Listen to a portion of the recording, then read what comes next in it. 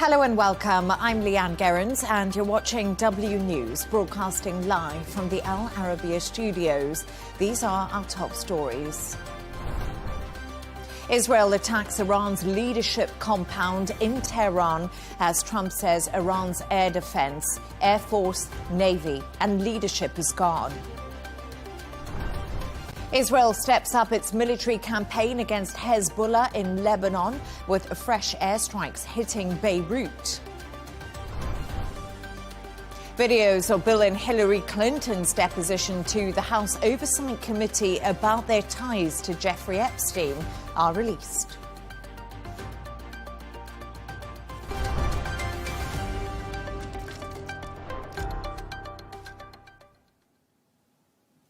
President Trump has said Iran's air defense, air force, navy and leadership is gone on a post on Truth Social. It comes after he warned that the hardest hits against Iran are still to come as the conflict escalates rapidly and leaders in the region are urging restraint.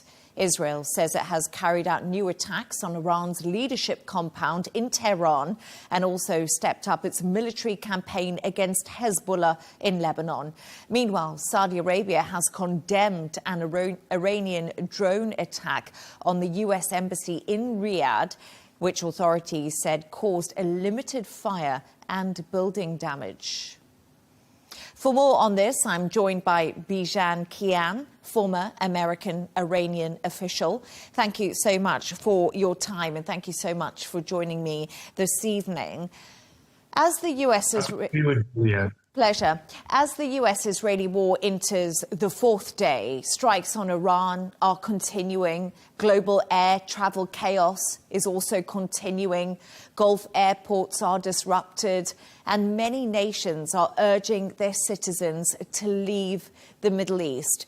Is the US and Israel achieving its goals right now?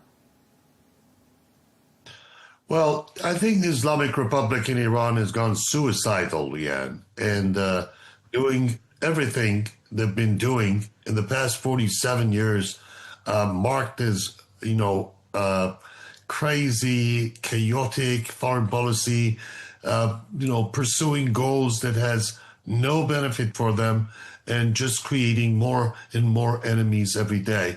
Now we see Islamic Republic attacking neighboring countries who explicitly had said that their bases will not be used on launching military operation against the Islamic Republic. It's really baffling as to what is their calculus, what are they trying to do, and now they have attacked. I hear 15 countries in one way or another, and the war is expanding. Yes, the Islamic Republic in Iran is suicidal. Are the goals accomplished? I believe without a doubt the goals of this military operation would be accomplished. President Trump is determined. He said initially he was looking at 4 weeks and maybe faster in bringing an end to this military operation. But I have a feeling that if it has to go longer, he will go longer. He will defeat the Islamic Republic. Islamic Republic is committing a suicide. Either they would be defeated or by their own silly actions, they will defeat themselves. And it's really interesting because I wanted to come on to the timeline with you, actually, Bijan. President Trump says the US has enough stockpiled weapons to fight forever, wars forever. He also said the US-Israeli war could last about 4 to 5 weeks, as you said. Pete Hegseth has not committed to a specific timeline when we heard him speak. So how do you interpret these different messages? And do you believe the administration has a clear, unified plan at the moment? Because this is where the confusion is coming in. Yeah, it's natural for a Secretary of War, Pete Hegseth, to hesitate in announcing dates, start or finish of a military operation. It signals something that military commanders don't like, because to say this is when I'm going to start exactly takes the surprise element out, and to say when we're going to end is going to show a somewhat weakness, a limitation in time and resources. So I don't see this as a very unusual thing. On President Trump's side, we all know that President Trump says things that he figures out is the best to say at the time. And we also know that the Secretary of War is following a very, very routine protocol, not to get into specific dates and strategies and what they're going to do, when they're going to do it, and how they're going to do it. Yeah, but it's really interesting because Donald Trump ran to be president and said there will be no more forever wars. And I think this is raising lots of concern in the US and around the world. But Marco Rubio said the US launched its strikes on Iran because it learned that Israel was planning its own attack on targets within Iran, with MAGA voices like Tucker Carlson strongly criticizing the US strikes on Iran and blaming Israel's influence. What does this mean for Trump's supporter base back at home? Bear in mind, we've got those midterm elections coming up. Yes, I'm sure midterm elections is something on the mind of every Republican and every Democrat. So it's a serious competition ahead, and I believe President Trump is doing the right thing. He is doing what the President of the United States has to do to protect the United States citizens and protect the United States territories. The Islamic Republic has been a menace to its own people, to the countries in the Persian Gulf, to neighboring countries, and to the world. And most brutally killing its own people, Leigh Ann. Tens of thousands of Iranians who had nothing but the right to a normal life shouted in the streets, were shot. They asked for bread, and they were responded by bullets. So Islamic Republic has shown the kind of behavior throughout the years that really makes it impossible for this entity to be a member of the international community. Look at what they're doing right now, attacking Saudi Arabia. Why? Saudi Arabia said you cannot use my bases to attack Iran. They did everything. All countries in the Persian Gulf region did everything to stay clear of any involvement in this military operation. Why is the Islamic Republic attacking them? This shows to me a chaotic group of people hit hard. The people don't want them anymore. More than 80% of Iranians have, by their own survey, government-issued surveys show that more than 80% of Iranians don't want this regime. And, you know, if you listen to them, they're shouting the name of Prince Reza Pahlavi to take him from here to the ballot box. So they have made a clear choice. No government can survive without the support of its people. And Iranians have rejected en masse this government in Iran, Islamic Republic. I'm not worried about a forever war. This is not going to happen. The Islamic Republic is a paper tiger militarily, without a doubt. Now, a few years ago, when they had their proxies in place, when they were a lot stronger and they were acting like it, the question of how long would they survive a military operation may have been valid. But today, without a doubt, the Islamic Republic is on its knees. Last breath is what it's doing. And people are celebrating that, by the way. Iranians, I've never seen a people of a country being attacked militarily and cheering in the streets and dancing because a monster has been eliminated. That's the Ayatollah Khamenei. You know, he killed people senselessly, absolutely. And then, remember during the COVID times, he banned the import of vaccines, but it was okay for him to receive the same vaccines he banned for the people, for himself and his family. The brutal man has been eliminated and people are cheering in the streets. And just a final thought from you, if you would. Let's talk about the UK and the US special relationship, because that appears to be under threat at the moment, especially because Donald Trump doesn't feel that the UK has supported them in this attack on Iran. It's been quite an interesting foreign policy shift that we are seeing playing out in front of us. What do you make of this? Because we are hearing reports now that the UK Prime Minister Keir Starmer says that HMS Dragon is to be sent to Cyprus, I believe. You know, I never understood the reaction of the UK with respect to banning the use of Diego Garcia. I didn't understand that. I didn't know on what calculus the Prime Minister was making that decision. But this Prime Minister is different. If you're looking for what happens to the cross-Atlantic relationship and UK-US special relationship, yes, very unusual behavior from the Prime Minister. I don't believe President Trump's behavior has been any different than anybody expected. But I wonder the motives, wonder the motivation on not coming to the aid of the United States, where their own interest, UK interest, is at stake. That's where I didn't understand. You know, there was pressure on UK, and UK doesn't want to play ball with a long time partner that has this permanent relationship across the Atlantic. I didn't understand that. But I do believe the strength of the relationship exceeds the tensions and complexities. And as we could see, it's changing already. Prime Minister is changing its position, and I'm happy to see that. Yes, he is indeed, by the sounds of it, because we're also just hearing the UK Prime Minister Keir Starmer, of course, UK sending helicopters with counter-drone capabilities to Cyprus. But Bijan, it's been great to speak to you. Thank you so much for your time and for your analysis on the situation. Glad to be with you. Have a great day. For more on this, I'm joined by international negotiator Nomi Bar Yaakov.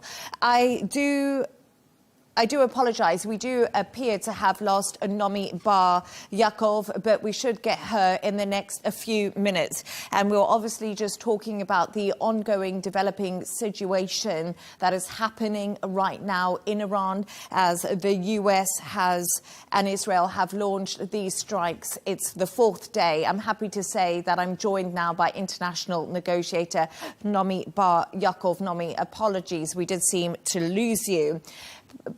But again, I am sorry that we have lost her again. We do seem to be having a problem on the line right now with Nomi. Can you hear me? I just want to bring you... Nomi, are you able to hear me? I can hear you. Can you hear me? I can hear you indeed, Nomi. Thank you so much. I'm not sure we can see you, Nomi, but let's persevere because I can indeed hear you. Can you not see me? Not right now, Nomi, but I can definitely hear you, which is a good start. So hopefully we'll get up your picture soon. But Nomi, I just want to start with you on what we've heard from the Iranian Foreign Minister, Abbas Araghchi, has said the US has entered a war of choice on behalf of Israel. How accurate is this assessment as the US-Israeli war enters its fourth day? Well, I think Abbas Araghchi has a point. Israel was very keen to strike Iran, and it's no secret that Israeli Prime Minister Benjamin Netanyahu concluded the deal, you know, the attack on Iran during his last visit in Washington. And yes, I think, you know, it takes two to tango. The president of the US is an independent actor, and he can make his own mind up. But certainly I would say that the idea definitely was the Israeli prime ministers. Absolutely. That's so fascinating, because the more and more we look into this, this is what a lot of criticism Donald Trump is facing over in the US, Nomi. But the Iran war's duration also remains unclear and uncertain at the time. US and Israeli leaders have really provided varied outlooks. Could the Iran war pose a new test to Israeli and US ties that we've seen historically close for so long? I think it already is, Leigh Ann. I think there's already a lot of stress on the relationship. Of course, in public, both leaders are saying the ties have never been stronger, and they're looking at it as in terms of military terms. And we all know that there's no military solution to any political, to the politics in the world. There is no military solution to Iran, and Iran is at the brink of becoming a potential failed state and that will, of course, destabilize not only the region, but the world. So we have to be very, very wary about how much military force can achieve. I do think that originally we can already hear a change in tone. The MAGA movement originally said, oh, yes, the Ayatollah, the late Ayatollah Ali Khamenei, the supreme leader of Iran, he was killed because of, CIA intelligence. And suddenly now today they've changed the tune and they're saying, oh, this is all because of Netanyahu, and Israel dragged the US into this war. And as you know, there are at least 6 dead American soldiers and 3 downed F-15 planes, and the Gulf 7 states, if not more now, have been attacked by Iran, and that risks serious stability. It's the last thing the Gulf states needed, having worked very hard to repair their relationship with Iran, certainly some states like Saudi Arabia and others. So I think it's very, very tricky, and I think that what you're seeing in public, the statements that the US President and Hegseth and Rubio, his defense now called War Secretary, and Foreign Secretary are making, do not reflect what the American population feels. And yes, Israel's living in a bubble, and I think that Netanyahu's spin on the matter has persuaded the country, the Israelis, that everything is hunky-dory and that the US and Israel are united. But I would see a growing rift between the US and Israel, and between the US, Israel, and the Gulf. Nomi, we do have a little bit of trouble with Nomi's connection there, so we're just going to move on from that. But that was Nomi Bar Iqbal speaking to us. We're going to move on now. We're going to talk about global gas prices are climbing sharply as tensions in the Middle East impact energy markets. Investors are also reacting to fears that supply routes could indeed be disrupted, particularly through the Strait of Hormuz. Analysts warn that if the conflict does continue, consumers could see increases in energy costs. We can now speak to economist and CEO of Meyer Resources, Cornelia Meyer. As always, Cornelia, great to have you on the show with me today. So Iran has declared the Strait of Hormuz is closed and is threatening to attack any vessel trying to pass through it. We all know this is a key global oil route. What impact is this having on oil markets as the conflict now enters its 4th day? Thank you so much for having me, Leigh Ann. It has a great impact. And even, if the Straits is not formally closed, no insurance company will take the risk of insuring the cargo of an LNG or an oil tanker. So de facto, the Straits have been closed since about Monday. It has a big impact. I look at oil. Oil prices are up about 17% since last week, this time last week and now, and they're up about 37% from the January 1 this year and now. So this is big. LNG is very, very important indeed.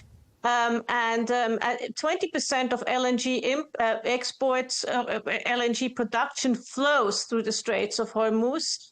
And if you look at it, it certainly affects Asia, where most of it goes, but it also affects Europe. Let us not forget, Europe wants to wean itself off Russian gas, pipeline and LNG. So it has Norwegian gas, it has US gas, US LNG, but it definitely also needs the Qatari LNG. And you've just touched on that for me right now, Cornelia, where you touched on LNG. And I want to talk a little bit more to you about that, because Iran's widening attacks have struck those critical gas facilities in the Gulf, with Qatar Energy halting LNG production after Iranian strikes. How do you assess it? Apologies, we just had a blast straight above us here in the studio. I do apologise. I just had a little bit of a moment. We are okay in the studio. Sorry, we just had a blast above the studio right here in Dubai. But Cornelia, I just want to get back onto how you assess the impact on global LNG prices and what wider impact that could have. Absolutely. And please be safe, Leigh Ann, and please be safe, everybody in the studio, everybody in the UAE and the wider GCC region. Yes, it does. I mean, as I said, gas prices are up about 20%. So, you know, we're not in the dead of winter. This would really be bad if we were in the dead of winter in the Northern Hemisphere, but we're not in the dead of winter. But for countries such as India and especially Bangladesh, Pakistan, you know, if LNG prices go up, that's really, really bad news. It's also bad news for countries like Egypt, who, you know, need LNG from the Gulf, and who also, you know, depend on this energy network. So this is really, really difficult for everybody concerned. And what steps should the US and its allies take to stabilize energy markets right now, if anything, Cornelia? I don't see what steps can be taken. I mean, obviously one can go into the strategic reserves, but I mean, other than that, I don't see what steps can be taken. The only step that can be taken is to stop hostilities and stop what's going on. But, you know, as so often with these wars, you start something and then they take up a life of their own. Mm-hmm. And if I might just add one thing, Qatar is also important as a fertilizer producer, because mm-hmm. gas becomes fertilizer, right? Becomes ammonia, becomes fertilizer. And that is very important too, especially as a lot of the Russian fertilizer, Ukrainian fertilizer is now not going out. Qatar has become increasingly more important.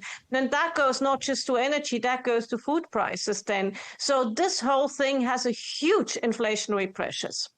And Cornelia, China, we can't forget them out of all of this, because it's the largest buyer of Iranian crude oil as the conflict continues. How could this impact China's energy supply, import costs and broader economic stability? Because I think this is a concern right now across many regions around the world.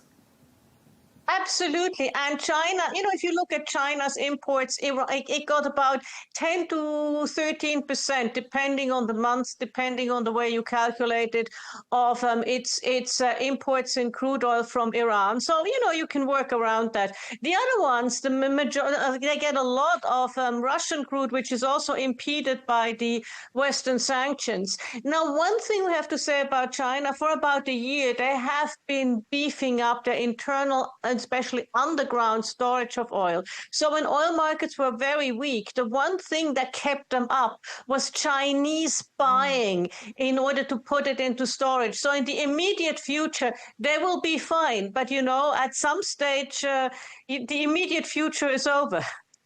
And spot gold, this is something that has surprised me, Cornelia. I want you to talk to me about it. It's fallen, trading 5% lower. Why are people moving away from this traditional safe haven of gold, and they're moving to the US dollar, it appears? You know, there is the old saying of traders: buy on the rumor, sell on the fact. And that's what's going on here. People were a bit worried on the geopolitical situation, so what they did is buying gold. And then as the conflict started, what you saw is the US dollar went up. So when the US dollar goes up, and when you see that probably the US Fed will not go down with interest rates, lower interest rates are better for gold, because gold is not a revenue yielding commodity. It's a store of value. So the lower interest rates, better for gold. So the interest rates will probably not come down further. So that works against it. And also, once a crisis strikes, people who've bought it for the time of crisis will start to sell. So it's nothing unusual that the time a crisis strikes, oil prices go down. But 5%, they've been up, I don't know how many percent over the last 12 months. So I wouldn't be too fussed about that just of yet. Yes, indeed. The gold has definitely been soaring, hasn't it? I like that. Buy the rumour, sell the news. Cornelia Meyer, as always, great to have you on the show. Apologies for the interruption when we heard that blast. Thank you so much, and please be safe. Thank you.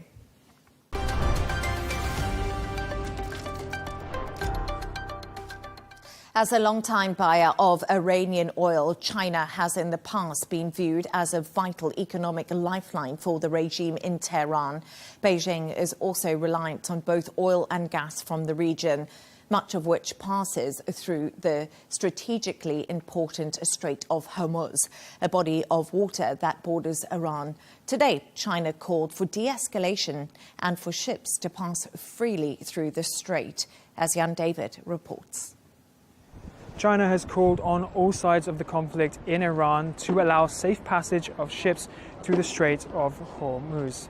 Spokesperson of the Foreign Ministry of Affairs came out to say that they hoped that there could be no more escalation.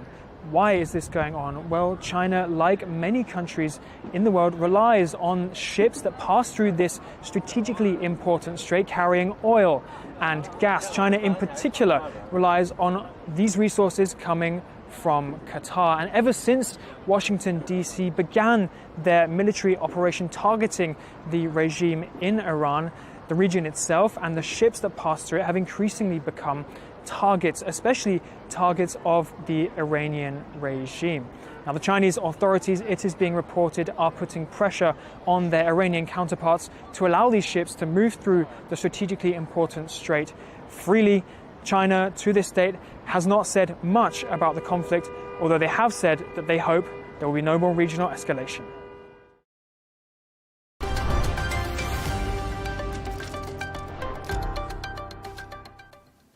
Videos of Bill and Hillary Clinton's deposition to the House Oversight Committee about their ties to Jeffrey Epstein have been released. Both deny having any prior knowledge of Epstein's crimes. During his account, which was held behind closed doors, Bill said photos of him swimming in a pool and sitting in a hot tub from the Epstein files were probably taken in Brunei, and denied knowing who the redacted woman is in that photograph. Take a listen. So do you recall the details of this photo, recall the photo being taken? No, I don't think I ever knew the photo was taken. Okay, and for those who can't see it, it's a photo of you in a hot tub. There's a person next to you here. Do you remember where it was taken? Where was it taken? I'm almost sure that this taken, I think there's an adjacent photograph, which you probably have, that if people saw it, they would feel that someone was trying to con them showing this picture. But anyway, this picture was taken in Brunei. And we flew one night on a trip to Asia, the last very long leg. And then I have to ask this, did you engage in any sexual activity with this person? For more on this, I'm joined by our correspondent, Sarah Firth. She is in Washington. Sarah, thank you so much for joining us. What were the headline moments from the depositions, and what did each of the Clintons say about their contact with Jeffrey Epstein? Yes, there were a few sort of standout moments, Leigh Ann, and I'll take you through those. This was the testimony that we saw given last week by both of the Clintons, former President Bill Clinton, former Secretary of State Hillary Clinton, and of course, they're a married couple. They testified on different days. So Hillary Clinton was on the Thursday, February 26th. Bill Clinton was the following day on the Friday. And we've gotten a first look at that filmed testimony. Now, remember, as I take you through those key moments that we're now seeing, both of the Clintons had fought very hard when they finally agreed to actually testify, because at first they tried to avoid doing that. They then had pushed for it to be public. It was the House Oversight Committee who were conducting this investigation into Jeffrey Epstein and his crimes, who said it would be behind closed doors, but it was filmed. We've got the transcripts. It was about 4.5 hours of questioning for both of them. Let's start with Hillary Clinton, because as I said, she was the first to testify. And notably, Leigh Ann, we saw a couple of moments where Hillary Clinton, who's known for handling these public questionings in a very calm, controlled and calculated way, losing her composure at a couple of key moments. Now, first of all, was as the hearing got underway. Now, as we said, the Clinton team had pushed for this to be public. The House Oversight Committee had said it would be behind closed doors. But what happened was a photo was taken by one of the Republican members of that House Oversight Committee, released to a member of the media and started circulating. And we saw Hillary Clinton, quite a rare moment, losing her composure there and speaking very firmly to the Republican member involved in this, saying this was just typical. She said, "I'm done. You can hold me in contempt," she said, "until the cows come home. I'm done for now." And then we saw her get up now after some debate with her team about this violation of the rules that the committee themselves set by a committee member. Hillary Clinton did then continue with her testimony. And at another point, Leigh Ann, we saw her again getting a little bit irate with one of the members' questions. She was saying, "Look, I've answered, I don't know how many different ways that I did not know Jeffrey Epstein." And when she was repeatedly pushed on this, she said, "I don't know how many more times I have to say it. I did not visit his island. I didn't visit his home. I didn't visit his offices."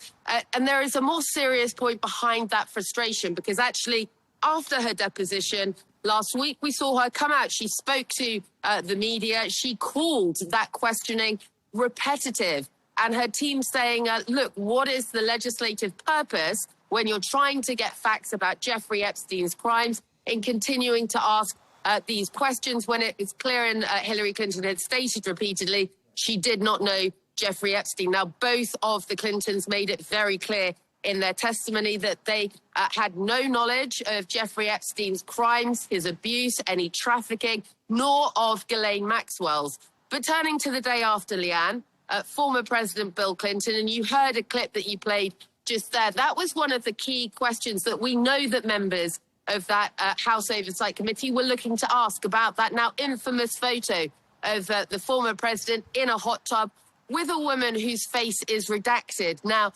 the members of the committee, they asked the tough questions there. They said, as you heard to Bill Clinton, they were asking about whether he knew that there were any underage women there. He said not to his knowledge. Were any of the women there under 18? He said no.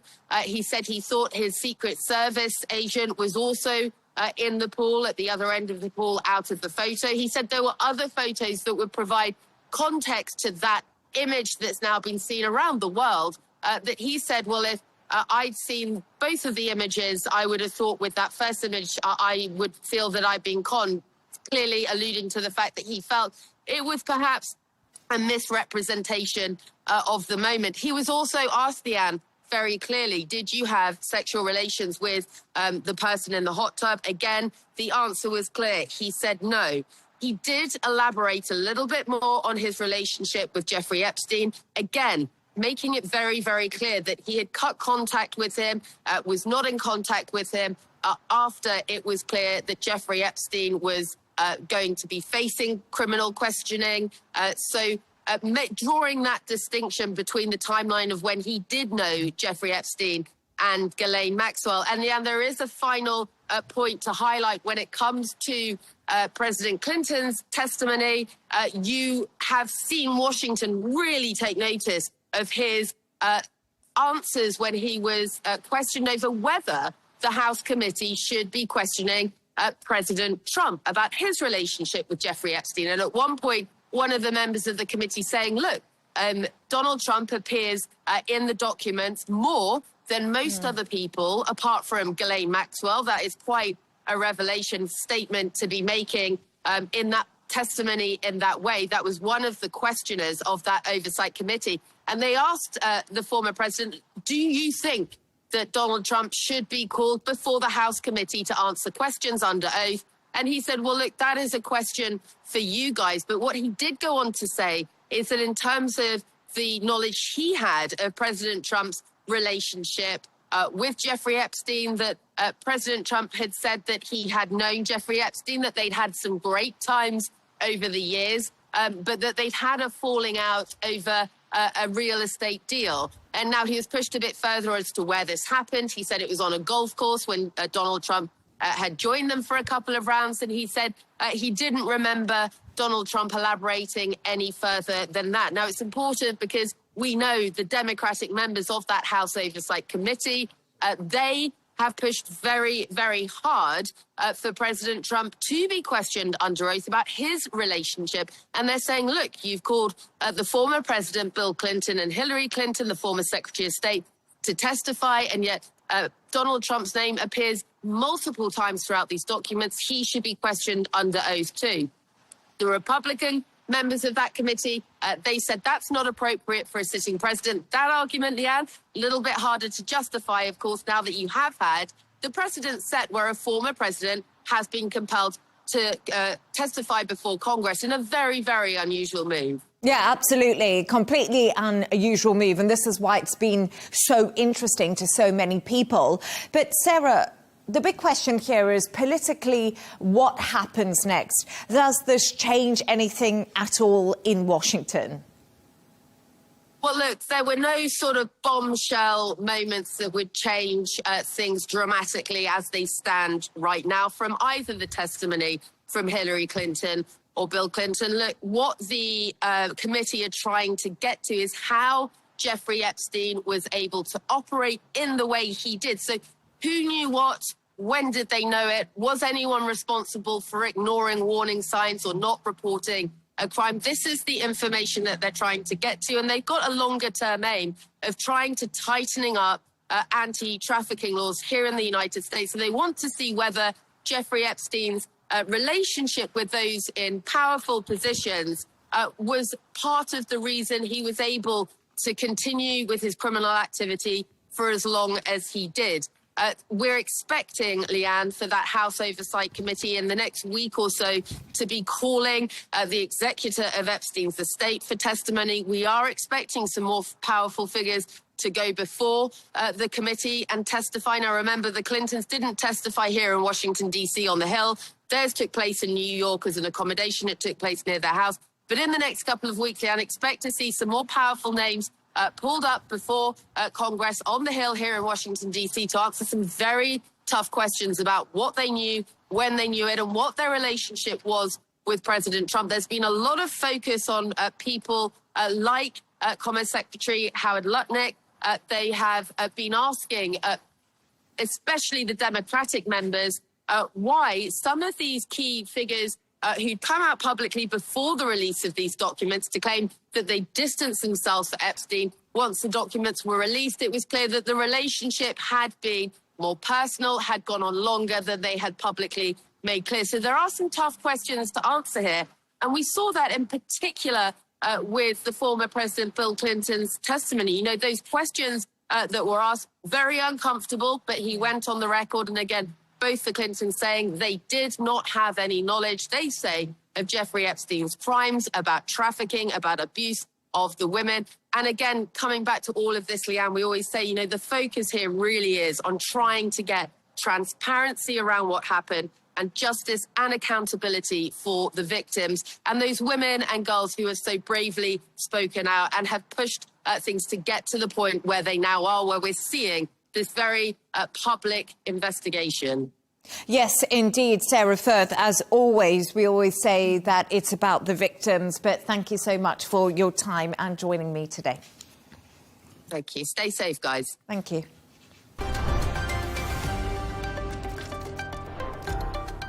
A reminder of our top stories. Israel attacks Iran's leadership compound in Tehran as Trump says Iran's air defense, air force, navy and leadership is gone. Israel steps up its military campaign against Hezbollah in Lebanon with fresh airstrikes hitting Beirut. Videos of Bill and Hillary Clinton's deposition to the House Oversight Committee about their ties to Jeffrey Epstein are released. And that's all from us on W News. Don't forget to subscribe to our YouTube channel. Also follow us on X. Plus, we'll be back in a couple of hours with W News Extra. Goodbye and thank you for watching.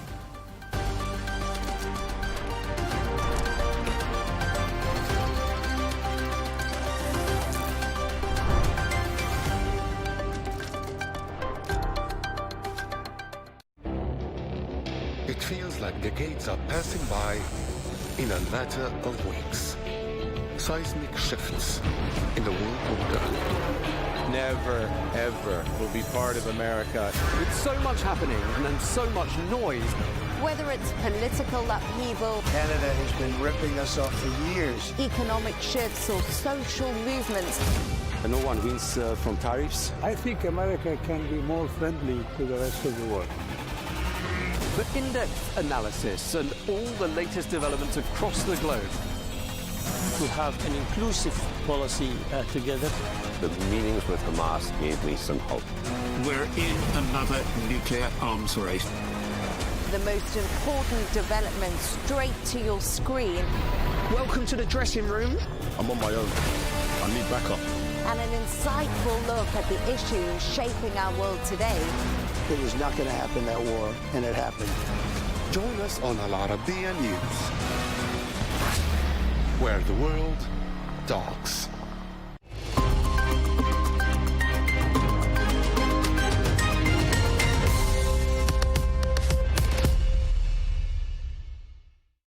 Hello and welcome to the Dailies. Today we'll take a look at how the global press is framing the rapidly expanding war with Iran. From Washington to Brussels, Tel Aviv to London, media outlets are debating whether this is a strategic masterstroke or a dangerous gamble with global consequences. American coverage questions President Trump's political risks. European newspapers focus on legality and instability. Israeli media emphasizes security and operational success, while Arab commentators warn of regional transformation. Here's how the world's press is reading this war. American media today framed the war on Iran as a rapidly escalating and high-risk conflict, with heavy focus on civilian casualties and confusion over the administration's stated war aims. Coverage highlighted internal contradictions in Washington's justification for the strikes and growing political pushback from Democrats. Many outlets also emphasized fears of regional spillover and the possibility of deeper U.S. involvement, including potential ground operations. The New York Times portrays President Trump's Iran offensive as the most consequential gamble of his presidency. As we can see, the analysis contends that as U.S. casualties rise and oil markets react nervously, the conflict threatens both regional stability and Trump's political standing. The piece highlights the tension between Trump's America First anti-war promises and his expanding military actions, noting fractures within his base and broad public disapproval.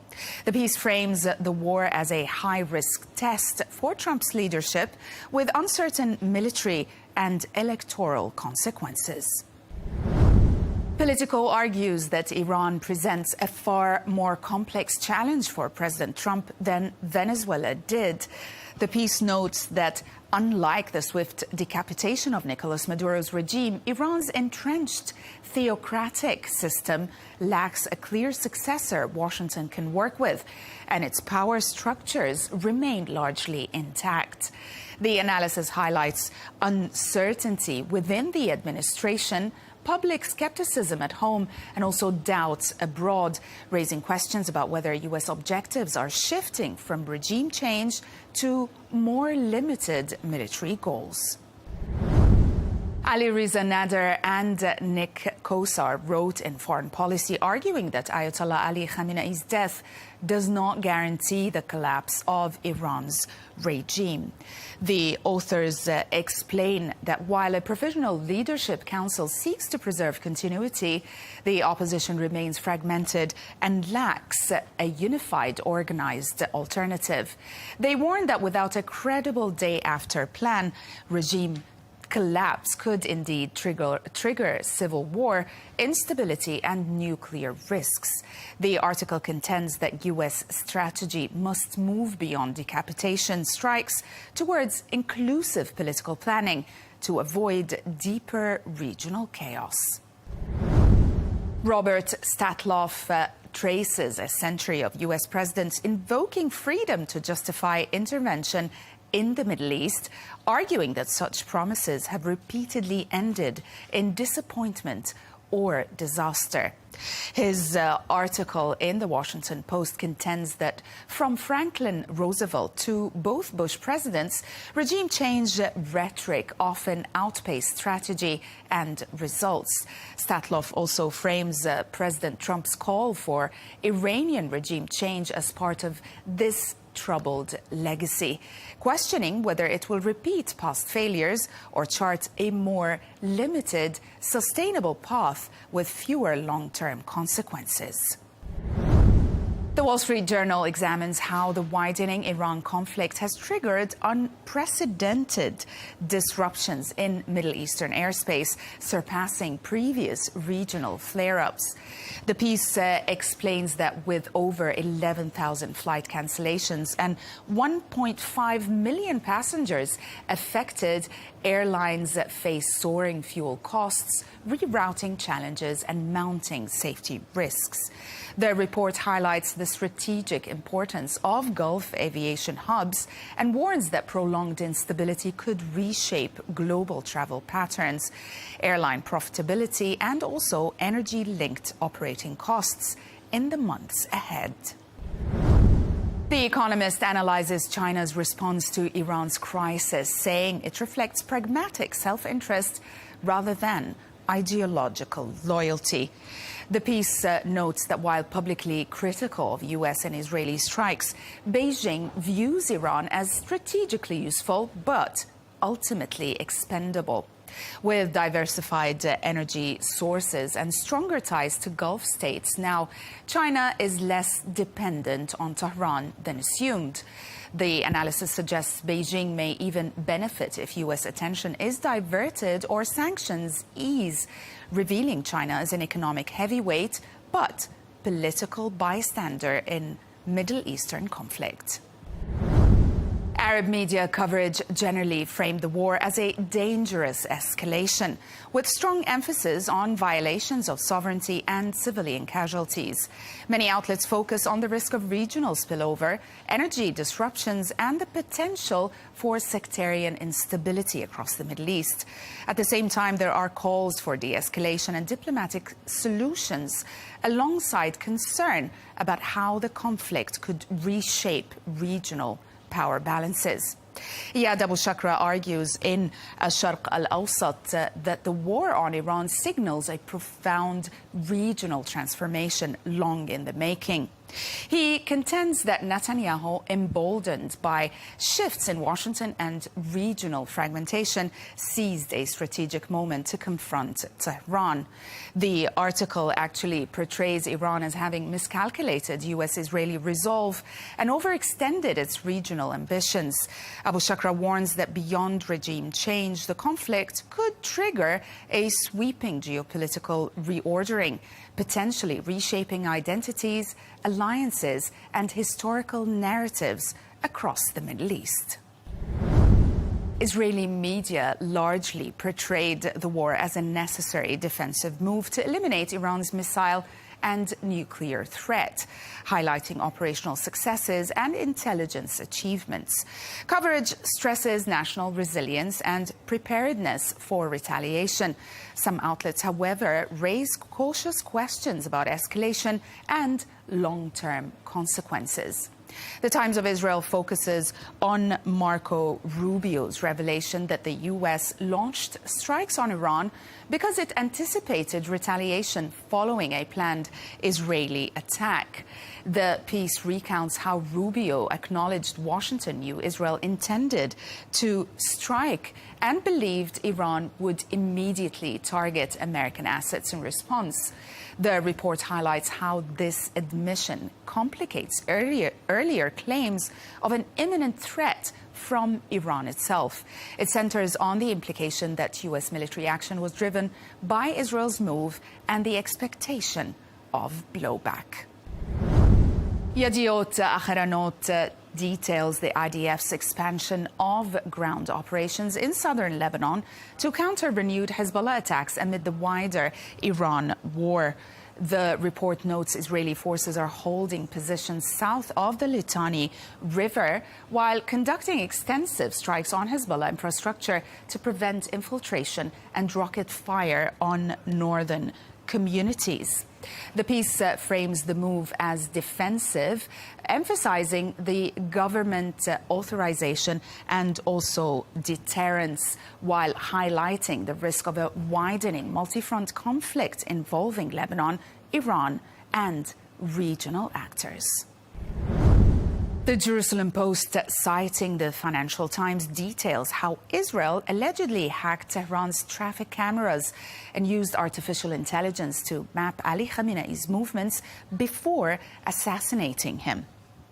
According to the report, Israeli intelligence reportedly identified the optimal moment to strike by analyzing surveillance data to establish behavioral patterns and therefore firing 30 missiles at his compound.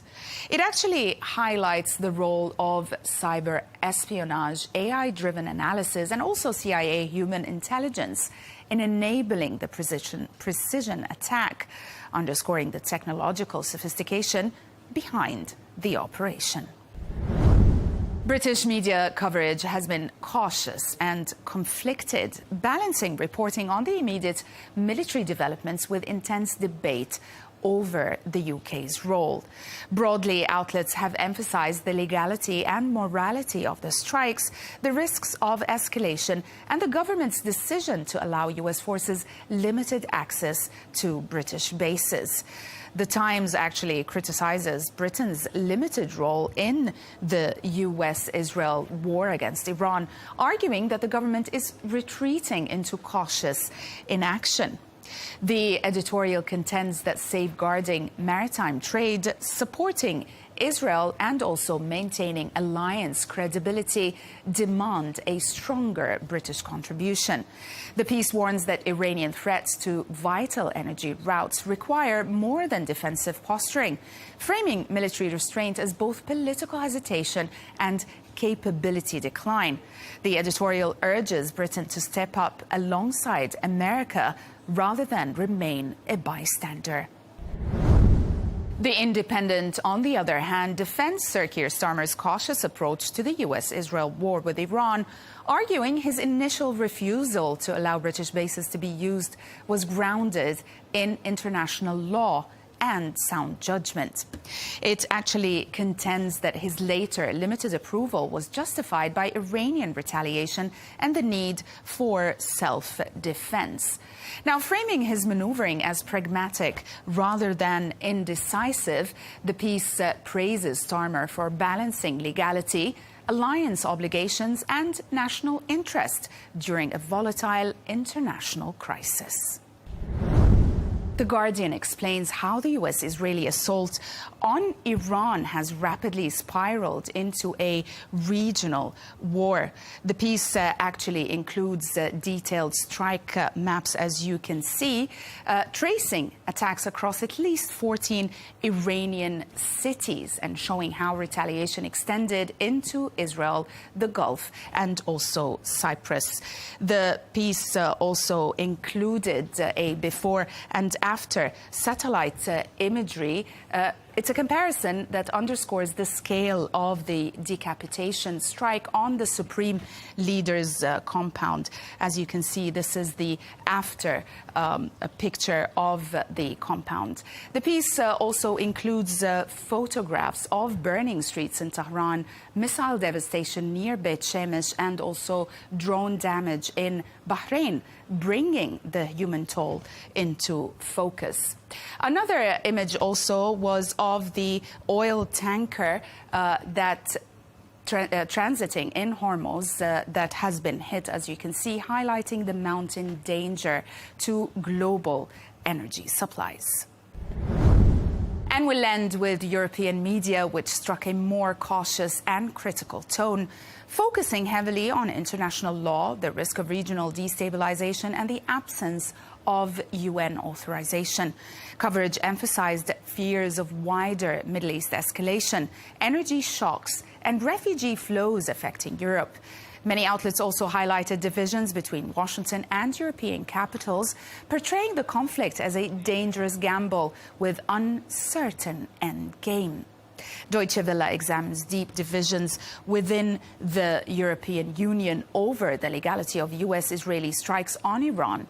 The report explains that while Germany urges restraint and avoids criticizing Washington, Spain condemns the attacks as unlawful and destabilizing. It also cites legal experts who are similarly split on whether the strikes can be justified under international law. The piece highlights Europe's dilemma, balancing alliance politics with commitment to a rules-based order, amid warnings that silence on legality could weaken Europe's credibility globally. And finally, Le Monde traces the calculated US-Israeli shadow campaign that culminated in the assassination of Iran's supreme leader, Ali Khamenei. The piece details how intelligence sharing, covert operations, and years of maximum pressure under Donald Trump set the stage for the unprecedented strikes. It actually situates the killing within a longer arc of sabotage, assassinations, and nuclear brinkmanship, highlighting Israel's strategic persistence and Trump's disruptive approach. The piece presents the operation as both a tactical success and a gamble with unpredictable regional consequences. That's it from us today. Thanks for watching The Dailies, only on Al Arabiya English.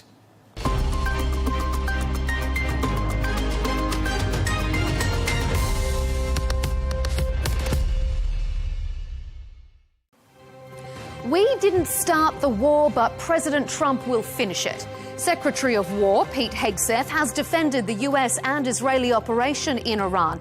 He says it isn't a regime change operation, even though Iran's supreme leader and numerous officials have been assassinated. We'll debate the justification for war and, importantly, what happens next. Stay with us. Counterpoints is coming up soon.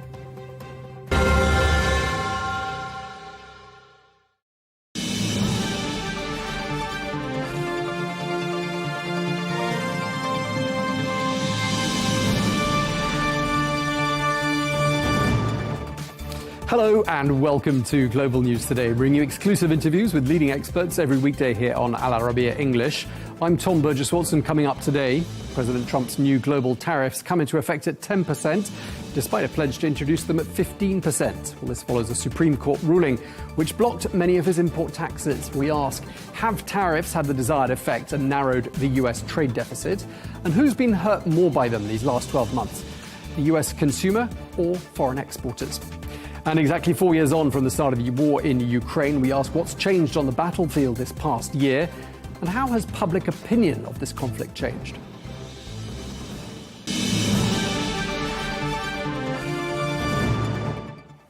Hello and welcome to the programme. Markets are watching closely as President Donald Trump's global tariffs take effect at 10%, a figure slightly lower than was previously signalled. Well, this follows on from a Supreme Court ruling blocking several of his broader import taxes. Well, even after that ruling, the president indicated he would move ahead with a 15% rate. Well, experts are warning that the rapid shifts could create uncertainty for businesses. Well, let's get more now. We can speak to Nazak Nikaktar, who is the former Commerce Assistant Secretary and Undersecretary during the first Trump administration. Thank you very much indeed for joining us. Let's start with that Supreme Court ruling. They've struck down the tariffs that were announced by President Trump's administration in line with the International Emergency Economic Powers Act. That's an act going back to 1977, I gather. Was the president wrong to have used that particular law?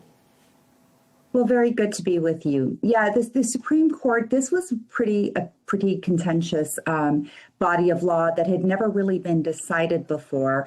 So it went all the way up to the Supreme Court. Even the Court of Appeals in the United States was divided on this issue. And ultimately, the majority opinion determined that the president didn't have tariff authority. But as it went to the Supreme Court was able to decide this on two grounds. Whether in terms of the president's foreign policy powers, IEPA governed this. IEPA is the shorthand form for the law, or whether based on the text, based on congressional intent and legislative history, whether the president had this authority. Ultimately, the Supreme Court looked at the body of law, looked at the legislative history, looked at all of the other bodies of law that actually do give the president tariff authority, compared it against IEPA, and ultimately determined that this body of law in particular only allows the president to block transactions like in sanctions, how the U.S. government uses sanctions, but does not allow the president or the executive branch to impose tariffs on imports. OK, so clearly President Trump is irritated, to say the least, by this decision. He called this ruling by the Supreme Court ridiculous and anti-American. Would you agree with that?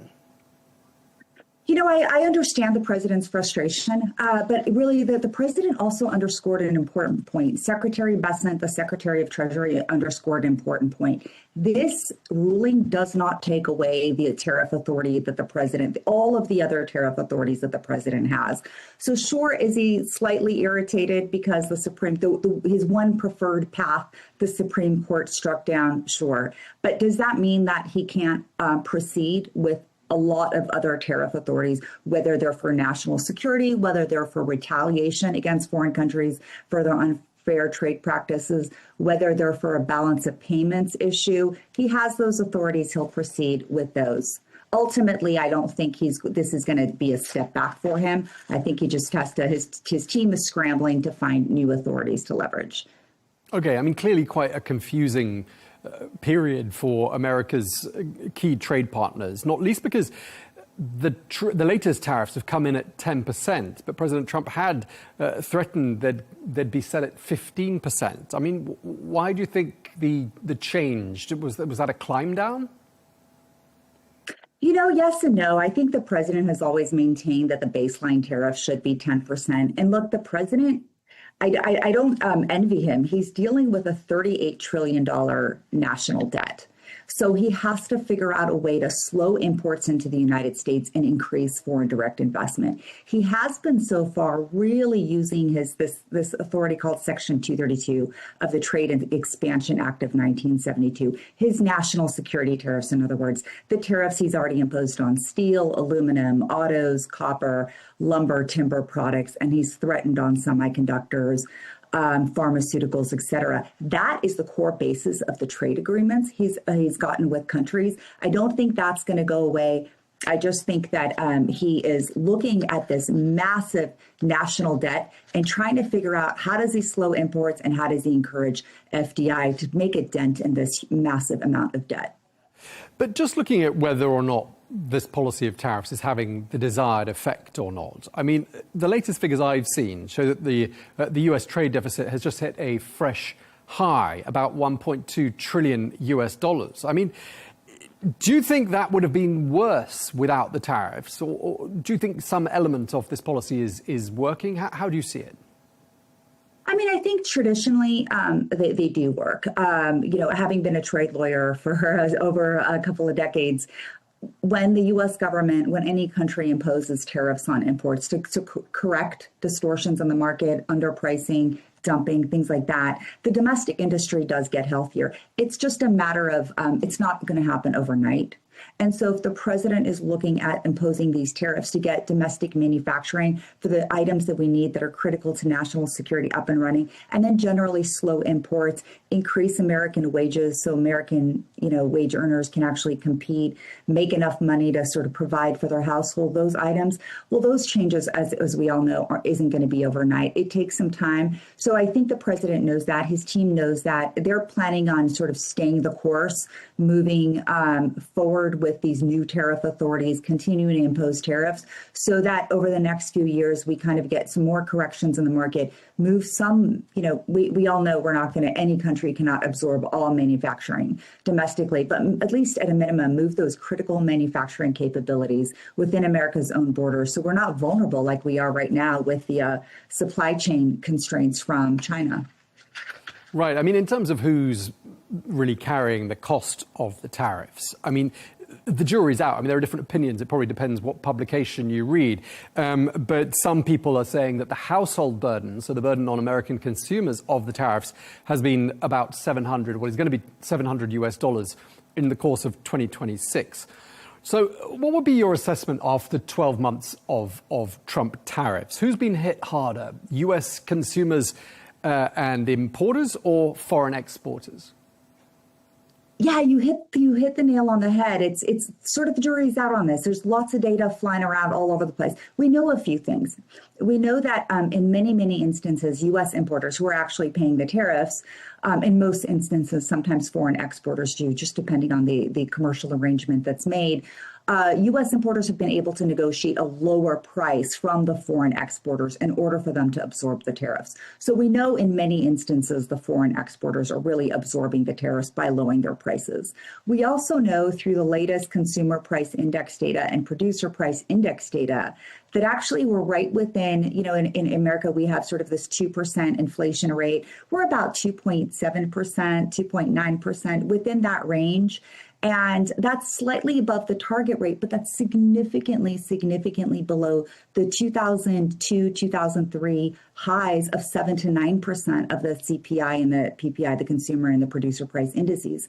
So actually, contrary to sort of what these economists do and their kind of fuzzy math, inflation has actually moderated despite some of the tariffs being absorbed by the consumer. Sure, I don't want to deny that. I don't think all of it is for the dynamics I just mentioned. But when we actually look at the markets and the price indices, inflation has actually moderated and it's within that target range. And that's what the president is really focused on. Going into the midterms, the last thing he wants to do is undermine those gains that he's achieved in 2025. He wants to keep inflation low. He wants to keep that into the target rate. So at the end of the day, whatever he ends up doing on tariffs, I don't think it's going to be dramatic. I think he's going to want to keep inflation low and impose maximum leverage on countries to bring some manufacturing into the United States by cutting these trade deals.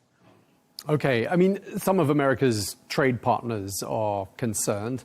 Some sound quite annoyed, in fact, the last couple of days. I mean, reading what statements have come out of the EU, the UK, India. They say they want clarity. There's talk of working together. And I'm wondering whether you think that is code for retaliation. Yes and no. I think these countries have come to the table before. I think that they will. Look, the way that the United States is looking at it, we have pretty significant market protections that we're facing abroad. Europe with its protections in their agriculture market, in their auto market. I think, having studied the auto industry in particular, the market protections in Europe for the auto markets using standards to displace American cars. And then when Europe engages in trade agreements with its trading partners, it forces them to impose those standards, further displacing American car makers from the global markets. I mean, the United States is looking at practices like this, and it's saying, Europe, you can say, position, posture however you want, but we have been so injured for so many years, decades, by your market protections that it's time that we step up and we just demand more. And I think Europe can posture a little bit, but I think the fact that they haven't behaved as fairly as they could have in this trading relationship through dumping, through these market protections. I think that's undeniable. And I think it's those actual facts, other than posturing, that really is getting these trading partners to the table. I'll also mention just another example of Taiwan. Through decades of Taiwanese government subsidies to the semiconductor industry, it's hollowed out the American semiconductor industry. It's not that Americans couldn't compete. We invented the technology, but it's subsidies that have hollowed us out. So I think that the U.S. government isn't wrong to put some of these countries' feet to the fire and say, look, it's now time to make up for how many years our industries have been harmed by your unfair trading practices. Right, and I just wanted to ask you what you made of President Trump's warning. He said to certain countries, don't play games or you're going to face higher tariffs. I'm wondering what he means by playing games. Do you think he's talking about attempts to retaliate? I think he's talking about attempts to retaliate. I think he's talking about attempts to posture. Canada is one target where the U.S. Government feels that Canada's protected markets, its subsidies, its import barriers for U.S. agriculture goods has really hurt our industry. And so when the U.S. government is really aggressive in its talks, it really feels that it has substantial facts behind it to push. I think the U.S. government has ample facts, and I don't think that they're wrong in terms of pushing.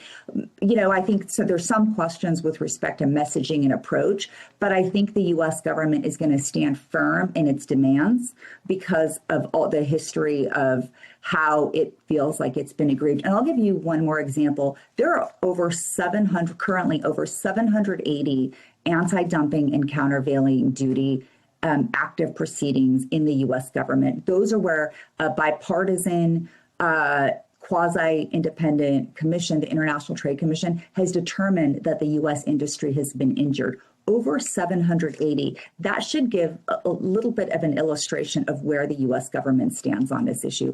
Very much feels that our trading partners' unfair practices have hurt American industries, and now it's time to sort of push back and get some corrections. Okay, well, thank you very much. We're going to leave it there. We're out of time, but really appreciate you taking the time to speak to us. Nazak Nikhakhtar, former Commerce Assistant Secretary and Undersecretary during the first Trump administration. Thank you for your time, madam. Thank you for having me.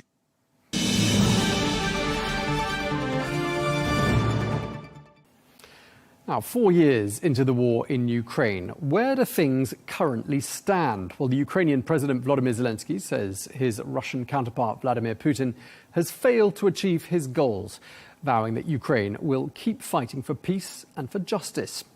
Well, on the ground, reports show that Russia now controls nearly 20% of Ukrainian territory. That's as of mid-February. Well, the economies of both Russia and Ukraine are under significant strain, not to mention the human toll on both countries. Well, we're joined now by Sir Gerald Howarth, who is a former UK Defence Minister and joins us now from Suffolk in the United Kingdom. Sir Gerald, thank you very much indeed for taking the time to speak to us once again. We're 4 years into this war, both sides, the Ukrainians, the Russians, sounding resolute. Just to start with, what do you think has changed on the battlefield during the course of the past year? Well, hello there, Tom. Yes, this is a pretty dismal day for anybody who believes in democracy and anybody who believes in civilization. This is the 4th anniversary of the most brutal Russian invasion of a sovereign state to which they had signed up to respect its borders and its territorial sovereignty and so on in 1995. And we are witnessing this utterly brutal targeting of civilians, abducting of children, subjecting the population of Ukraine to blackouts, no power supply, the coldest winter for decades. And what has happened over the past year is basically it's been a stalemate. The Russians have failed to conquer Ukraine. They've failed to take any more territory. In fact, since the initial invasion this time 4 years ago, of course, the Russians have been driven back. And it is absolutely disgusting. And we do have to stand firm with the Ukrainians. Of course, what has helped to fuel Russia's determination is the failure of the United States to side unequivocally with Ukraine. And that has emboldened Putin. He will carry on as long as he feels he can behave in this appalling manner with impunity. I mean, just to sort of look at the situation on the battlefield, and we'll talk a bit more about peace talks and peace efforts in a moment. Russia occupies, it's thought, about 20% of Ukrainian territory. It's also reported that Russia has made greater gains in the past year than in the 2 previous years combined. I don't know if that tallies with the information you have, albeit those gains fairly small. But do you see momentum shifting at all on the battlefield? I don't think so, and I think as long as the West continues to provide Ukraine with weapons to repel Russians, the longer this will go on. The United Kingdom has just today announced a whole raft of new sanctions on Russian oil companies. Goodness knows why this wasn't done on day one, but anyway, it's being done today. And the Russian economy must be in a very parlous state, because there's nothing that the Russians produce that even those who are out in the Gulf would want to buy. I mean, do we want to buy a Russian car? We want to buy a Russian television? No, we certainly don't. The only thing that Russia produces that might interest us is vodka. The rest is pretty shoddy stuff. And therefore, the country relies overwhelmingly on export of oil and gas. And there it is true that President Trump has been somewhat successful in warning countries which import oil and gas from Russia that they will be penalized by the United States. So there are some commentators here in London who are saying that the Russian economy really is teetering on the brink, and much of their supplies are coming from countries like Iran and North Korea. Wonderful proponents of democracy, of course, those two countries are. So it is a stalemate at the moment, and I don't think, I'm certainly not getting any information here to suggest that the Russians have made enormous advances in the last year or so.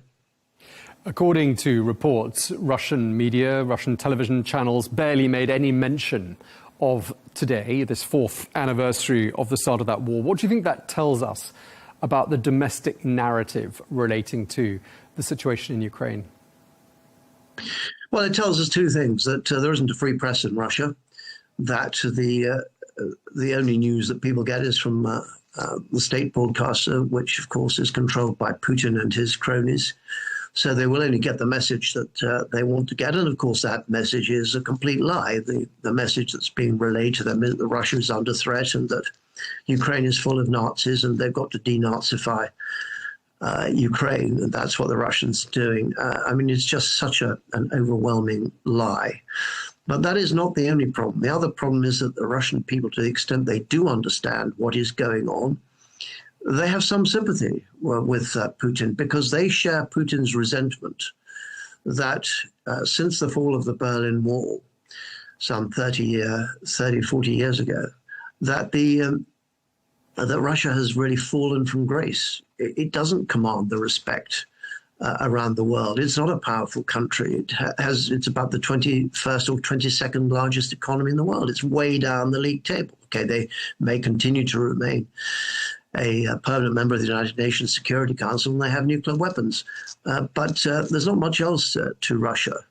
And so the Russians are a proud people. Of course, the whole thing is a complete tragedy. We're fellow Christians. This shouldn't be happening at all, but they share Putin's resentment that their country is not not one of the leading countries in the world, unlike the European countries, United States and China, and they resent that. So you have these two factors: the fact that the message they receive is completely controlled by the Kremlin, and secondly, that they share some of Putin's resentment.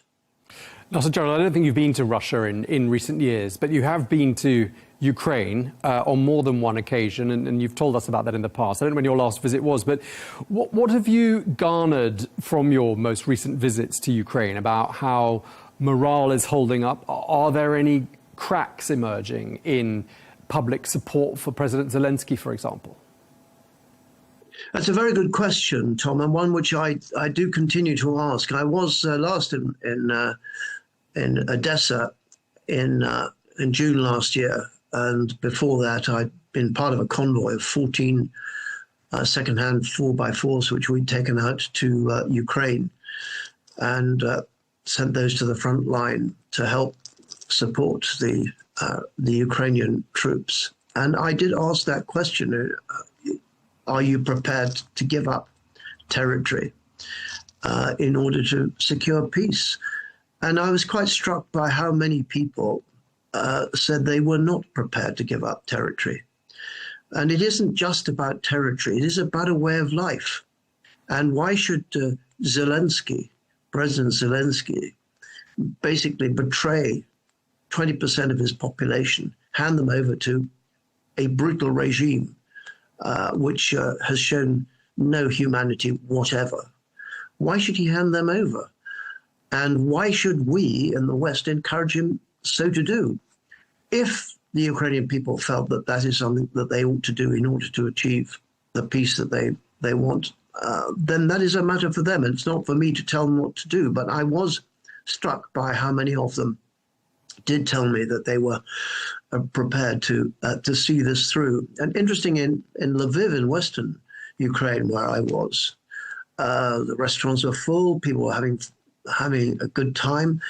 And I had a meeting with the deputy commander of the military base in Lviv. And I said, you know, it's quite surprising sitting here in Lviv as I am and enjoying the restaurants and the bars and so on. And, you know, is this not something that jars with what's going on the front line?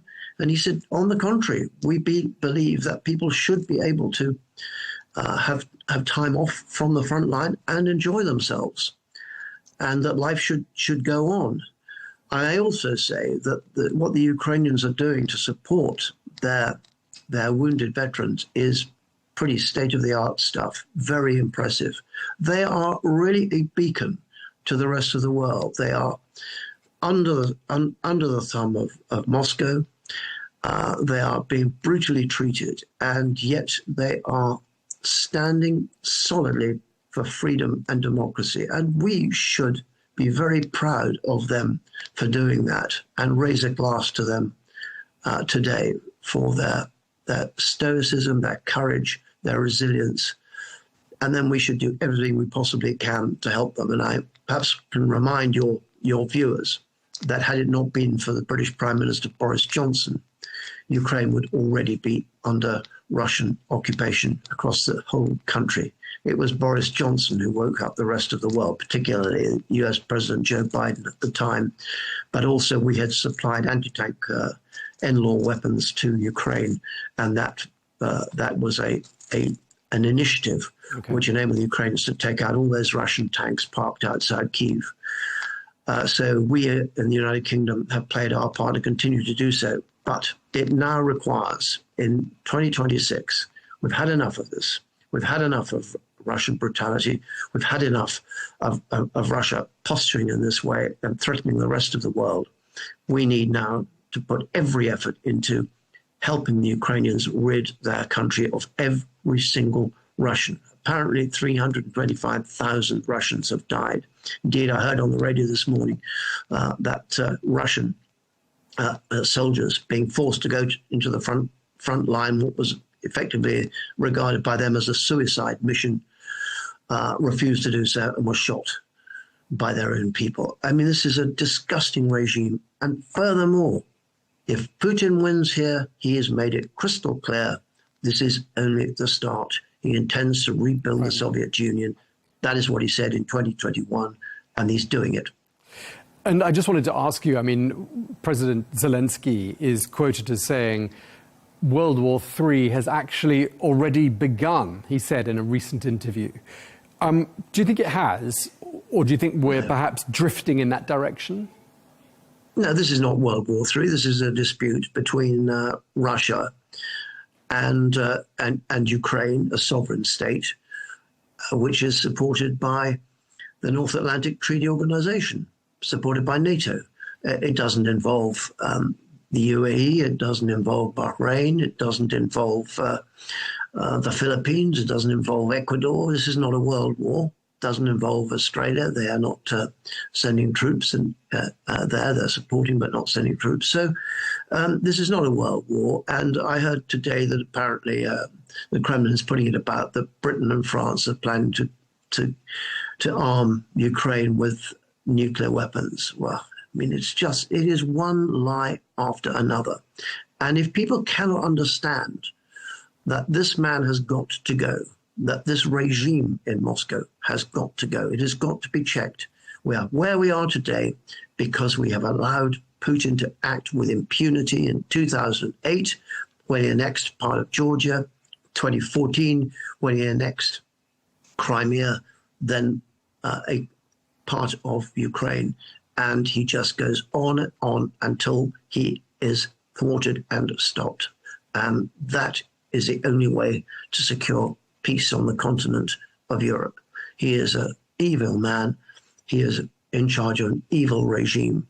And it is in our national interest and the national interest of our European friends that this man and his evil regime are stopped in their tracks, and that every single Russian is expelled from the sovereign state of Ukraine, Slava Ukraine.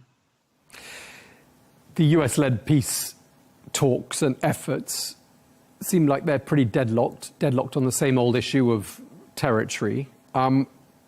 Listening to what you were just saying there and what you said earlier about the talks, I mean, do you see any realistic pathway towards some sort of a peace deal this year? President Trump saying he wants a deal to be secured by June. Is that at all realistic? Well, President Trump talks in these transactional terms all the time. Everything is a deal for him. It's like a property deal. This is not the way you conduct international politics. It's certainly not the way you conduct a military issue of this magnitude. No, the United States has given comfort and succor to Putin all the way, giving him a red carpet treatment in Alaska, utterly nauseating. His treatment of President Zelensky in the White House a year ago was reprehensible. And he has basically taken Putin's line all the way. So from Putin's point of view, yes, bring on the talks. Just postpones any likelihood of peace. It kicks it into the long grass, gives them more time to commit more atrocities, abduct more children, destroy more of mainland Ukraine than they have already done, and they do it with basically the connivance of the President of the United States of America. And I think it is absolutely and utterly unforgivable, and for the leader of the free world to be seen to be so indulgent of a brutal aggressor like Putin is utterly shameful, and is a repudiation of all that we have stood for in the West this past 80 years since the end of the Second World War. One of the comments the British Prime Minister has made today, Sir Keir Starmer, said that Ukraine's allies must, quote, shift the narrative away from the idea that Russia is winning. I just want to ask you about that narrative. Where are we hearing it? And do you think there is perhaps, as an extension of that question, a dip in popular support, public support for this ongoing war, given that it's expensive and economies across Europe, including the United Kingdom, are struggling at the moment? That's also a very good question, Tom. What is striking here is the continuing support that there is for the bipartisan approach taken by the two major parties in the United Kingdom. I leave Reform on one side because they're very ambivalent about Putin. But the two main parties have been resilient on this. And I think it's extraordinary the support the British people continue to give. The I did this convoy of 14 4x4, second-hand 4x4s, which we took out to Ukraine last summer. And we each of us had to raise £10,000. My co-driver is our former spy who managed to extradite Gordievsky out of Moscow when his cover was blown. Raymond and I each raised over £10,000. And the latest trip, which took place last week, raised £400,000. There continues to be an appetite to support in the United Kingdom. It may not be the same elsewhere in Europe, particularly Hungary, where President Orban seems to be much more favorably disposed towards Putin, the Czech Republic the same. So we do have a problem, and the idea that the European Union can act as one has been proven to be completely fatuous. The European Union is not a country; it is not capable of being a country, and the sooner they recognise that, the better. So, but the truth is, the combination of an indulgent president of the United States of America and a feeble European group of countries has resulted in Putin being able to get away with this with impunity. So can I just interrupt you then, just to wrap up, because we're about to end, and I want to pick up on this point, because I know you were a strong supporter of Brexit. But I'm just wondering, and just listening to what you're saying there, whether you think that given today's geopolitical reality, there is an argument to be made for closer European integration, the UK perhaps rejoining Europe on slightly different terms, and giving the body the leadership you seem to think it's lacking. Absolutely no way. It will be a disaster. We have liberated ourselves from a defunct 1950s construct, which has no relevance today.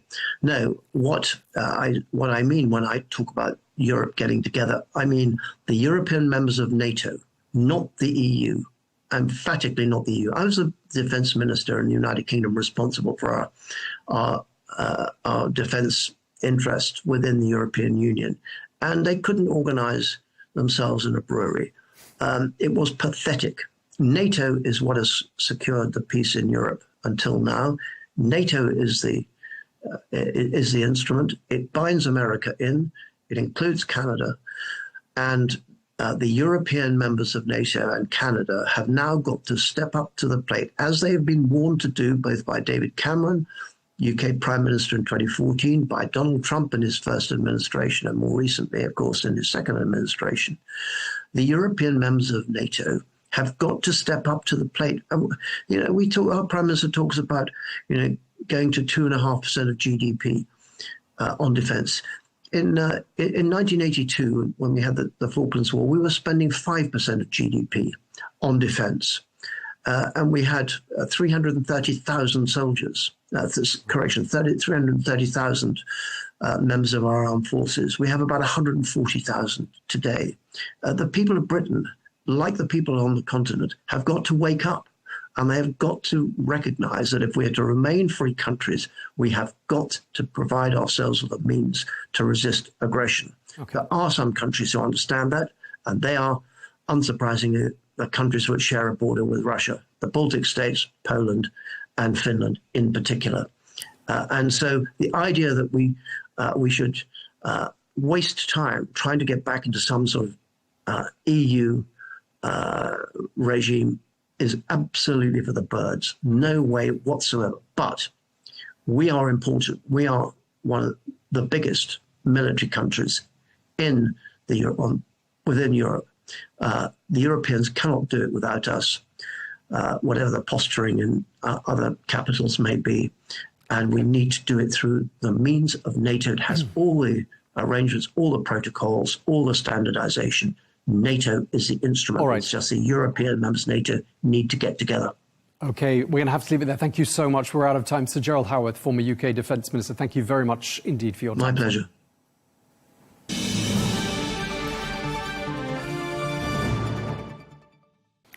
Well, let's get more analysis now. We can speak to Philip Breedlove, a retired four-star general who served as the Supreme Allied Commander of NATO. General Breedlove, thank you very much indeed for joining us.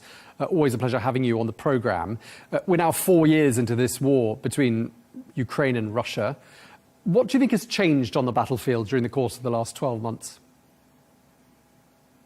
Well, first of all, thanks for having me on. And may I not be a pain, but may I insist that we are 12 years into this war with Russia. It started, Russia first invaded Crimea and then invaded the Donbass back in the early spring of 14 when I was the Supreme Allied Commander Europe. And Russia's war of aggression in Ukraine has carried on since that time. There was an intervening 5 maybe years of what we would call warm conflict along the line of contact, but Ukrainians and Russians were dying during that time. And then now we have had, say, the third phase of this war, which many people call the full-scale invasion war. I see it as the third phase of a 12-year-long war, of course, is what you're talking about. In the past year, I would offer that the perceptions that Russia has tried to continue to spread that they are winning this war are, in my mind and in the mind of many other military thinkers, they are incorrect. Russia is, in a lot of people's judgment, is losing this war. Think about the following. You know, in the last less than 2 years, Russia has taken less than 1% of Ukrainian land, less than 1%. And they have lost over 1 million, some say as much as 1.2 million soldiers, about 40% of those dead, the other 60% wounded so badly they will never return to fighting. And so for less than 1%, Russia has lost about 1.2 million people. And I would never quantify that as winning. And what do you read into the fact that this anniversary, we can differ in terms of the definitions of the exact start date of the war in Ukraine, but just in terms of today, the 24th of February anniversary, the fact that's not getting any airtime whatsoever on Russian television or in the Russian media, what does that tell us? Well, Russia's one of their biggest problems right now is their internal information war. And many say that part of Mr. Putin's insistence on giving nothing up and quote unquote winning is because if he doesn't, he knows he's gone. Russia has ruined its economy. Some say that the 3 biggest economic entities in Russia, one the railroad, one oil, and the third I won't mention because I don't know the facts. I know the facts on the other 2. These people are so insolvent. They are so far in debt in hard currency, not rubles.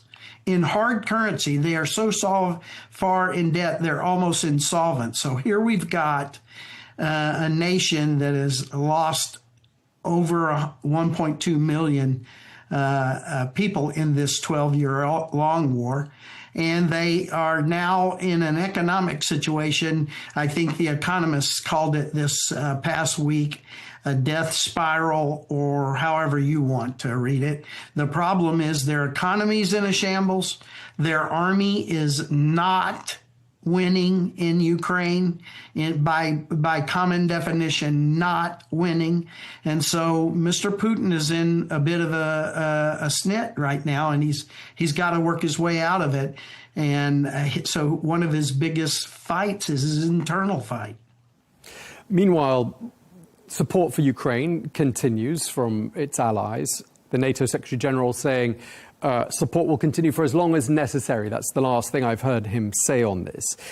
What would be your assessment of the state of unity amongst Ukraine's allies? Well, vocally, we are very supportive. When we start looking at the real substantive hard power support to Ukraine, it is not where it should be. Here's what we know. Look back to the very beginning of this last phase, this 4-year full-scale invasion phase. And if you remember, at one point, Russia held, some say 52% of Ukrainian landmass. The West gave Ukraine what they needed. And what happened? Ukraine defeated in detail the Russian army. The Russian army had to retreat into Belarus, and some of it retreated all the way back into Russia because it was defeated, absolutely, completely defeated, and had to reconstitute, major formations eliminated on the battlefield. So what we absolutely know is when the West gives Ukraine what it needs to fight, Ukraine can and will defeat Russian forces. And so we find ourselves now, for most of this last phase of this war, with Ukraine in a slow, incremental defense in the East, because we in the West have chosen, we have made policy decisions to not give Ukraine what they need. And so the real struggle now in the West is for Western nations, to include the United States, stepping up to give Ukraine what they need. And may I just say that the first thing that Ukraine needs is not equipment. What Ukraine really needs is a loud, vocal, declaratory policy saying, Mr. Putin, stop. We have never told him to stop. We've asked him to stop. We've never told him to stop. We need to say, Mr. Putin, stop. We will not allow you to win in Ukraine. When Putin hears that, when the people of Russia hear that, when the rest of the world hears that, the end of this war will begin. They're sort of, in a way, getting mixed messages from the United States. And when you look at the way peace talks are being managed, and I'm talking about the latest rounds of talks in Geneva, Abu Dhabi, I don't know whether you see any progress being made there, but we did hear President Trump saying he wants a deal by June. We also heard President Trump saying, and this was directed at Ukraine, you better come to the table fast. Is that a negotiating tactic, or is that a case of Mr. Trump being harder on Ukraine than he's being on Russia? Well, I don't want to get political here. So let me just say it this way. We need to remember some first principles. First principle, this war is for and by Russia. This was contrived by Russia and is completely on their account. Second first principle, Russia has never been a partner for peace in Ukraine. It is not now a partner for peace in Ukraine, and it never will be a partner for peace in Ukraine. And third, I would just say what I hear is only what you hear in the press, but some are saying that our negotiations are more about business deals than they are about getting Russia out of Ukraine. And I think that we have a businessman and a real estate agent doing our negotiations. We need to get a little more serious about the military dimension of what happens in this peace settlement. And we need to remember that Russia is the aggressor and Ukraine is the victim. And we should not get that confused in who we're asking to make concessions. Russia needs to make concessions. The world needs to see Mr. Putin make concessions. The Russian people need to understand that Putin has to make concessions. That, again, is the beginnings of the end of this war. Just lastly, General Breedlove, from the beginning, it's looked as though with this conflict and others, the Kremlin has banked on that same hope and assumption that there will be Western war fatigue and Ukrainian war fatigue, and that people will just get fed up and decide, let's just end this at whatever cost. Are there any real signs that there is that fatigue setting in? Well, what we all know, and we knew at the beginning of this, and this is a part of how the previous administration in America was so deterred by Russia, we have all said that Ukraine means more to Russia than it does to the West. And we need to get past that. We need to demonstrate to Russia that it is important for a nation and an independent nation that wants to be a part of the West and is working maybe sometimes through some tough spots, but they're working to become a real democracy. And these are the kind of nations we want to support in the future. And when we decide that helping a fledgling democracy that is fighting for its very existence is more important than maybe some financial deals out there, when we come to that conclusion, again, we'll start down the right path for ending this war. Okay, we're going to have to leave it there. We really appreciate you taking the time to talk to us. General Philip Breedlove, thank you very much indeed, sir. Thank you. Well, that is all we have time for on Global News today. Thank you very much indeed for watching. Do join us again tomorrow for more exclusive interviews. Until then, bye-bye.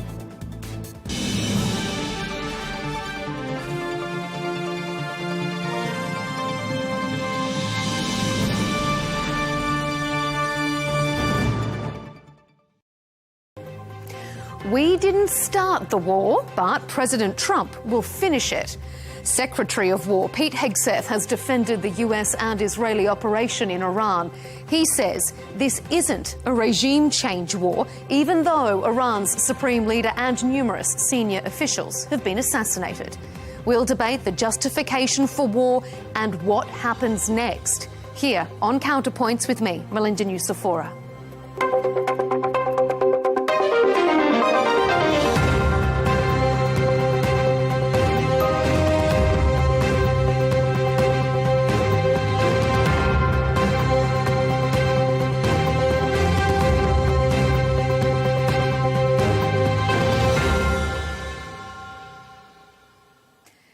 President Donald Trump says his strikes on Iran were one of the largest, most complex, most overwhelming military offensives the world has ever seen. He justified the attacks, saying Iran's long-range missiles and nuclear weapons would be a dire threat to every American. And then he said this. I call upon all Iranian patriots who yearn for freedom to seize this moment, to be brave, be bold, be heroic, and take back your country. America is with you. Sounds like regime change, right? Not according to Pete Hegseth. This is not a so-called regime change war, but the regime sure did change, and the world is better off for it. So the US isn't calling it regime change, but it did assassinate Iran's leader, effectively forcing a change in leadership. Semantics aside, the civilian death toll is rising, US soldiers have been killed, and the president is warning more could follow. So, on this episode, we'll ask, is Operation Epic Fury justifiable, and has it achieved its aims? President Trump says he's willing to re-engage in talks with Iran. So is he looking for an off-ramp? And following the death of the supreme leader, can the Iranian government survive? Joining us for this discussion is Will Chamberlain, Senior Counsel at the Article 3 Project, and Dr. Samueli, Senior Research Fellow at the Global Policy Institute and author of Bombs for Peace, NATO's Humanitarian War on Yugoslavia. Gentlemen, thanks for being here on Counterpoints. Well, the White House says Operation Epic Fury will continue until all our objectives are achieved. Those goals include destroying Iran's long-range missile capabilities, preventing nuclear enrichment and maybe, depending on which member of the administration you ask, regime change. But it's not enough to start a war. There needs to be a clear path towards how to finish it. And President Trump's critics argue that remains unclear. Will, President Trump says this operation could last 4 to 5 weeks and warns that more US soldiers will die. Is this war justifiable? Oh, absolutely. The Iranian regime is responsible for something like 1,000 American deaths over the last 50 years. I mean, going all the way back to the U.S. Embassy takeover and the bombings of the Marine barracks in Lebanon and through the Iraq War, they were responsible for manufacturing the IEDs that killed any number of American soldiers. Even just recently, they armed a proxy group, I think last year, that killed 3 Americans with drones. So, you know, the Iranian, and that's not counting their other proxies like the Houthis, who were shooting missiles at American ships in the Red Sea that were protecting global trade. This is a nasty regime. It's been a nasty regime for a long time. And that's not to mention that, you know, I mean, we don't have to tolerate the idea of them having nuclear weapons. And the way they've responded, bombing, you know, we're on Saudi TV. They decided that the appropriate response to an American-Israeli attack was to launch drones and ballistic missiles at Riyadh and Dubai and Bahrain and Kuwait. This is a regime we were supposed to trust with nuclear weapons, that they'd be responsible with them, that they were rational and would adhere to the norms of mutually assured destruction. No. Nonsense. This is absolutely justifiable. The world's a safer place with the Iranian military degraded, and I think we've done a lot there, and I think it shouldn't take too much longer to succeed at the primary objective, which is to degrade Iran's military capabilities. Dr. Samueli, what do you think? Is this is the world a safer place? Is this a justifiable conflict? Well, of course it isn't a justifiable conflict. It's the very acme of an unjustifiable conflict. I mean, when we start going into history, really, it's not up to, you know, the United States to start bringing up all sorts of events from the past and who's responsible for more deaths.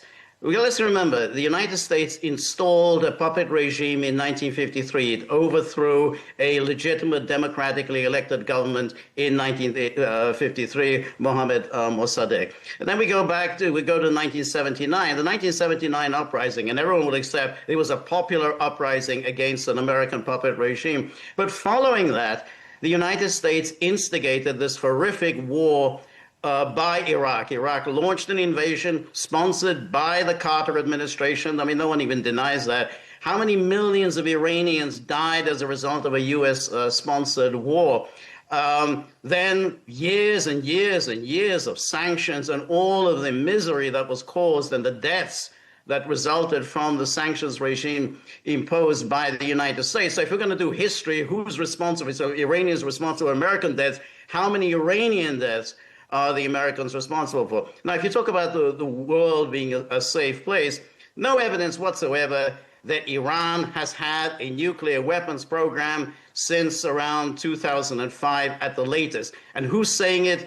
It's being said by the CIA. The CIA has repeatedly said Iran does not have a nuclear weapons program. Tulsi Gabbard herself, the ODNI, said Iran does not have a nuclear weapons program.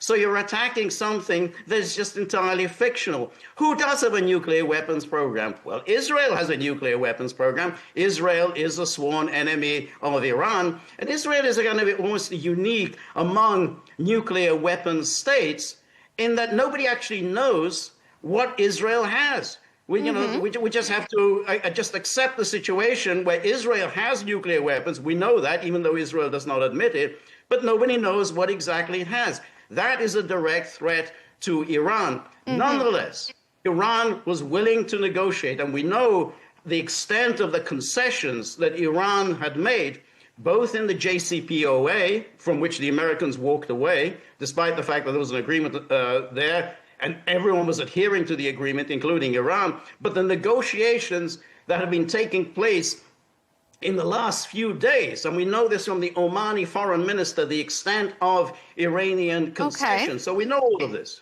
Yeah, go. Will, I could see you wanted to jump in there a little bit earlier during the doctor's comments. I mean, strong point there. The US isn't faultless in this relationship. Just because we're not faultless doesn't mean the world isn't obviously safer. And I mean, I think what Dr. Samueli said about Iran not having a nuclear weapons program is demonstrably false, revealed to be false by the daring Israeli action to recover the Iranian nuclear archive back, I think it was during the first Trump administration, 2018, something like that, which revealed that, you know, Iran has been secretly trying to accumulate a nuclear weapon. And if Iran had no interest in nuclear weapons at all, then why exactly were they demanding the right to enrich uranium? There's no need to enrich uranium for anything but a weapons program. I mean, I'm sorry, Dr. Samueli, your points are just like on its face ludicrous. Obviously, there is a nuclear weapons program. Obviously, there's a desire for nuclear weapons by the Iranians. Otherwise, why wouldn't they concede to American demands? Well, in the first place, they have conceded, and we know this, that they were willing to. No, they have not conceded to zero enrichment. Why will they not concede to zero enrichment? That's the question. All right, unless they want nuclear weapons. I'll tell you exactly why. Iran, unlike Israel, is a party to the Non-Proliferation Treaty. What's in the Non-Proliferation Treaty? It says every state which gives up the right to nuclear weapons has the right to enrich uranium. It's not a sort of you can do it and you can't do it. Germany enriches uranium, Japan enriches uranium, neither is a nuclear weapon state. So Brazil does that. Brazil's not a nuclear weapon state. Iran has the right to enrich uranium. Now, if you have the right to stop them, and that's what we've done. Enriched at the level of 3%, that is not a nuclear weapons program. You need it at least 90%. It is ridiculous to pretend that if you have 3%, that's so silly, and that's uranium, it demonstrates trivial amounts about nuclear weapons enrichment, or you're intentionally lying to your audience. Once you get to 3%, you are 70% of the way to 90%. You are entitled to enrich uranium according to the Non-Proliferation Treaty that Israel is not according to the United States. They aren't. And so the question is, if you are right, the Non-Proliferation Treaty is available in the UN database. Read it, and it says every state has the right to enrich uranium. Iran is not entitled to enrich uranium, and that's because what the Iran United was States doing. says it's not. And So, if you all right. That's what the United States says. That's a non-proliferation treaty that every country in the world, with the exception of Israel, is a party to. Call the International Law Police and send them to the White House. Okay, well then, Will, let me ask you this question, Will. Then why does the US get to be the international law police then? You're saying that, yes, they may be able to within the Non-Proliferation Treaty, but the US says they can't. So what makes US the mediator? The B-2 bomber. So might is right. Yes. All right, then. We are the most powerful nation in the world. We are also a very benevolent force. But because we have such a strong military and the willingness to use it, are in a position to tell the Iranians, you don't get to enrich uranium. And the only reason you would want to do that is to build nuclear weapons. And so they can point to whatever treaties they want to. We don't care. We are not okay. The Iranians having nuclear weapons capability, and we will enforce that red line with the most powerful military in the world, as we have done. Okay. All right. Well, let's then think in terms of, now, as I said, it's clear, according to the Non-Proliferation Treaty, that every state can enrich uranium for peaceful purposes. So no evidence has emerged. You know, this stuff with Israel. So, this goes you say no evidence. That's obviously false. It goes back to Anybody 25 years ago. Those archives you're talking about goes back 25 years. It isn't anything recent. We're talking about the CIA. This is the CIA. This is Tulsi Gabbard, ODNI. They said Iran does not have a nuclear weapons program. That's a member of Trump's own cabinet. She said it. She testified before the Senate and said they don't have a nuclear weapons program. So it's just pointless to keep repeating it when you're the actual people. Then why do they want to enrich uranium? Because of some right, they're willing to sacrifice and go to war the United States to protect a right under the NPT. What? Really? Okay, I've got an argument here. What about this, Will? Would the American people, the American public, support a protracted war? If the president is correct in his opinion, that this could drag on for a month with more US casualties, will the US public be happy with that? It's hard to say. I mean, the longer it goes on, I think the less popular it will get. That's the sort of nature of these wars. But at the same time, I just don't think it'll necessarily drag on that long. I mean, the war opened with 50 members of the senior leadership of Iran dying in a strike. It's actually unprecedented. The only real precedent we can point to is the 12-day war, where something like a dozen members of Iran's high command died as in the opening salvo of the war. We have complete air superiority over Iran. We're now using some of our cheaper, less sophisticated weapons because we're able to fly over Iran. There's no meaningful air defense anymore.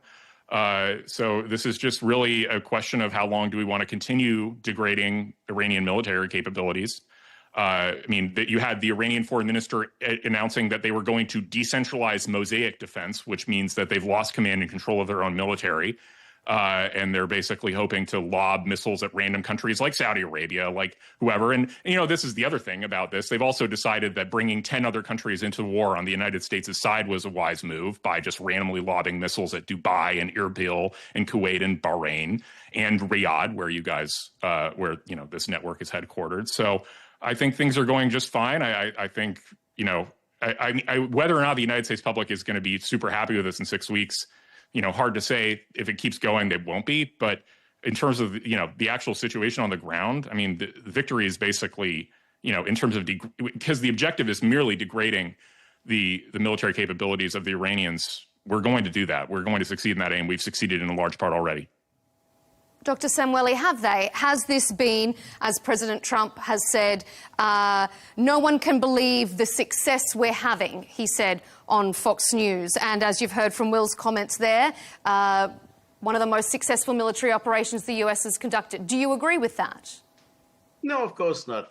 The fact was that, yes, they took out the leading figures in Iran's intelligence, security, military establishments. That they did that. Nonetheless, that didn't stop Iran from continuing the fight. And they're obviously actually fighting better now than they did last June. Now, you know, these attacks on the Gulf states are very clearly directed, because the whole point of what they're doing is they are showing the actual crisis that the United States is inflicting on these hapless states that have housed American forces. In other words, they're showing them that you are inflicting danger upon your own publics by having American forces. America is a wholly aggressive, malign force in the Middle East. It's waged wars against one Middle Eastern country after another, whether it's Lebanon, whether it's Libya, whether it's Syria, Iraq, you know, you just name it. The United States has done all of those things. And so those countries that have aligned themselves with the United States and allowed Americans to have bases there have now put themselves in the line of fire. And they're not very happy about this. And this is obviously causing very serious problems. Leave that aside for the moment. Then you've got the closing of the Strait of Hormuz. That's already affecting oil prices around the world. On top of that, you've got the Iran hitting Aramco refineries. There are going to be more of those kinds of attacks. We've had them hitting these Qatari LNG facilities. So all of this is contributing to a global economic and financial crisis. So when you say, well, it'll all be over in a few weeks, maybe, who knows what happens in the future. There could also be an almighty economic and financial crisis that is going to absolutely focus minds in Washington. Does Trump really want to preside over the U.S. economy tanking? Will, what do you say to that? Do you think the ends will justify the means? I mean, it's a pretty dire outlook. I mean, well, I think the outlook is ridiculous, honestly. I mean, we don't even get our oil from the Strait of Hormuz. Most of that goes to China. That's what Iranian oil mostly goes to China at a discount. All this stuff. World oil prices. That focuses. Yeah, well, we'll just produce more here. We've got the United States. It's not 1975 anymore. We have incredible oil. We are the biggest oil producing country in the world, and the United States will be fine. In fact, if this will actually probably improve things for our producers, mean that we can exploit even more oil.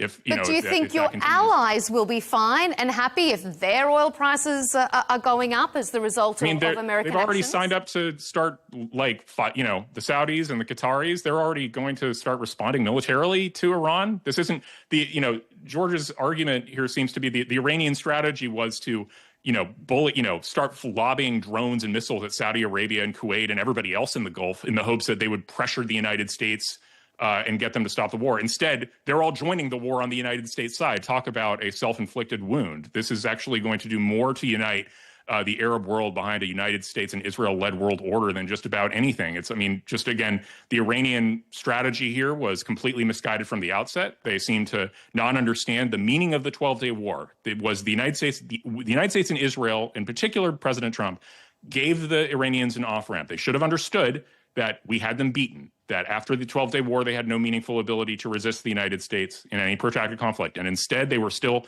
insisting on the right to enrich uranium, still trying to reconstitute their every program that we had hit. Well, guess what? This is what happens.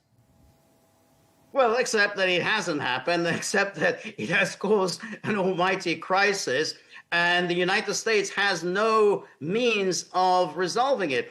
We are getting reports, and now these have been confirmed reports, that it's the United States, not Iran, the United States that is seeking a ceasefire. They are the ones who are putting out feelers to Iran saying that we want to, those have been confirmed reports. They are the ones, and it is Iran that is saying no. And the reason Iran is saying no is that they've got the United States in an almighty crisis. All Iran has to do, Iran's strategy is to raise the costs for the United States. This is laughable. Big pain on the United States. And that is what it's doing.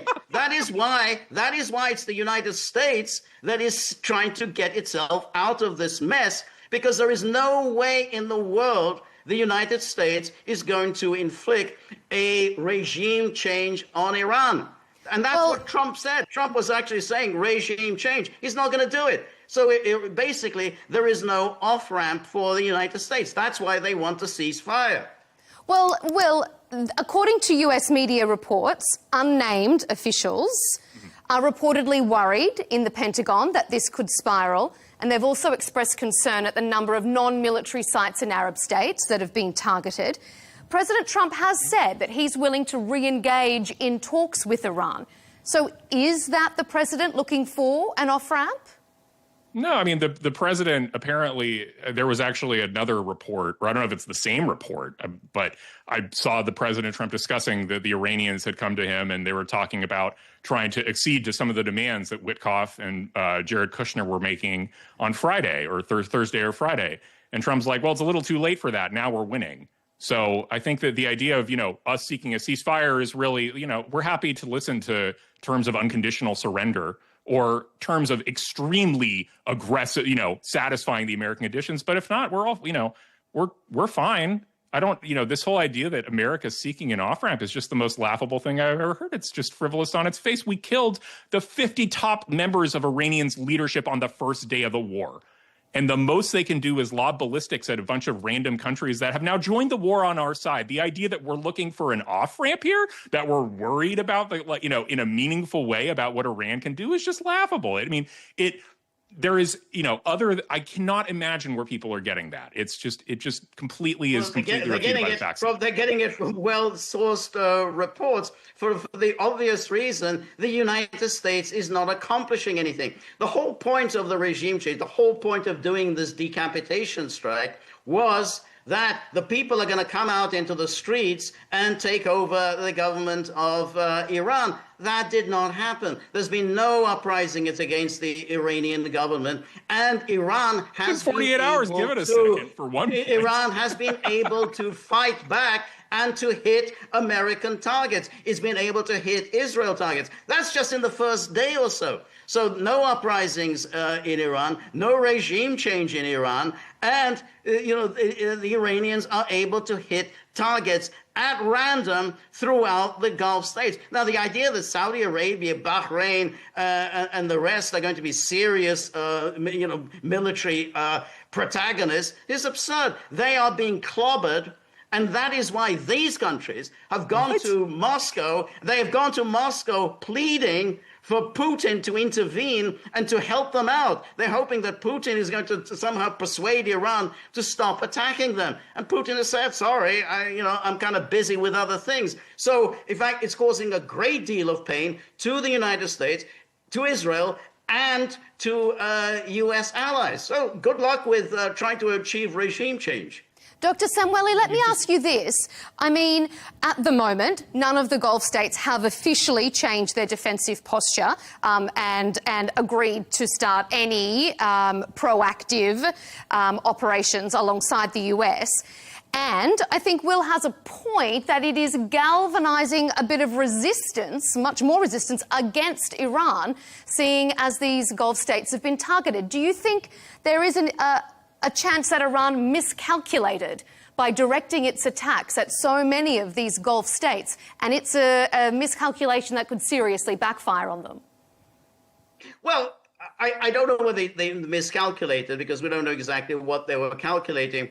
What Iran did, and what Iran always threatened to do, as the United States and Israel ratcheted up the pressure against Iran and made clear that they would soon be bombing Iran, is saying we're going to absolutely attack without any kind of restraints. And while they're saying, we have every sympathy for you, we are attacking military bases that you house. You house bases of a power that is attacking us. Now, will they? You just said they were attacking the Aramco refinery. What are you talking about? Get your story straight. Are they attacking bases, or are they attacking hotels and oil refineries and civilian bases of your adversary, of the state that is attacking you, you are in the line of fire. It's a basic point. You are in the line of fire. Don't house U.S. bases, because we know what the U.S. has been doing in the Middle East for years and years.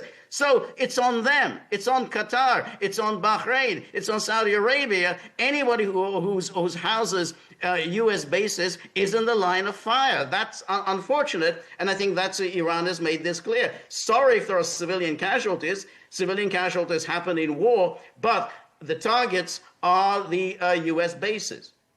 Well, do you think the U.S. and Israel underestimated Iran's response? No, if anything, I think maybe they underestimated the stupidity of Iran's strategy here. I mean, the way Dr. Samueli is portraying this, I mean, it just reaffirms why America was right to intervene in the first place. That the Iranian strategy is, well, if you've ever had, American troops used, American bases in your territory, even if they're not being used in this attack, we're just going to lob missiles at you, lob missiles at your airports, lob missiles at your civilian infrastructure, lob missiles at your oil refineries. This is a country we were supposed to let have nuclear weapons, have tens of thousands of ballistic missiles. That was going to be safe for the region. I mean, we have reporting that that MBS, the leader of Saudi Arabia, was on the phone to President Trump saying, you need to strike. It's a good idea to strike, even as they were being passive publicly. I mean, that it goes to show that he was right. They're unconfirmed reports, though, and I mean, you could argue that they've found themselves maybe paying the price for US and Israel's attacks. Could that not distance them from their allies? I don't think they see it that way. I think they see it as, Iran had no right to attack them. The fact that Iran would respond to a United States-Israeli attack by going after Saudi Arabia, country that did not participate, shows not that they made a mistake, but rather that, they now really should join the fight and defeat the current Iranian government. And, people talk about regime change like we need to go in there and occupy the place and install a new government or something like that. No, we don't. I mean, we don't need to have any boots on the ground. In fact, it's a lot easier if we don't. If we don't, when we had boots on the ground, they could be shot at with small arms and killed with IEDs. So it was our problem what government replaced them. Now you need ballistics. If we just stay offshore, you need ballistics to hit American troops, and we can hit you whenever we want. So the successor regime it's their problem how they deal with us. And if the successor regime continues in the same path that the current Iranian regime does, then they're going to find themselves in the exact same situation in 6 months to a year, where we just go in and have our way. Dr. Samueli, is there a risk here that Iran is distancing itself even more from its neighbours and driving the Gulf states towards better relationships with Israel, which is something they've been railing against this whole time? Well, look, I mean, is there a danger of that? Yes, of course there's a danger of that. But, what is Iran supposed to do? Iran has been set upon by the military superpower in the region, namely Israel, and, of course, the greatest military power in the world, namely the United States. Iran is fighting for its life. This is an existential matter for Iran. This is an unjustified war. As I said, Iran had no nuclear weapons program. Iran had been more than conciliatory. Iran had made concession after concession after concession in the negotiations. Iran had adhered to the JCPOA, which the United States didn't. Iran was all the time negotiating seriously. nonetheless, despite all of that, Iran has been set upon by two nuclear powers, two very formidable military adversaries. So we're having this conversation. Well, is Iran, miscalculating, or is Iran attacking? Yeah, Iran is fighting for its life. And maybe it won't prevail. Maybe it will be defeated, but it is fighting for its life. And when people fight for their lives, then neighbors are going to get hurt. And unfortunately, these neighbors, and I think some of them are very decent states, they're going to get hurt because they have put themselves in the line of fire. The United States is an aggressive, hostile power to many states in the region. I've already listed all the states in the Middle East that have at one time or another been bombed, attacked, subverted, terrorized by the United States, whether it's Syria, Libya, Iraq, Lebanon, you just go through that list one after another. So yeah, if you house American forces, you're going to get in the line of fire. So even whether the U.S. used those bases or didn't use those bases, you are in the line of fire. Something you should consider for the future. Iran's national security chief, Ali Larijani, has warned that unlike the United States, he says, Tehran is prepared for a long war. It's vowed to avenge the death of its supreme leader, Ali Khamenei, and says it's got the stockpiles to support it. But there's no doubt the leadership has suffered a major blow, compounding the existing civil discontent that we saw recently. So, Dr. Samueli, can Iran's leadership survive, or is it only a matter of time till it falls? Well, I think they probably can survive. Let's remember, this is a leadership that has now been in power for 47 years. 47 years is quite a long time. They've obviously put down roots among the population.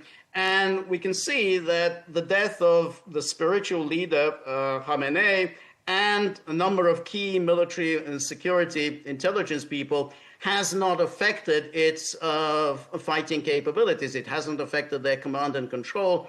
And they seem to have an interim government in place. So on the face of it, I think that they can survive. How much do they have in the tank? How what more they can hit Israel and the United States with? We don't know. Obviously, Iran doesn't reveal its military capabilities. I would think if the United States is calculating on a regime change, and Trump really has no idea what this regime change means. Sometimes he said, "Oh, we're going to get a Delcy Rodriguez in power in Tehran." Sometimes he said the people are going to come out of their buildings and seize power. Sometimes the IRGC is going to give up their weapons. He has no idea. He's embarked on an open-ended, foolish quest without any idea for an end game. The people who are in power now, it's part of the same regime that's been there for 47 years. I wouldn't count on it collapsing anytime soon. Will, can it hold out? If they surrender to the Americans and accede to our terms, sure. But they're probably not going to do that. My guess is they won't be able to hold out. And then, George talks about, it's foolish. You don't know, what's going to come afterwards, as though this is all, part of the Colin Powell style thinking of you break it, you buy it. The idea being that, if we go into a country and destroy the existing governance, we, the United States, are responsible for building up a new government. Actually, we're not. We don't have to. From our perspective, it's as simple as saying, we'll look at whatever the successor regime comes out of this, and we'll go to them and we'll say, well, these are our demands. And you saw what happened to the last regime that didn't accede to our demands. So what do you think? It's exactly what happened in Venezuela. Did we need to go in there and install a brand new government to get compliance from the Venezuelan government? No, we simply sent in Delta Force. They kidnapped Maduro, and all of a sudden, Delcy Rodriguez is extremely compliant with American demands. And Venezuela is no longer going to be a haven for Russian or Chinese designs. So that's our view of what happened here. You say foolish, but I say it's President Trump learning the lessons of the mistakes of Afghanistan and Iraq, saying that we don't need to be on the ground, putting our troops in the line of fire from IEDs and small arms, that we can simply degrade Iranian military capabilities, which we are doing and which we will succeed at doing, and then let the chips fall where they may.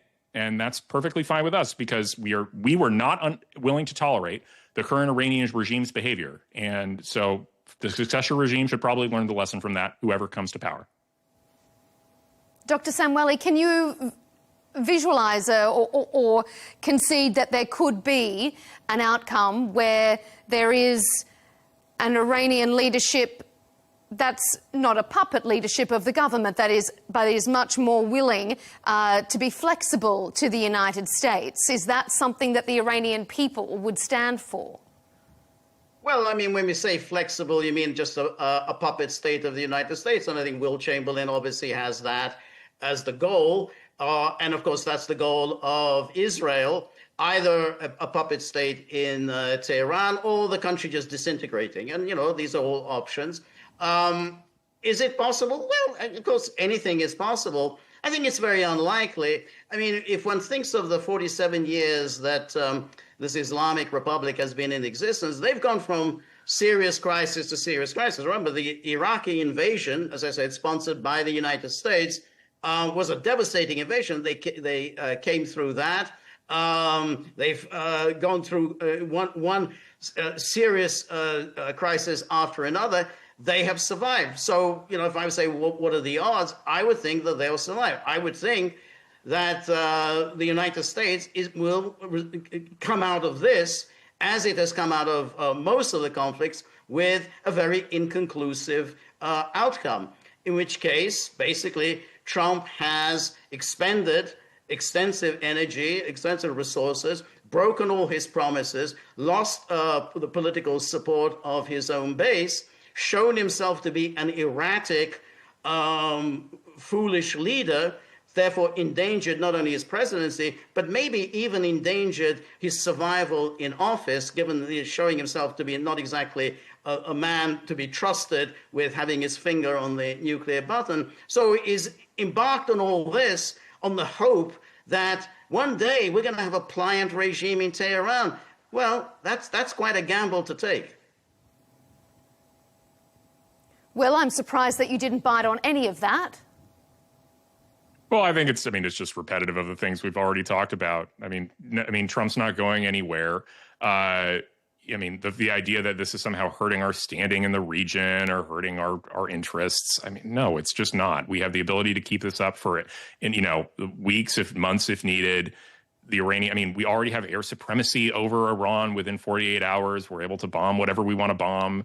Their ability to break the American and Israeli missile shields is just going to degrade day after day after day, especially without command and control, because you need to launch a bunch of ballistic missiles at once in order to defeat existing missile defense systems. But if you don't have command and control because we killed our leadership, then you probably can't do that. You have command and control, but there is command and control. I mean, there is command and control. Command and control didn't break down. If Trump was planning on command and control breaking down, essentially the government collapsing in the aftermath of that decapitation strike, it didn't happen. The foreign minister of Iran just announced this decentralized mosaic system. That's the end of command and control as a de facto matter.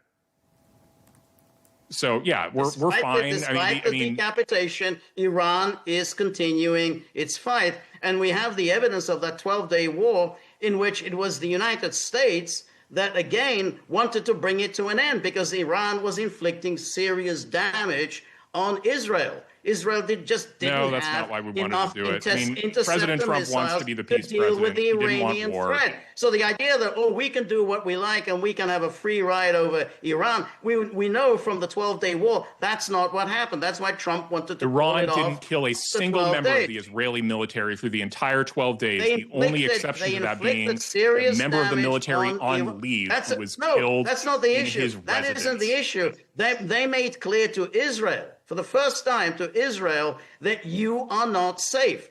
Up until now, Israel has had a very nice time. They could wage war against Lebanon, Syria, whomever, all of their neighbors. But the Israelis themselves, living in their leafy suburbs in Tel Aviv, they were safe. Iran showed you are why'd not they want safe. the war then? That's what that was the key. That the was Israeli all public Iran was had to thrilled to show. start the And war. that's why Israel Trump, kicked it off with it was killing Trump the top who, 50 after members the of Iran's 12-day leadership war, after doing the sought same to thing they end did it. 9 months Trump who earlier. wanted This to is all end it. so silly. You're hallucinating. You are in an alternate reality, George. You're the one who's You're making ridiculous claims. That is why the United States did not achieve anything in the 12-day war. And the reason we know that the United States did not achieve anything on the 12-day war is is that they started the war again. If they it's had a good won that point, war, Will. If that war was so successful, they would have to start another war. If it was so successful and if it was a historic military victory, which is what Benjamin Netanyahu said, why are we back here less than 12 months later? So I think the best analogy here is Monty Python's Black Knight sketch. Basically, the 12-day war cut off one of Iran's arms. And rather than recognize their defeat and realize they needed to negotiate terms, the Iranians basically were completely belligerent and tried to run at the United States again and reconstitute all their military forces, and insisted on the right to enrich uranium, rebuild their missile stocks, blah, blah, blah. So this is just the continuation of the Black Knight, right? Essentially, they wanted, ultimately, two sides have to agree to end a war, right? And two sides have to agree. And the Iranians, despite having been thoroughly humiliated by the 12-day war and thoroughly defeated, decided they wanted to keep fighting. All right, and the United States and Israel said, dream on. And now is far worse. That's why Ali Khamenei is dead. His Minister of Defense is dead. The head of the IRGC is dead. Again, we killed the first one 9 months ago. We killed another one today, or a few days ago, along with 50 other have things. Accomplished nothing. We are And have winning, you are accomplished losing. nothing. This is the most You've accomplished straightforward nothing. and dominant military, one-sided military You've conflict accomplished in nothing. modern By history. your own definition, the United States is going to have to call this off. They're not going to achieve regime change. They're not going to get Iran to accede to any of their demands, to end enrichment, give up their ballistic missiles. Iran's not going to accede to any of that, which means Trump and Netanyahu will do their routine. We won, fantastic. And then 6 months' time, if Trump is still in office in 6 months' time, which, as I say, I'm not at all sure he will be, 6 months' time, we're going to have to go through this whole thing again. And they're going to tell us again, well, we haven't really succeeded in anything because Iran is still enriching uranium, Iran is rebuilding its centrifuges, and Iran isn't giving up its ballistic missiles. No, it's never going to do that. You don't have the strength to impose your will on a very, large, powerful, sophisticated, intelligent country. And at some point, the United States will have to accept that. They were so strong and powerful and sophisticated that they all had a meeting together at Ali Khamenei's home and all got struck right at the very beginning of the war. Wow, what a really sophisticated, intelligent leadership. No, sorry, we're beating them into a pulp. It's the most one-sided military conflict in modern history. However, that didn't deliver. And, that's true enough. But these kinds of cock-ups, others have perpetrated these cock-ups. But the key is that didn't stop Iran. And now, if it had been so unsophisticated, Iran would have just collapsed. The energy you're giving me is very much the energy of how so it has the brave nothing. Yahya Sinwar flinging United a rock States at and a drone Israel right before failed he was in their killed 12-day war, and now they're coming these back. futile gestures, saying, like, Okay, wow, all right. We're almost out of time, so let me ask one very, very brief final question to each of you. Dr. Samueli, what's your prediction on this? How will it play out in the next week? Well, I don't particularly like predicting things. My feeling is that this is going to spin out of control very quickly, and Trump is going to want to exit. He's going to be putting out more and more feelers to Iran that he wants out and to work some kind of a deal. Iran, I think, will hold off for a while. It will eventually agree to something, and they're going to have to go back, and they're going to have to start negotiating again. And, if the United States may then want to do this little trick again of pretending to negotiate and then launch another attack. But I think Trump has bitten off more than he can chew, and I think it's going to spin out of control, as it already is, very, very shortly. Okay, Will, round us out briefly. In the week to come, how is this going to play out? The current week is just going to be more and more military strikes on more military and civilian government's infrastructure. I don't expect we'll see regime change this week. I think the people aren't going to come out while the bombs are still dropping. So that's what I would predict. Just more of the same, more targets taken out, Hezbollah taken out because they've, for some reason, decided to join the war. And the one thing I guess I would be slightly worried about if I were the Iranian people is the entrance of countries who are not the United States and Israel and who don't have necessarily as good targeting as we do. So I hope that, there's not too much in terms of too much that they suffer. But I think, but I suspect much of the same, and in fact, maybe more countries joining the war on the United States side with offensive military operations inside Iran. That ain't going to happen. That is not going to happen. It is a precarious time indeed. Gentlemen, I appreciate your analysis on both sides of this debate. It's been illuminating. Perhaps we will get you both back on in a week or two and see where we are. But for now, it's been wonderful to have your perspectives here on Counterpoints. Will Chamberlain, Senior Counsel at the Article 3 Project, and Dr. George Samueli, Author and Senior Research Fellow at the Global Policy Institute. Thanks for being here.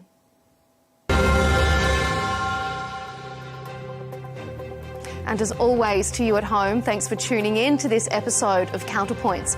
Keep up to date on all the latest debates and, of course, developing news across our Al Arabiya English YouTube channel, and also follow us on X and TikTok for the latest. We'll see you next time.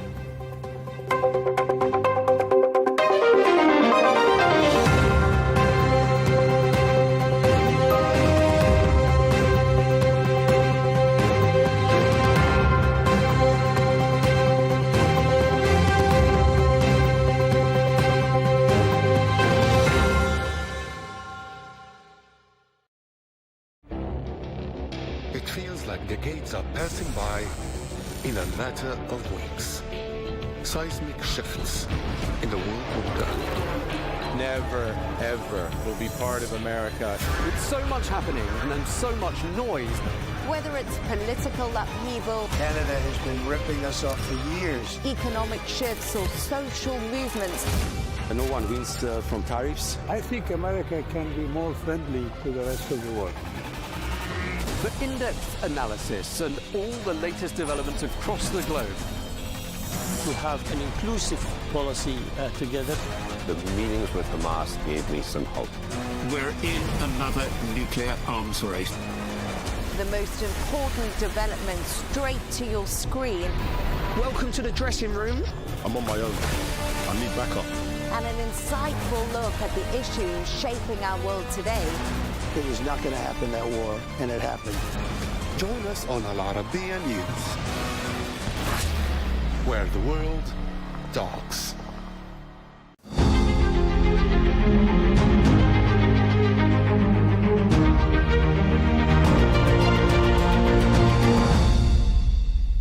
The World Defense Show, as we mentioned, is not only a platform showcasing the latest defense and military products.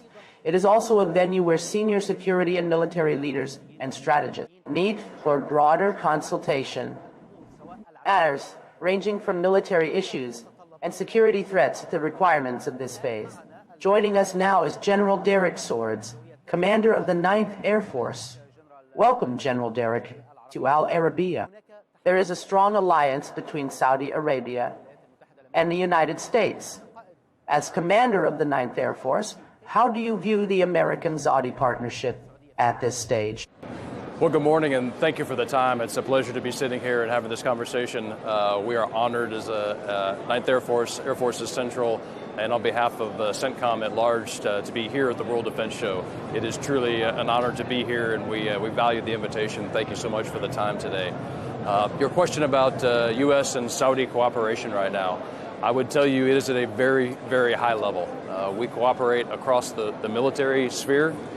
We see eye to eye on the end state of our militaries, which is to secure stability and peace within the region, and we do that through cooperation.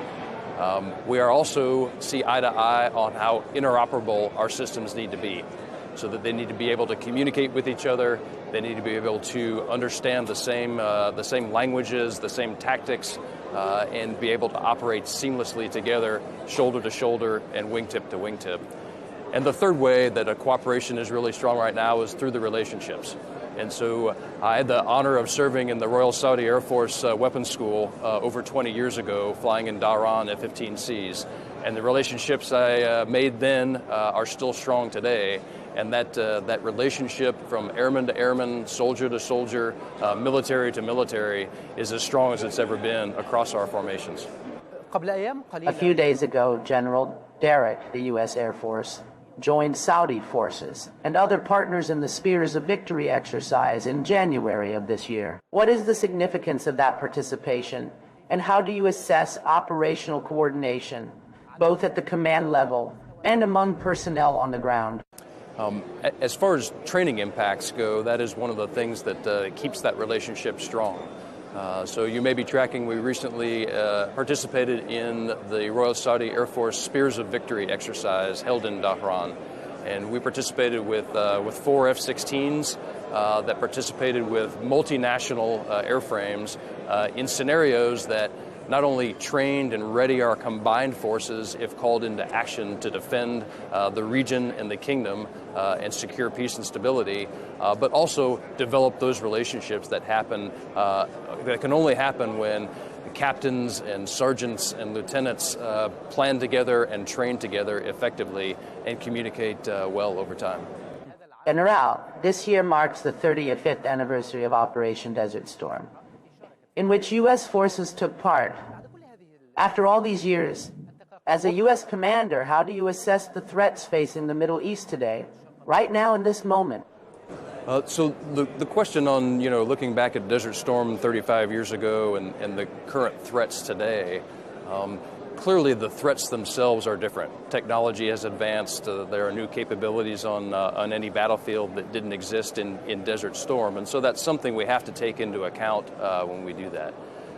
In my opinion, the fundamentals of this region are still the same.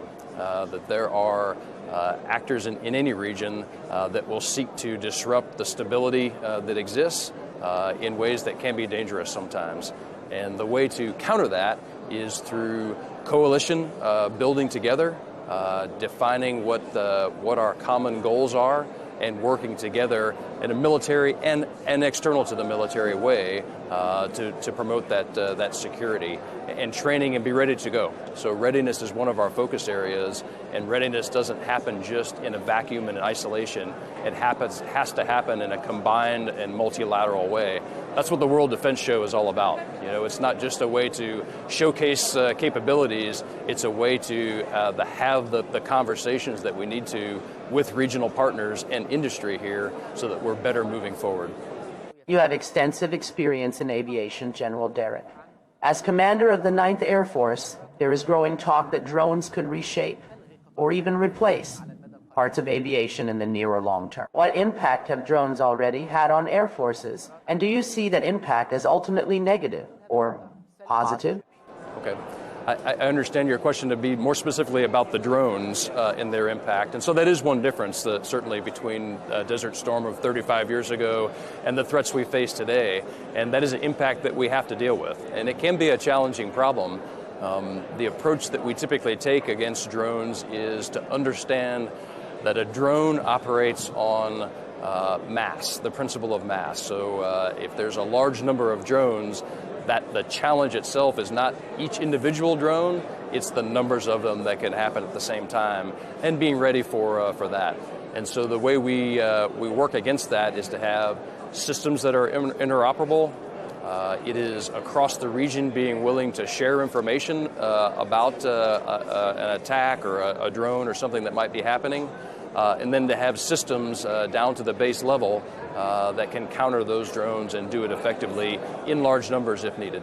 Artificial intelligence is also one of the key themes at the World Defense Show. How do you see AI affecting military aviation now and over the coming years or even decade? Yeah, so the question on AI is an important one, and I know it's one of the focus of this World Defense Show, and rightfully so, because it is emerging technology, and it has tremendous opportunity in all sorts of spheres, including the military. It is something that our military and the militaries of this region take seriously and see that opportunity. And within that opportunity, there's abilities to operate at speed and at scale that we wouldn't imagine in the years of Desert Storm or previous to that. There needs to be an understanding with AI that it's not the golden BB, if you will, that it is something that is a tool that needs to be integrated throughout the way we operate our militaries and defend this region. General Whaley, your chief of staff of defense this morning, had a really good point when he talked about AI translating to integration. And his point was that there needs to be a human connection in there. So AI can't stand by itself. It takes human interaction, it takes human relationships to take the power of AI and harness that into an integrated effort, an integrated defense, and at the end, a military secure and victory. Thank you, Major General Derek France, Commander of the 9th Air Force. Thank you very much for joining us on Al Arabiya.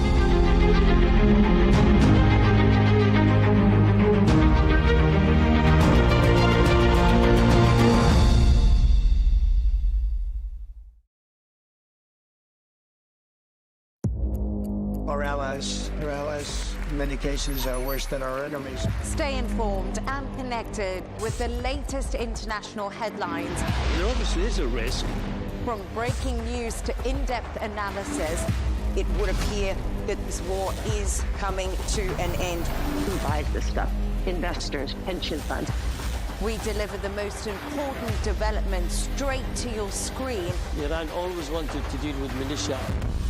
Join us for compelling, expert-driven conversations. A curfew order has been established. And an insightful look at the issues shaping our world today. There are a lot of proposals about European architecture for security. I'm Leigh Ann Gerrans, and this is W News. We dealt with this when I was Chief of Staff in the first term. Where you don't just hear the headlines, you get the full story.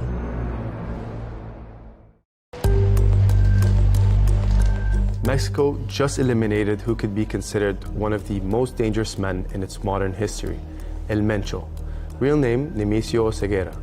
He was the head of the Jalisco New Generation Cartel, one of the most violent criminal organizations in the world. This wasn't some low-profile drug boss hiding in the mountains. He built a cartel that operated like a private army, armored vehicles, heavy weapons, drone attacks, even public shootouts with Mexican forces. He controlled massive fentanyl and meth routes into the United States. The US even had a $15 million bounty on him. And now he's dead, killed in a military operation in his home state of Jalisco. The raid was carried out by Mexican forces, but it was supported by US intelligence that helped track his location. But here's the thing, when someone like El Mencho falls, it doesn't mean calm, it usually means chaos. Within hours, gunmen were blocking highways, burning vehicles, shutting down cities. Entire areas went into lockdown and it looked like open war in parts of western Mexico. And this matters because Guadalajara, right in that same state, is set to host matches in the 2026 World Cup.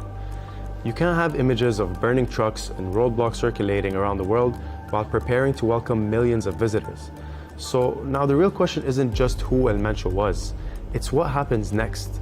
Does his death weaken the cartel, or does it spark a violent power struggle that makes things even worse? Because removing the head of a cartel doesn't remove the system, it just leaves a vacuum. And in Mexico, vacuums don't stay empty for long. We have to take care of our people, and we're going to take care of our people first. For in-depth analysis and all the latest developments across the globe, make sure you join us every weekday.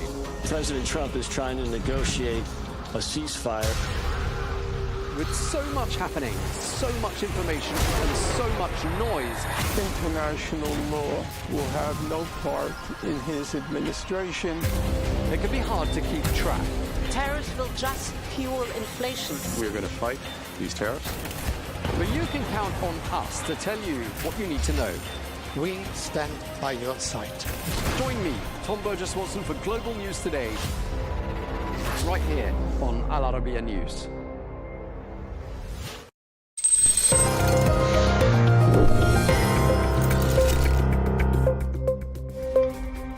Jeffrey Epstein's brother says new autopsy details coming in February will prove Epstein was murdered, not a suicide. Epstein, the convicted sex offender, died in his New York jail cell on August 10, 2019, while awaiting trial.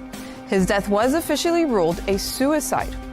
His brother Mark Epstein identified the body and has questioned the ruling ever since. What does that tell us about this? Oh, it's a scary thought that you could be killed in prison by the government. Mark claims there's evidence of murder. He even hired former NYC chief medical examiner Dr. Michael Baden who said the injuries point to homicide rather than suicide. Never seen 3 fractures like this in a suicidal hanging. Going over 1,000 jail hangings, suicides, in the New York City state prisons over the past 40, 50 years, no one had 3 fractures. Despite Mark's claims, the FBI and DOJ reported in June 2023 that there was no credible evidence of foul play. Still, Mark doubled down in a January 9th interview with News Nation, saying more autopsy facts will be released in February that prove it, insisting the injuries didn't match the way his brother was found hanging. Mark has also claimed Jeffrey told him he had compromising information on powerful figures, including Donald Trump during the 2016 election, allegedly enough to cancel the election.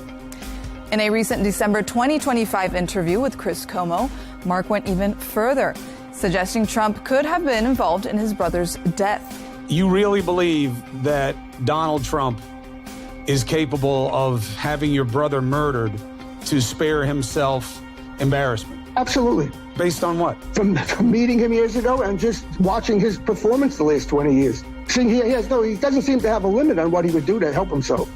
Now, a vocal critic of the Justice Department's investigation, Mark says he won't show his face publicly due to safety concerns.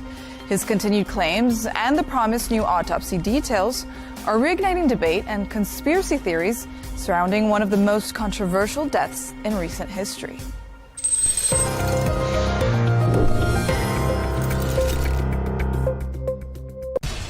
We have to take care of our people, and we're going to take care of our people first. For in-depth analysis and all the latest developments across the globe, make sure you join us every weekday. President Trump is trying to negotiate a ceasefire. With so much happening, so much information, and so much noise, International law will have no part in his administration. It can be hard to keep track. Tariffs will just fuel inflation. We're going to fight these tariffs. But you can count on us to tell you what you need to know. We stand by your side. Join me, Tom Burges Watson, for Global News Today, right here on Al Arabiya News.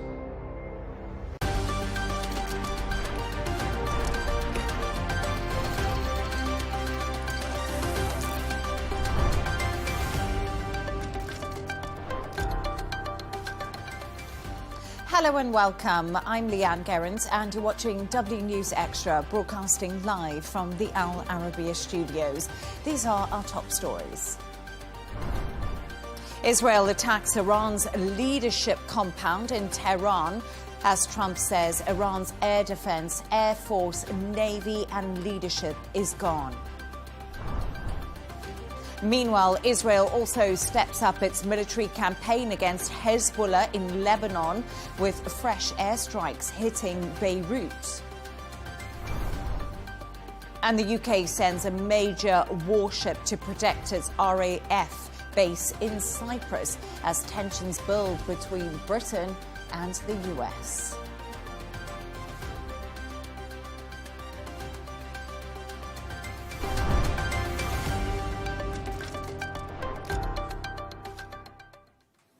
Now, President Trump has said Iran's air defense, air force, navy and leadership is all gone on a post on Truth Social. It comes after he warned that the hardest hits against Iran are still to come as the conflict in the region escalates rapidly and leaders in the region are urging restraint.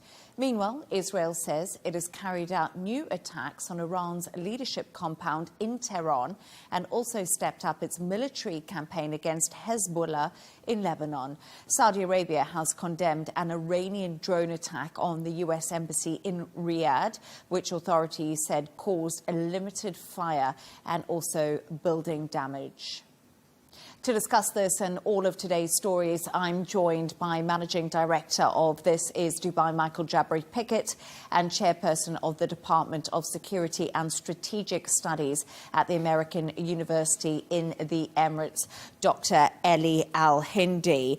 Dr. Ellie and Michael, thank you so much for being with me today. So, The US and Israel are attacking Iran. We've entered the fourth day. Dr. Ellie, it's been fast, it's been developing. We're having updates constantly as things move. But what's the latest on the overnight attack on the US embassy in Riyadh, in Saudi Arabia, and obviously the attacks on Lebanon today? Well, in both situations, I think what's common is the fact that the Iranian forces or allied, thus Hezbollah, are acting completely irrationally. And is this due to a lack of leadership because many of the leaders has been killed? Is this due to a desperation? Is this due to them knowing that they have a limited resource of military equipment? I don't know what's the reason exactly. Definitely they have been crossing all red lines. They have been doing things that hurt their position and even their war. And these things are backfiring. For example, the Saudi has become much more willing to react somehow, and they have prepared their army, upgraded their level of preparedness in order to respond.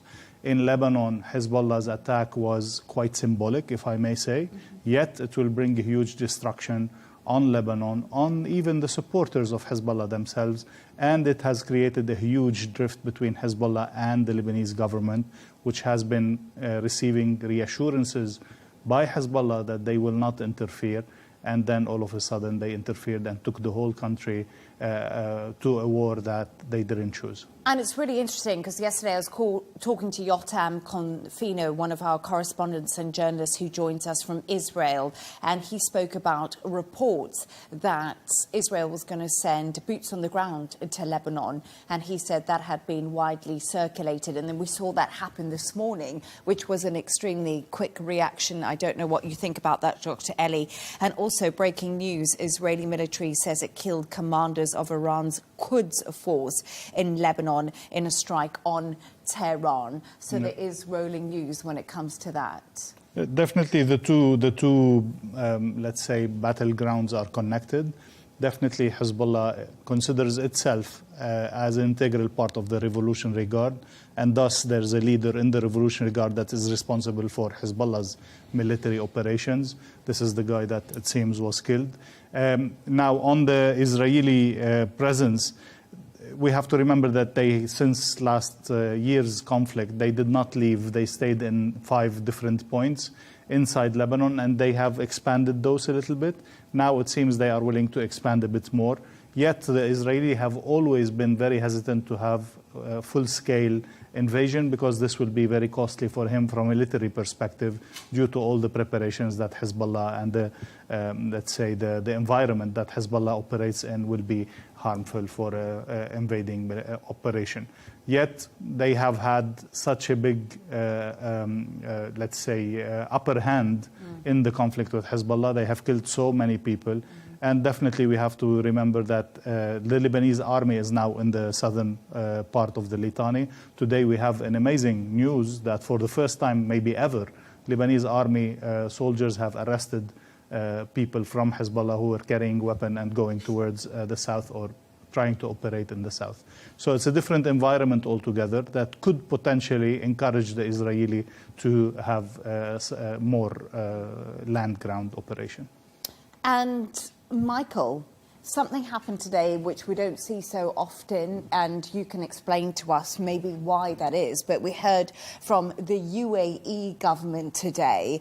What message did they have to say? Because I think a lot of people are watching that extremely closely. Yeah, it's not something that happens on a regular basis here. I've been here for almost 25 years.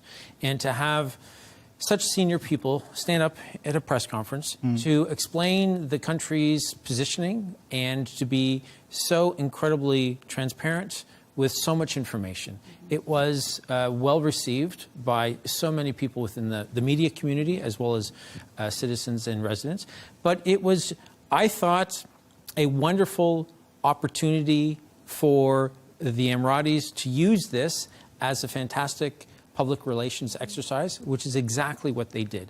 They came out They had somebody from the Armed Forces, someone from the Ministry of Interior, someone from the Ministry of International Cooperation, and also from the tourism, resilience, and the tourism department, industry and tourism. And so they were all speaking from the same page, as opposed to Donald Trump and Pete Hegseth, who and is Marco it? Rubio. And Marco, yes, is it a regime change or not? They were obviously very strategic in what it was that they were going to talk about. They spoke about so much information that had been shared over social media for the past few days. But I thought the star of the show, and maybe this isn't the right opportunity, but I'm going to use it anyhow, I thought Riyam al-Hashimi, who's the Minister of International Cooperation, was incredibly impressive. She spoke about what it is that the UAE still believes, which is in dialogue and diplomacy. And she also talked, though, about how there is only so much that we will withstand before we will come after you. And I thought she was forceful, and yet she was very careful with her words. I thought it was an incredibly impressive display of diplomacy. And then with the Minister of Economy and Tourism, he talked about price gouging. And he said, we will not allow this to happen. And in fact, he was so emphatic, he gave the number, which, by the way, is 800-122, for anybody who is feeling like there are businesses that are taking advantage of the situation. They also talked about what the country is doing for for visitors who are maybe stranded, which is that if you've had to extend your hotel stay, it will not cost you anything. They were so careful about what it is that they wanted to say, and their message was, we're here to help the Emiratis as well as the expats equally, and I thought it was an impressive display. I truly believe it stood for what the Emirates stands for. And they presented what they are good at. They presented what the people need to hear, and not political, muscle flexing or political threats or political discourse altogether. They really stuck to what the UAE represents, and they emphasized once again their clear position on the need to de-escalate and the need to attend to the people's needs before anything else. I thought they took a line that I thought we would have 20 years ago expected the President of the United States to take. They were mature, they were careful, they were professional, they were diplomatic, they stuck to the script, they stuck to the speeches, they didn't go off course, they didn't make anything personal. They spoke for more than 60 minutes, and not once did they mention the United States or Donald Trump. They were incredibly careful about what they wanted to say, and as Dr. Ellie said, they wanted to make sure that the people who live here are recognizing that the government, and I've been here a long time, and I don't want to sound like I've swallowed the Kool-Aid, but this was a nice indication about sharing information in a timely manner and letting everybody understand that they are doing everything they possibly can. Now, the question is, on the political sense, when will the Gulf need to retaliate and how? And Dr. Ellie, I want to get into that with you in our next segment, if we have time to speak about that, because really I saw the Qatari also did a press conference today, and of course the UAE, and I think a lot of people were watching for what the next steps could be, but we'll definitely get onto that during the show, because it's a really interesting question, like Dr. Ellie says, many people are asking at the moment. But we're going to move on to talk about global gas prices are climbing sharply as tensions in the Middle East impact energy markets. Investors are also reacting to fears that supply routes could be disrupted, particularly through the Strait of Hormuz. Analysts warn that if the conflict does continue, consumers could see increases in energy costs. And Michael, we spoke about rising oil prices yesterday, and one of the things that's inevitable if we see a war like this happen is oil prices are going to go up. That we see in correlation. So I bet the question now is, how long could this be for? No one really knows. And could it start affecting consumers? So I think it will start affecting consumers, maybe not in the West right away, maybe in Asia, because the oil goes through the Straits and the majority of it goes to Asia. And that might have a more direct impact sooner rather than, say, Western consumers. Analysts suspect that if this goes on for a couple of weeks, then prices will go up, but they shouldn't go up too much and they shouldn't stay high for too long. And in fact, Donald Trump, just before we came on the air, said something very similar. Yes, they might go up, but they won't stay up for too long. But I do believe that there will be an awful lot of pressure from the Chinese to make sure that the Strait of Hormuz is not closed, because as we all know, we've heard this many, many times over the last 4 days, 20% of the world's oil flows through there. There are alternatives, but I think what will happen is, if this goes on for the 4 or 5 weeks that Donald Trump has talked about in the last 36 hours, then there will be rising of petrol prices, which I think is what most people in Europe and in North America are concerned about. The Americans in particular, they're going to be concerned when dead soldiers come home, and with the cost of food and with the cost of gasoline at the pumps. When that starts to affect them in a visceral way with the soldiers or in their pocketbook, that's when I think Donald Trump is going to, and the Republicans, are going to feel an awful lot of pressure. And as you did say, Donald Trump says expects oil prices to drop as soon as Iran action ends. As we know, we don't know when that will be. Conflicting reports on how long Israel and the US want to carry on this conflict with Iran. But we should also remember, you know, the Strait of Hormuz, critical choke point, Dr. Ellie, when it comes to things not just like oil, it also comes to trade. There's so many things that pass through the Strait of Hormuz, so many goods that come to us. Could we see Iran possibly keep the Strait of Hormuz open in order to stabilize these global energy markets? You know, we've seen China putting some pressure on the US and on Israel to say this needs to end quickly, life needs to get back to normal. Well, definitely, first of all, 20%, as Michael said, of the world energy resources goes through that. And this will influence all transportation in the world, including any food transportation, any product transportation. This will increase the price of insurance also on these boats, and this would become a problem altogether. Definitely, all the world will be affected if the Strait of Hormuz is closed in every aspect, to different extents, of course. Now, as you said, the Chinese have pressured the Iranians not to actually close it. But more importantly, I think the Iranians somehow have lost, to a certain extent, their ability to close it. Definitely, they have lost significant Navy capabilities.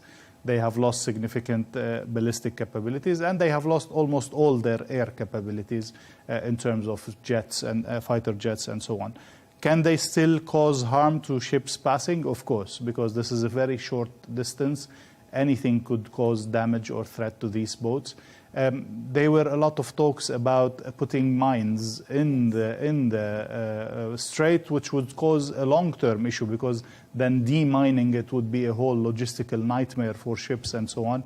This seems not to have happened, and no plans seem to be visible. And with so much American firepower in the presence, very close, adjacent situation, they could possibly stop that from happening. So the risk is diminishing, but yet it is still a very significant risk. But also we have to remember attacks on Qatar have led to the stopping of the Qatari gas production, liquid natural gas, which is definitely needed by Europe and other countries. Yes, exactly. And Qatar Energy halts liquefied natural gas production. And that's after we've seen Iran changing the game, really, when it comes to the war. Initially saying it was going to hit US bases in the region, that has moved on to hitting various energy facilities across many of the Gulf countries. Gas prices soared 93% since the start of the Iranian war.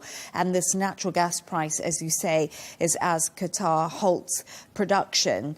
And I think what the concern right now is, and I guess we have to think about this in the long term, is markets don't like uncertainty. So we're seeing the markets really fall on what we're seeing happening in Iran. And right now, no one knows where the off-ramp is. So that's a big concern too. Just a bracket on natural gas. The three largest producers in the world are Russia, Iran, and Qatar. And all three are now in very problematic situations. This is what could explain the whole issue with gas prices. And again, Iran, as we said before, is playing all its cards, including cards that could harm its own positioning in politics, like hitting Qatar, which has been a very, very close partner, if not to say ally. They've hit Oman, which is completely the mediator, the one that is facilitating everything. So I'm not sure how this is helping their political or even military positioning, except if we want to try to understand it, maybe they're trying to make, the cost of this war so high on Gulf countries that the Gulf countries themselves would pressure the U.S. to stop the war. But this is very far-fetched. But I also wonder if there's a lack of strategy in play, because so many of the senior leadership have been killed, that the people who are left would not have thought, 6 months ago that they would be in this position. So I don't know that they would have the plans to know what's next. For instance, as we will talk about soon, hitting a British base in Cyprus. That seems to be a little bit out of left field, and that doesn't seem to be consistent with trying to attack your Gulf neighbors. And Donald Trump did actually say that in that press conference. We heard from him. The US President Donald Trump said that 2 waves of US-Israeli attacks on Iran had killed figures he had eyed as potential new leaders.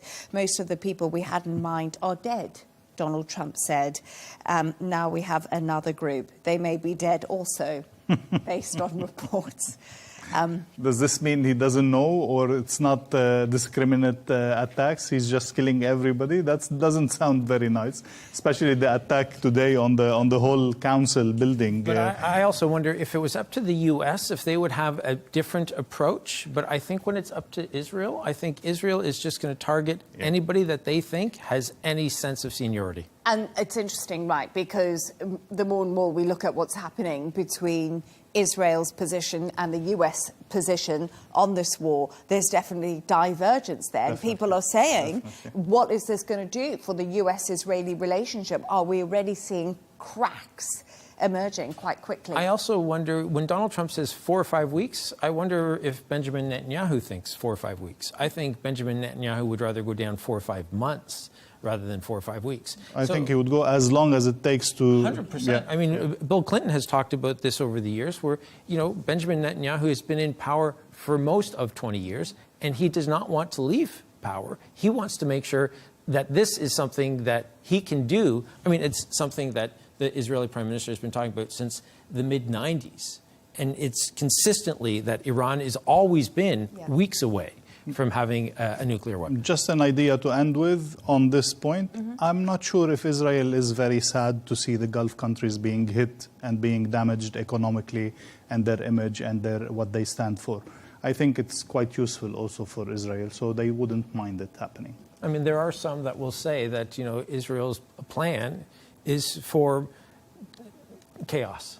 And in chaos, not just necessarily in weakening Iran. any potential competitors in the region. But it's also interesting to remember the US has struck 1,700 different sites on Iran, mainly on Tehran, over the 4 days of war. And Trump says this is just the beginning. And we have to remember, as we're talking to each other, we are in the 4th day right now. There's possibly a long way to go. But we're going to get on to another section of this story. And the UK has confirmed it's sending a major warship to Cyprus to defend an RAF base from a potential strike from Iran. The HMS Dragon is being deployed and has the power to shoot down ballistic missiles. Speaking earlier, British Prime Minister Keir Starmer said, "We will always act in the interest of the UK and our allies." Before we get on this, I actually want to bring some lines from Donald Trump. So he was commenting on the situation. I'll tell you one thing, Donald Trump is not very happy with the UK. US President Donald Trump said he was upset with the British Prime Minister Keir Starmer, who has not joined the US-Israeli attack on Iran, but did let the US forces use UK bases. He says, "I'm not happy with the UK. It's taken 3-4 days for us to work out where we can land," Donald Trump said. "This is not Winston Churchill we are dealing with." So he says Keir Starmer is not Winston Churchill.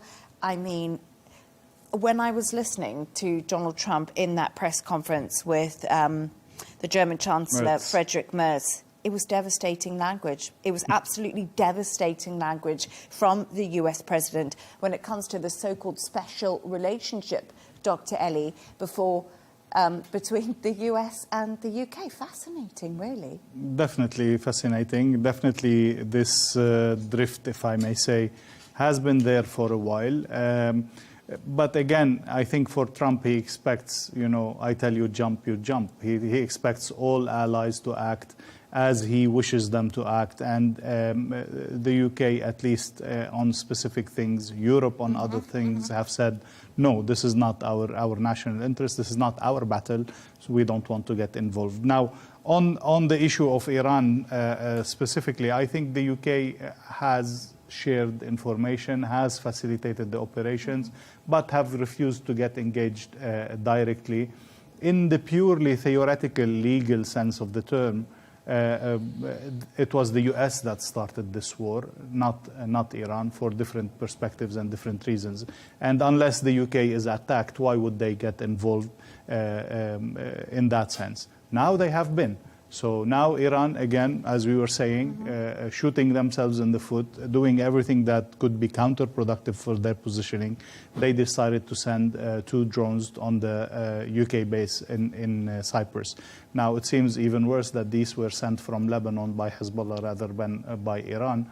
This also adds another complexity to the issue. But then, so far, the decision by Starmer is to get involved only in a defensive sense. So he wants to send to make sure these troops are protected. He wants to have enough power in the region in case he needs to interfere. But we have to wait and see whether he will be feeling the pressure to actually get involved in this. Isn't it also, by comparing him to Churchill and shaming him. Also interesting Complete shame.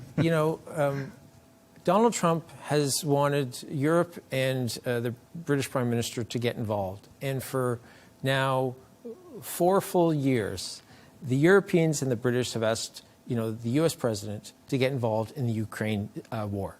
And I think that European leaders, seeing how Mark Carney acted and spoke at Davos, are maybe starting to get a bit of a backbone. And maybe it would be a good thing for the world leaders, certainly the ones in Europe, to stand up to Donald Trump, to say the kowtowing has done nothing but hurt us. So maybe it's time that we take a different tactic. And I think that's an interesting point to make. And I think that is maybe, possibly, what Keir Starmer is thinking. But it's all about the British position and the British government on Iran. And that initial strike that took place over the weekend, the British view was that strike was not legal. And that's where it appears Keir Starmer is standing. But right now, has he bowed to the pressure? Because we're now seeing HMS Dragon and helicopters going to this base in Cyprus. And I think it's important to note that too. But Trump and Hegseth have really criticised the UK Prime Minister Keir Starmer for the lack of involvement. Is it warranted? Is it unfair? But just from another point of view, when we're looking at this, Keir Starmer as a Prime Minister in the UK, maybe we should put this into context, he has been very slow to react to anything politically inside the country, and he's had a lot of criticism. He's faced a lot of scandals with the likes of Angela Rayner, Peter Mandelson. He's been very slow at getting rid of people who are harming the Labour Party, and now he seems to be slow on foreign policy. It's like dithering. Right. But I would say that being slow on a decision to go to war is actually a good thing. And if we could also reverse the situation, it took the Japanese bombing Pearl Harbor for the Americans to finally get involved in the Second World War. So the Americans are looking back throughout history selectively. Also, I would say that Pete Hegseth and Donald Trump are bullies, and that's exactly how they're acting. Okay. I want a prime minister of the UK who's going to be a little bit more thoughtful. I thought his comments earlier in the day where he said regime change from the skies is not something we believe in. And historically, it's never worked. And that is, and I think Dr. Ellie and I would agree that many analysts have said exactly that. It's boots on the ground that makes that happen. Absolutely. And I think it's also important if we look at what has happened throughout British history, if we just go back to Tony Blair.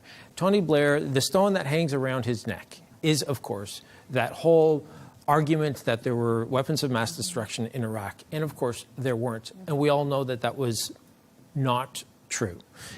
I think Keir Starmer wants to make sure that he does not make that same mistake. It's incredibly important for him to be able to stand on his own. And let's be careful when we say Donald Trump calls this a war. According to the U.S. Constitution, it can't be because Congress has not declared that it is a war. The president has to go to Congress for that to happen, and he hasn't. Sure. So there is a legitimate argument to be made that this is, much like the invasion of Iraq, an unlawful war. So why would the British Prime Minister want to go down that road again, just as somebody did 22 years ago? So your advice is to wait for his Pearl Harbor? No, so my advice would be this. Wait until so many British You can send ships to Cyprus. This is what you could do. Send them, and then they have to stay. You can't get involved. You know, you can't overreact to one drone that was sent to an air base or a military base in Cyprus. You just can't. I mean, I think the Gulf countries are doing a fantastic job of being full of restraint as much as they would like to take on the role of the aggressor.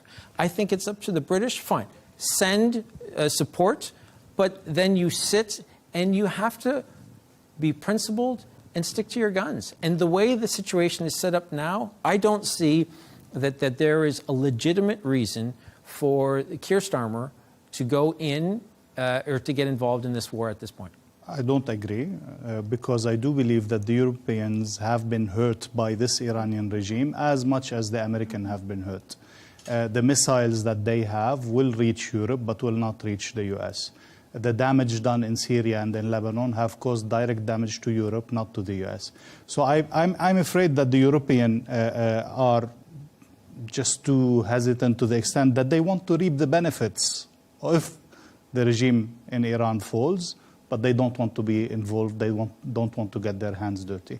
Yeah, but now it's changing a little bit. With the situation in Ukraine, and the Americans aren't. But that's on their doorstep. But this is not on the Americans' doorstep, and yet they're getting involved. Israelis' doorstep. Well, yes, that's the issue, right? It's on the Israeli doorstep.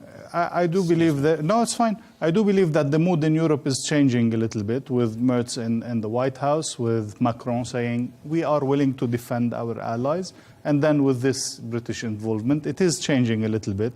So I think if it drags on, and if the Iranians keep doing the mistakes they are doing, we might see a European engagement being more practically engaged or involved. I guess time will tell, but one final thought from both of you on this. I just think about Europe, and I think about Ukraine right now, because, you know, we have spoken about Ukraine extensively, and we see the coalition of the willing. Sometimes I like to call it the coalition of the talking, because sometimes Europe just doesn't do enough. And I'm worried that right now this could really come back to bite Europe in many senses.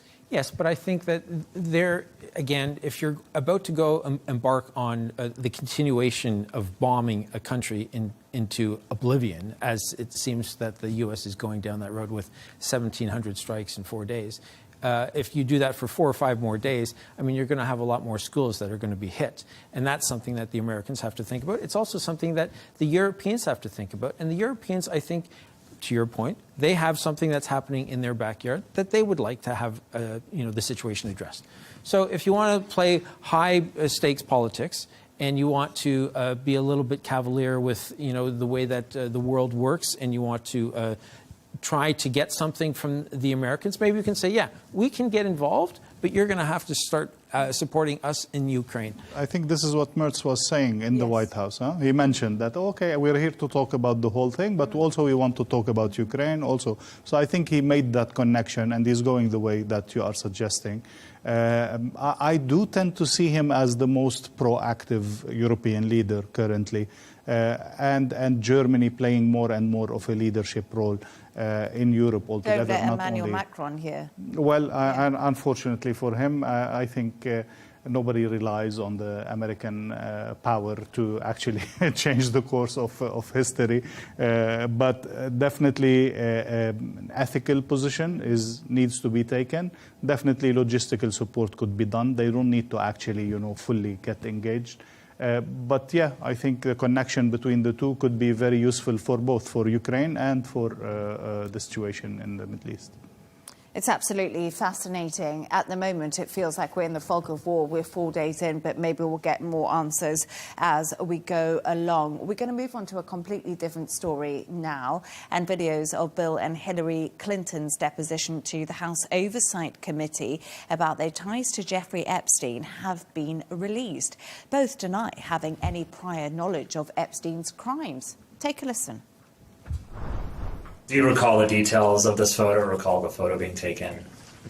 No, I don't think I ever knew the photo was taken. Okay, and for those who can't see it, it's a photo of you in a hot tub. There's a person next to you here. Do you remember where it was taken? Where was it taken? I'm almost sure that this taken, I think there's an adjacent photograph, which you probably have, that if people saw it, they would feel that someone was trying to con them showing this picture. But anyway, this picture was taken in Brunei. And we flew one night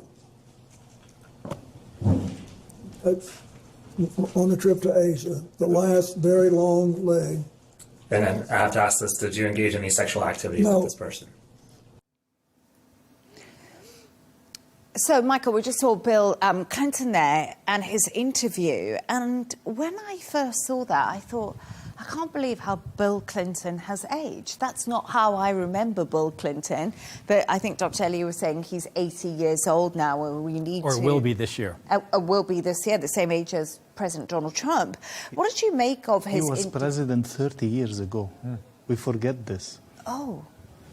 Indeed. That is a long time. Yeah, we do forget that was 30 years ago. But what did you make of his interview, Clinton's? It was a long old interview, 4.5 hours. So don't mind if you haven't watched all of it. And his reference to, of course, President Donald Trump, which everything goes back to. I think if you're testifying and you have to say the words, we flew to Brunei, I think you're in deep doo-doo. Now, I watched an awful lot of it. I was a little bit disappointed with his body language. I was, like you, a little bit surprised at how much he aged. The handshaking also was a little bit concerning. But his memory seemed to be spot on. Now, he came to me across as authentic and genuine in most of his responses. He had what I thought were legitimate explanations for the photographs. He also spoke about... Like he had legitimate explanation for the Monica Lewinsky case. Well, in that... And He's good with words. Well, this was one of the issues where I would say that it didn't work in his favor, because he was asked if he had sexual relationships with anyone, and he said no. And now we know that he has said no to that before when that's not been the case. In this particular instance, when he spoke about the photographs, he did say that actually there were more people in the pool than were shown in the photograph. It wasn't just him and one other person. The way he remembered it, he said that, swam a little bit and then sat in the hot tub for 5 minutes, and then he said, I was exhausted, I went upstairs and went to bed. That all seemed quite plausible.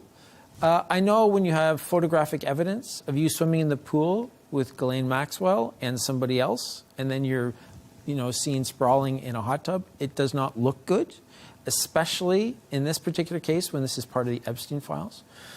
But if you were to have watched this on social media, you would have seen all the comments, which were, how is it that we can have a president from 30 years ago and not the current president testify?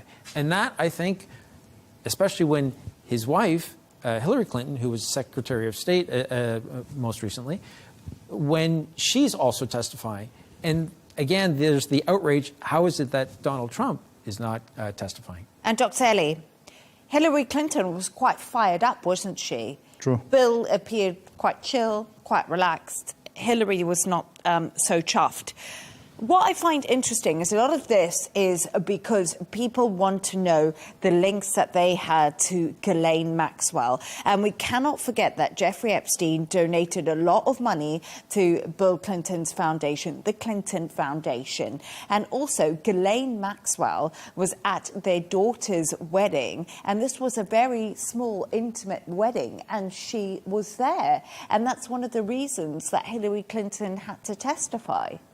Well, she said that Ghislaine Maxwell was there as a +1, so she tried to escape that. So they don't vet them? Theory. Well, again, that's the problem. Just to separate the two, I think we have proof that Clinton has been on the island so many times. He has flew the Epstein plane. It's a different kind of engagement than Hillary herself. The problem for Hillary, it was a different kind of problem. A problem that can you be so ignorant not to have any red flags about Ghislaine Maxwell or about Epstein or about your husband's visit to that island or about all of this, even as somebody who has security clearance, receives security reports, nothing whatsoever, no red lines, no red flags were visible to you. That's my problem with Hillary. Now, concerning her testimony specifically, there was the first part about the photo of her testimony being leaked by one of the members, a Republican member, it seems, and that issue puts things back into the political perspective that Michael was mentioning. Why are these people called to testify, not other people's? Why this president, not that president? Definitely there's a political aspect in all of this that the Republicans are trying to exploit in that sense. They asked her things that are somehow irrelevant, Pizzagate and UFOs and these kind of questions that went a bit all over. But she was, again, much more poised, much more clear in her answers, much more in control of the situation. And again, I think her mistake is either intentional or unintentional ignorance of the situation. But I don't know that it would be either intentional ignorance or unintentional. I think it would be, quite frankly, she wouldn't say this because I think that they would keep pushing her, but it could be that's between me and my husband. And I'm not going to share that with you. Because I think it's fair for most of us to assume that if an inappropriate photograph appears when one person is married, there's probably a conversation or 3,000 that have happened behind the scenes. But that's not necessarily information that either spouse is going to talk about publicly. But it's not a picture of someone. We're talking about a circle of pedophilia, of exploitation, it's still a married of couple. potential. No, I agree about the intimacy of the situation.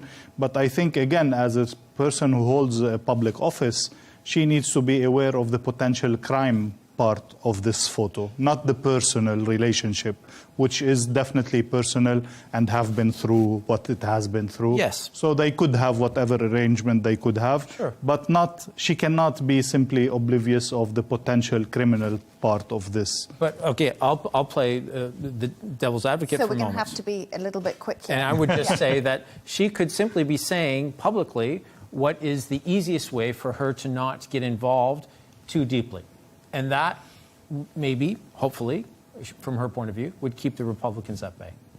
And I think we also just have to remember, final thought, wrapping it up, the victims of the Jeffrey Epstein files and the ladies who were named in there and who have spoken out still are no closer to any justice, even though we saw the political theatre of Bill and Hillary Clinton giving a deposition for 4.5 hours, still no closer to the actual truth and some justice for those victims. But thank you so much for your thoughts on that. I just want to bring you some breaking news just before we wrap up the show. We're hearing from Donald Trump right now. He said, if necessary, United States Navy will begin escorting tankers through the Strait of Hormuz as soon as possible. And of course, that goes back to what I was talking to Dr. Ellie and Michael about when it comes to energy prices and Iran saying the Strait of Hormuz is closed. But thank you so much to our guest, Managing Director of This Is Dubai, Michael Jabri Pickett, and Chairperson of the Department of Security and Strategic Studies at the American University in the Emirates, Dr. Ellie Al-Hindi. And that's all from us on W News Extra. Don't forget to subscribe to our YouTube channel. Follow us on X. GMT is coming up next. Goodbye and thank you.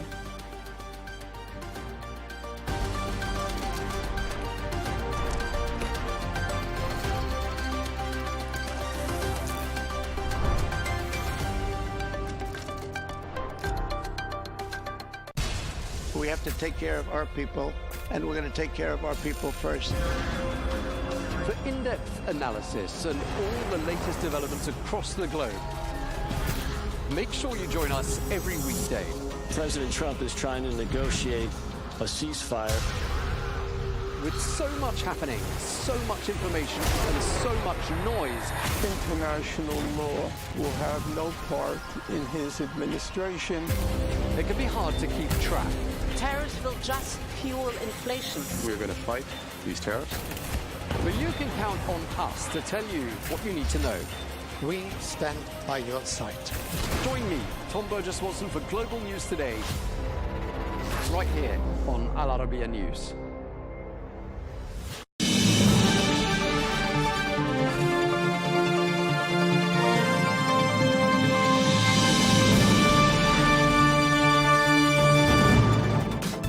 Hello and welcome to Global News Today, bringing you exclusive interviews with leading experts every weekday here on Al Arabiya English.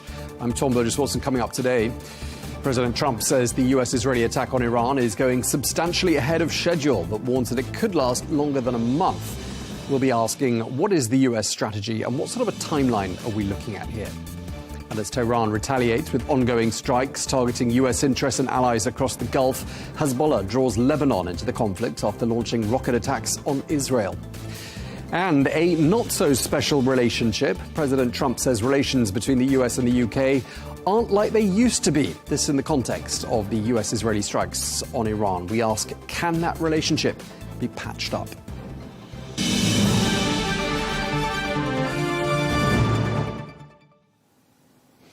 Hello and welcome to the programme.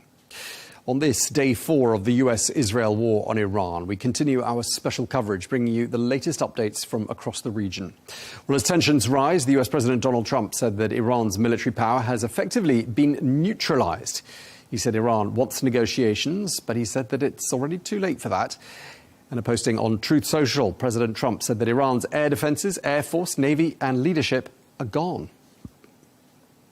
Well, American citizens in several Arab countries have been warned and urged to evacuate immediately. That's despite the fact that there are widespread airline closures. Well, this comes as Iran continues to strike US military targets in the Gulf, including a drone attack resulting in a limited fire and some material damage at the US embassy in Riyadh.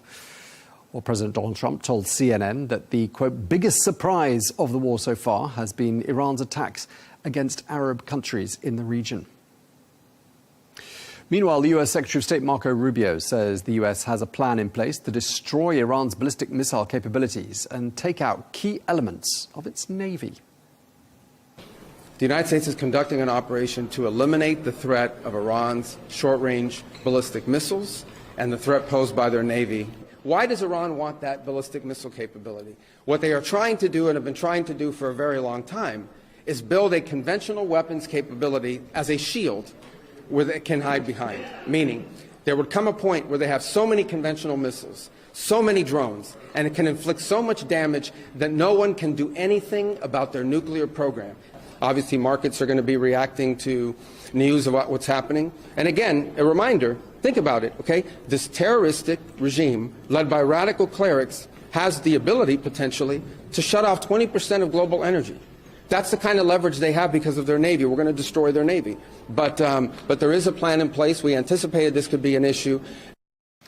We're joined now by Mark Gustafson, who is a former head of the White House Situation Room and former Chief of Intelligence for the National Security Council. Thank you very much indeed for joining us here on Arabiya English. This conflict is now in its fourth day. We've heard from the US Defense Secretary Pete Hegseth saying the US is hitting Iran, quote, surgically, overwhelmingly, and unapologetically. In your view, what's actually been achieved militarily so far?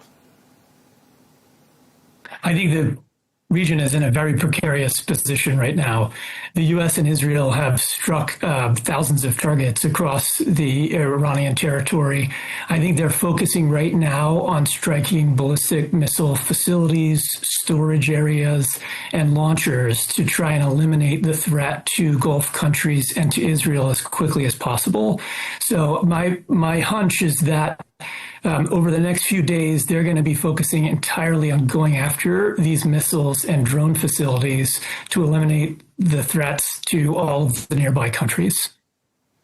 Yeah, I mean, there are some pundits out there and there are some analysts, military analysts that you hear on the television channels saying that there is a lack of coherent strategy here. What do you say to that? The military, the U.S. military is good at putting together strategies, so I don't think they're going to go in and just fire off at whatever they want to, based on in the moment. I think that they came in with a plan. They probably gamed this out for weeks in advance. They looked at a target deck and they tried to figure out where the biggest threats were to U.S. forces, but also to others in the region, and they're executing on that day by day. Obviously, they'll have to change as the situation changes. I think there will probably a lot more drone strikes and missile strikes against nearby Gulf states than they expected. And that's something they're going to have to adjust to on the fly. I think right now what we're seeing is the conflict has shifted from concerns about Israel's security to concerns about the Gulf state security and the U.S.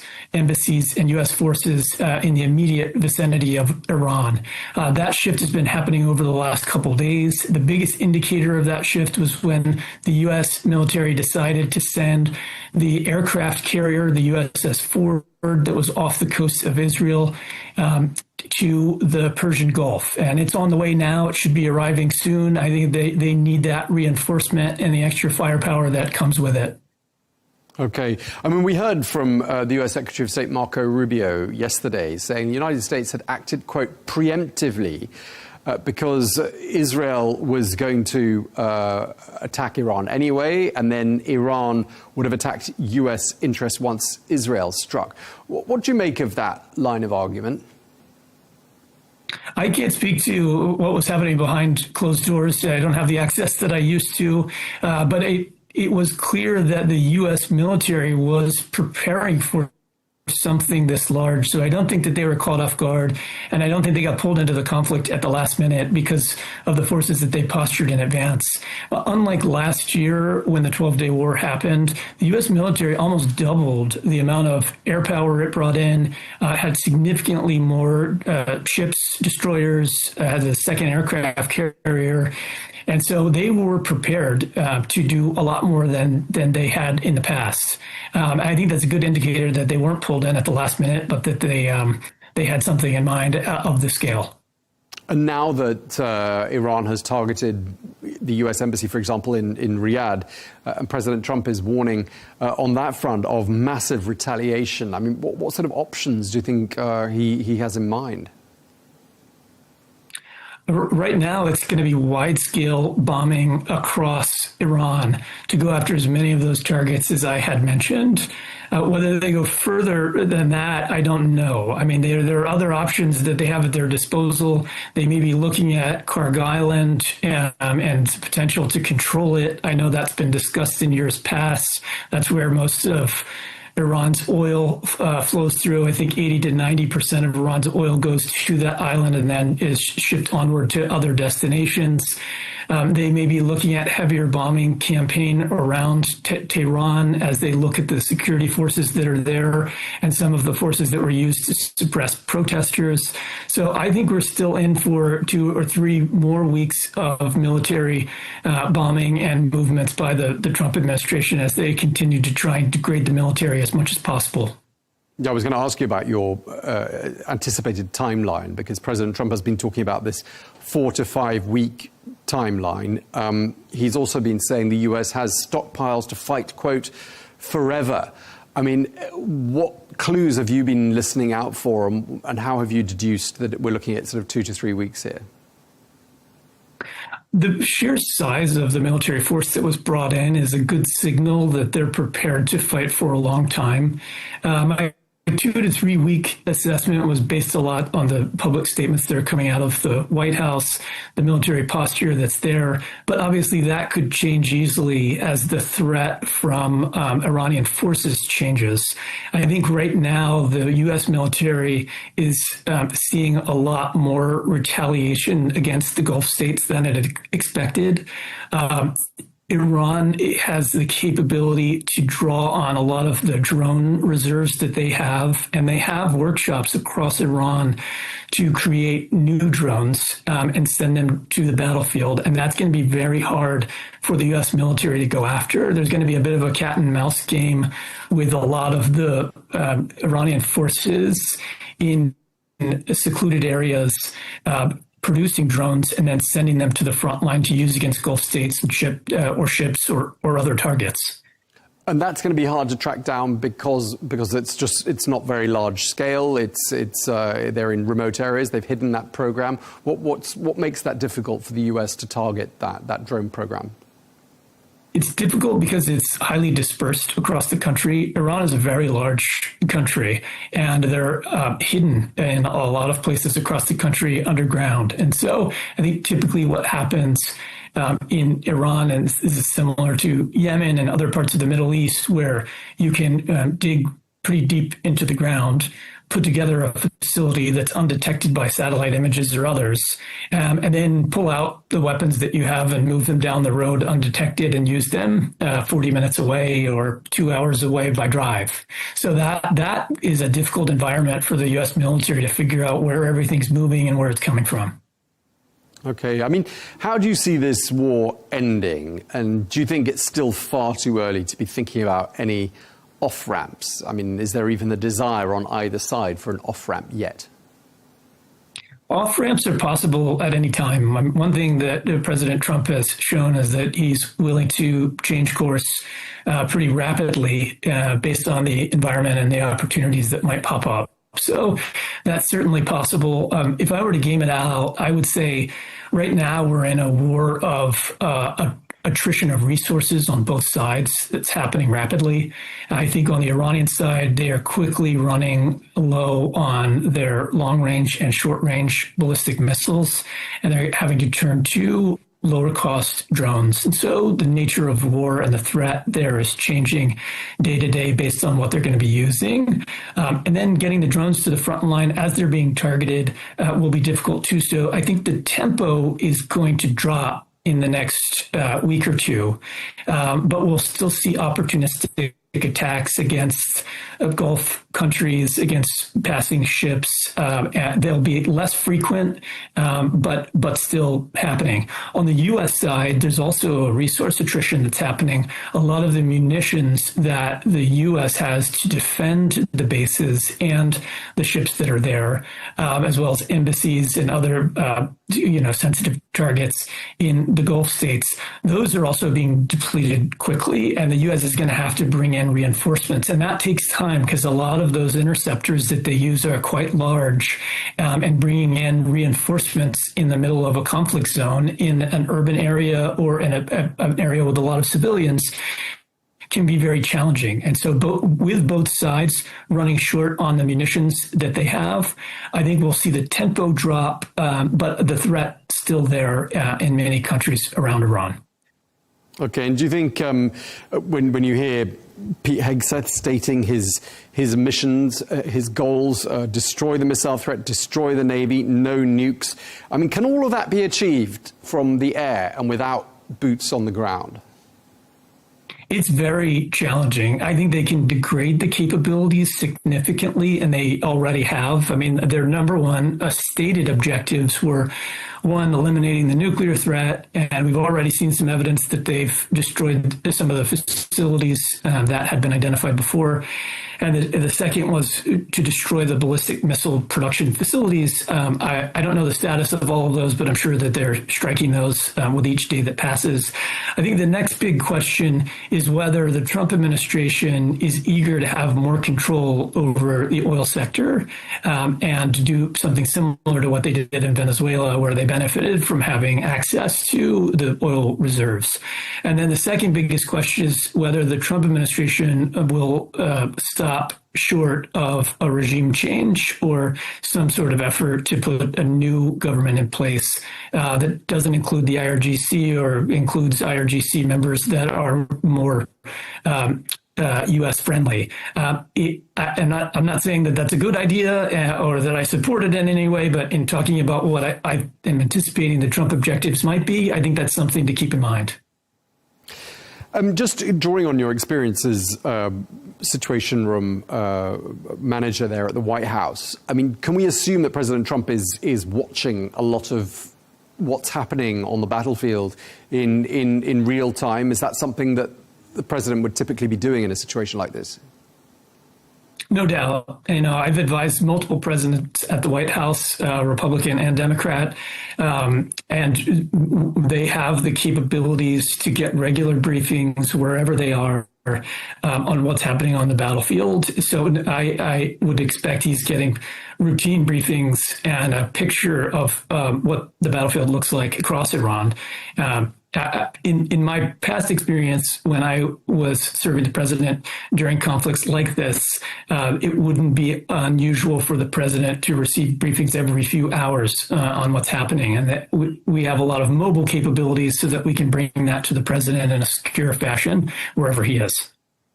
Okay, and just drawing on your experience as well with regards to the Situation Room, I mean, why do you think President Trump chose to do a televised address from the Oval Office? Isn't that something that presidents typically do in situations like this? I think he wanted to project power and show the American people the importance of the operation. I think that that's been Trump's pattern since the beginning of the administration, where whenever there is an operation like this or something that he wants to take ownership of and show that he's leading on, he does an Oval address. So I wasn't surprised by that. I wouldn't be surprised if we see more in the weeks ahead. And obviously this is an important year for the president and for the GOP. We've got the midterms in November. I mean, how politically risky is this operation, given that President Trump didn't get congressional approval before it, and given that it seems the vast majority of Americans are not in favor of any more wars in faraway lands? It's extremely risky, not just for American forces in the region and American interests in the regions or the embassies that are there, but also publicly for the Trump administration. I think it comes with a lot of challenges. And on the eve of this war, I think you had a Republican Party that was warming up to the idea of U.S. intervention in other countries. A year ago, I think there was a more isolationist sentiment within the Republican Party. And after the first bombing of the Fordo nuclear facilities in Iran, and Americans seeing that, and there was reluctance to support that, and then some support for it after it was successful. And then again in Venezuela, where before the operation, a lot of Republicans were against the operation. And then when they saw it as successful in their eyes, they were more supportive of it. And so there was this warming up process that had been happening over the last year, where a lot of Americans in the Republican Party shifted from being more isolationist to being more receptive to interventionist type of policies. And on the eve of the conflict, I think the majority of the Republican voters were receptive to the use of military force in Iran. And that's a big shift over the last year. Okay, we're going to have to leave it there. We're out of time, but really appreciate you taking the time to speak to us, Mark Gustafson. Thank you very much indeed for your time, sir. Thank you for having me.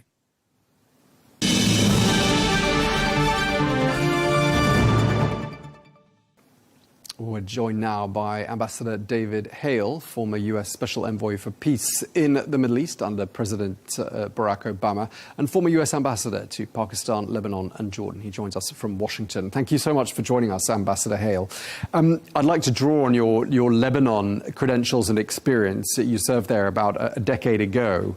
We're being told that Israel has been seizing new positions inside southern Lebanon. They're trying to create a buffer zone. There's a slightly depressing sense of déjà vu here, isn't there? I mean, what's the point of that buffer zone, do you think? Well, part of it's déjà vu, but part of it also, there's been a fundamental shift within Lebanon. The Israelis obviously want to defend their country. They thought they had a ceasefire. They thought they had an agreement that the Lebanese army would sort of disarm Hezbollah on a permanent basis. The army made some strides in South Lebanon, but it wasn't enough to prevent Hezbollah from rather mindlessly joining in this round of the war. So the Israelis are taking matters into their own hands. I would hope that they have learned lessons from the past about the unexpected consequences, unintended consequences of a long-term occupation. But there's been fundamental change in Lebanon. I've been going back, even though I was ambassador there a decade ago, I've been going back quite frequently. And the mood has shifted dramatically against Hezbollah, including within their own community of the Shia Muslims of Lebanon. They are frustrated and disgusted, by all accounts, with what has happened here. And you saw that in the cabinet decision, which was unanimously endorsed, including by Shia ministers, basically condemning Hezbollah and banning its use of arms. Right. I mean, they were banned by the Prime Minister yesterday in that declaration. Their military activities are banned. But can those words be backed up in any way? I mean, does the Lebanese army have the wherewithal to take on Hezbollah? They're going to proceed cautiously and carefully. I don't think the army commander wants to have any mistakes occur. But I also understand informally that there is a sense that the political cover now exists that may not have existed before to proceed more forcefully and more promptly in areas north of the southern sector. They call it the South Litani sector, the 15 kilometers closest to Israel. Now the challenge is preserving that, keeping the soldiers down there that need to be keep it stable once this situation stabilizes, and then proceed northward. Okay, I mean, Israel says it struck more than 160 Hezbollah targets across southern Lebanon during the last couple of days. I mean, Israel might argue that they're doing what the Lebanese government was supposed to do. Why has the Lebanese government not been able to root out Hezbollah fully? I think there's there are manpower limitations, so there is a need to go step by step. I think that's how the army would describe the situation. But the real issue in my mind is the political cover, as I mentioned. Wanting to avoid, you talked about déjà vu, one of the things that many Lebanese are very sensitive to is not inciting another civil conflict. And so they want to proceed in a way that enhances the authority of the state, but does not create a counter reaction amongst the Shia population that has historically been supportive of Hezbollah. That support seems to have evaporated. So I think now that there's a much clearer course ahead for the army, and hopefully they can do it so the Israelis will feel confident that they themselves do not have to do what the state of Lebanon has for decades failed to do. Okay, just turning our eye to Iran now. I mean, we're on day 4. I'd like to get your position on this conflict, whether you support it, and also ask you what you think has been achieved during these 4 days. Well, in some ways, there's a debate in the United States about the urgency of the threat, the imminent nature of the threat. Why now? Was there sufficient public communication? And politicians will be debating those issues. To me, this was all one continuous war that started on October 7th, and that Iran joined quite rapidly if it had not been behind it in the first place. And so there were efforts to get negotiations going, which we don't have the details about, but it's obvious that the Trump administration felt that they were being basically diddled with by the Iranians, that they were not serious in these negotiations, and that the time had come to finally put an end to what had been decades, frankly, of Iranian intimidation, threats, and spewing of violence around the region. And so whatever the outcome of this war is, in terms of the political changes, regimes, and so forth, definitely there will be a major setback for Iran's ability to threaten the neighborhood. I mean, the Trump administration seems to be counting on a sizable percentage of Iran's 90 million strong population or thereabouts rising up against, 47 years of theocratic rule. What do you think the chances are of that happening, of those people taking to the streets and somehow bringing about meaningful change? Well, I would be cautious about building a strategy on assumptions of what's going to happen inside Iran when we're not there and don't really have fully accurate information of what's going on, or the ability to actually make a difference at the ground level as opposed to air assaults. I do think that there is a groundswell of opposition to the regime, anger. We saw it in January. We've seen it before. The problem is that the regime is capable of being quite ruthless in slaughtering anyone who raises their head in protest. And so these protesters are unarmed. They're not particularly well organized. And it would take leadership and organization to really, I think, have an impact on the politics. What's more interesting to me right now is what may happen within the regime. So not so much regime change, but a change within the way the regime is structured and what their agendas are. I think that post-Khamenei, we don't know what the succession is going to look like, but we know what the methods are. The clerical establishment comes together and chooses from amongst themselves, but that likely is not going to produce a leader that has the legitimacy and authority that we saw of Khamenei. I think the IRGC is going to go through a period of factional struggle, and the outcome may be a more pragmatic leadership, not necessarily one we would want to choose, but maybe one that we could at least deal with. Okay, so less of a change of regime, more of perhaps a modification of the regime. Is that sort of where you see potentially things heading? Yeah, I see that as a more likely scenario. Obviously, we would all love to see popular will expressed through protests and ultimately freedom to control their own government. But Iran has not experienced that in quite a long time, if ever in its history. And I just frankly don't quite see the pieces coming together, at least in the short term. But in the long term, there may be cracks in the security establishment of this regime that oppositionists could exploit. There are also, ethnic divisions in the country that have to be borne in mind. There's a large Azeri population, there's a Kurdish population, there are Arab tribes in the southwest, and they must all be looking and calculating. But again, as far as I know, none of them are particularly well organized, perhaps with the exception of the Kurds, to seize this opportunity. Yeah, I mean, in the absence of an obvious and organized opposition movement and figureheads, apart from the son of the late Shah, Reza Pahlavi, I mean, without that sort of infrastructure or that vehicle for people to jump on, I mean, it's going to be very difficult, isn't it, to bring about a wholesale change in the leadership there in Iran? Absolutely, particularly since the regime still has a monopoly on oppression. And, unlike the Shah, who he and his establishment sort of lost their heart, and that was part of the reason that they collapsed in face of the revolution, this regime still seems to be pretty united and pretty determined to use weapons against any threat internally. Now, we may be eliminating much of that threat through our military action, so that will be something to watch and see how that changes the equation. Now, I know a lot of commentators, a lot of experts do not like drawing comparisons between Iran and Venezuela.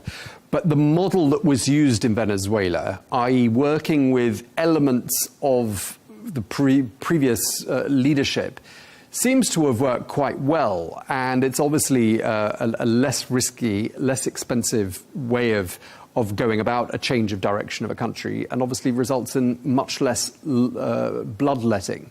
Do you see that being something potentially that the Trump administration opts for in the case of Iran? Yes, I mean, that was what I was trying to get at in your earlier question, really, is that we may see a change in the regime. So they're still oppressive, unfortunately. They may still be not particularly friendly toward the United States, but not the kind of hostile, ideologically motivated clerical regime that we're dealing with today, and one that is not going to be, as I said, spewing violence, trying to dominate the region through force that we have seen this revolutionary regime doing since 1979. And Ambassador Hale, do you think it's still too early to be thinking about ceasefires, off-ramps, or do you think perhaps there is a bit of quiet regional mediation already taking place? I have no doubt that there are back channels being used. How meaningful they are is impossible for me to judge. I don't think the United States is going to back off. I think the shortest timetable we've heard from the president is 2 weeks. He's now talking a bit longer. I think the desire now, and probably this was what my guess is, the consultations with Prime Minister Netanyahu and with some of the Arab leaders wasn't the question about whether to do it, but whether to do it right. In other words, to not do a half-measured operation, but really, really end Iran's ability to threaten the neighborhood.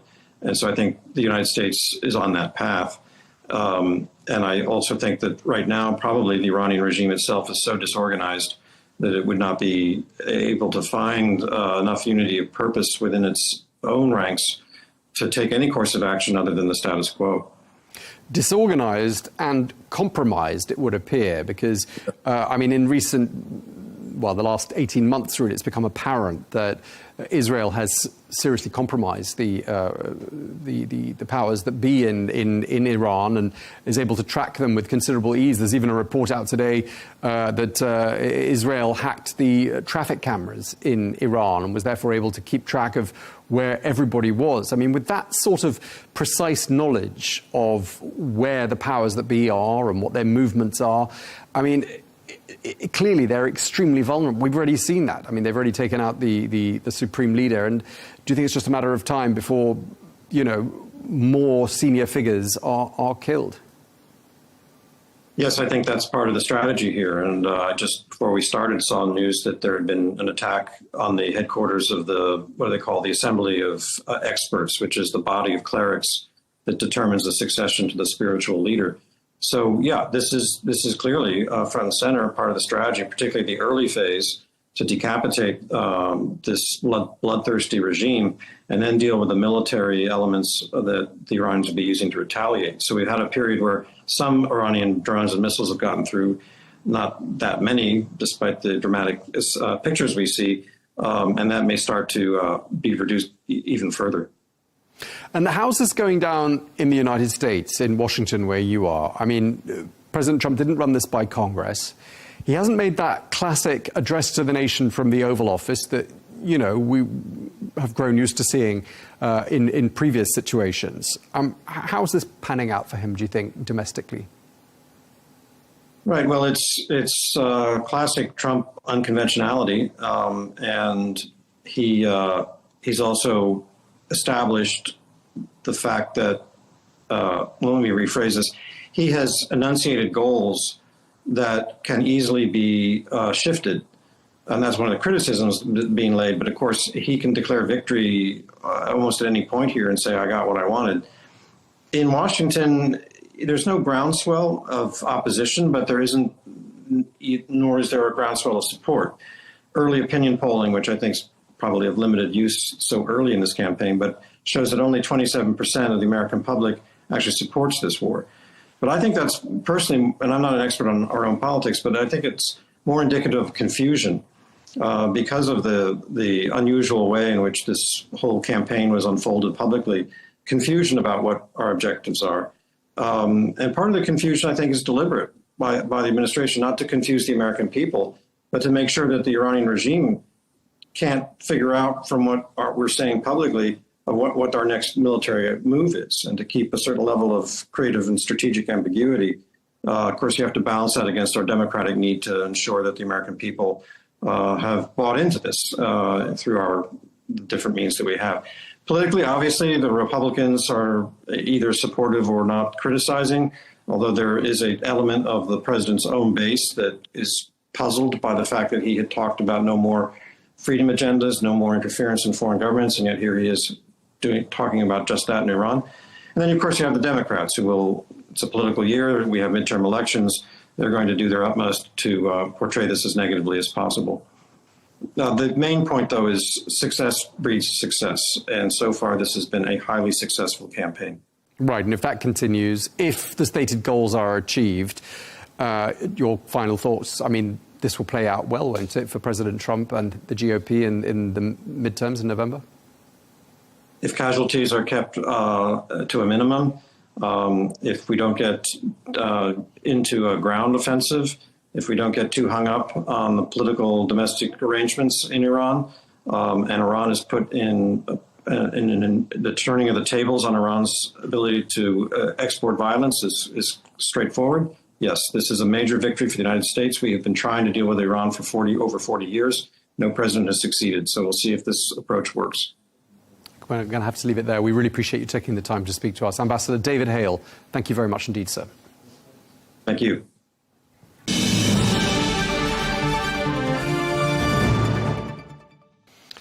Now, the US Secretary of State Pete Hegseth has criticized traditional allies, accusing them of, quote, pearl clutching and imposing, quote, stupid rules of engagement.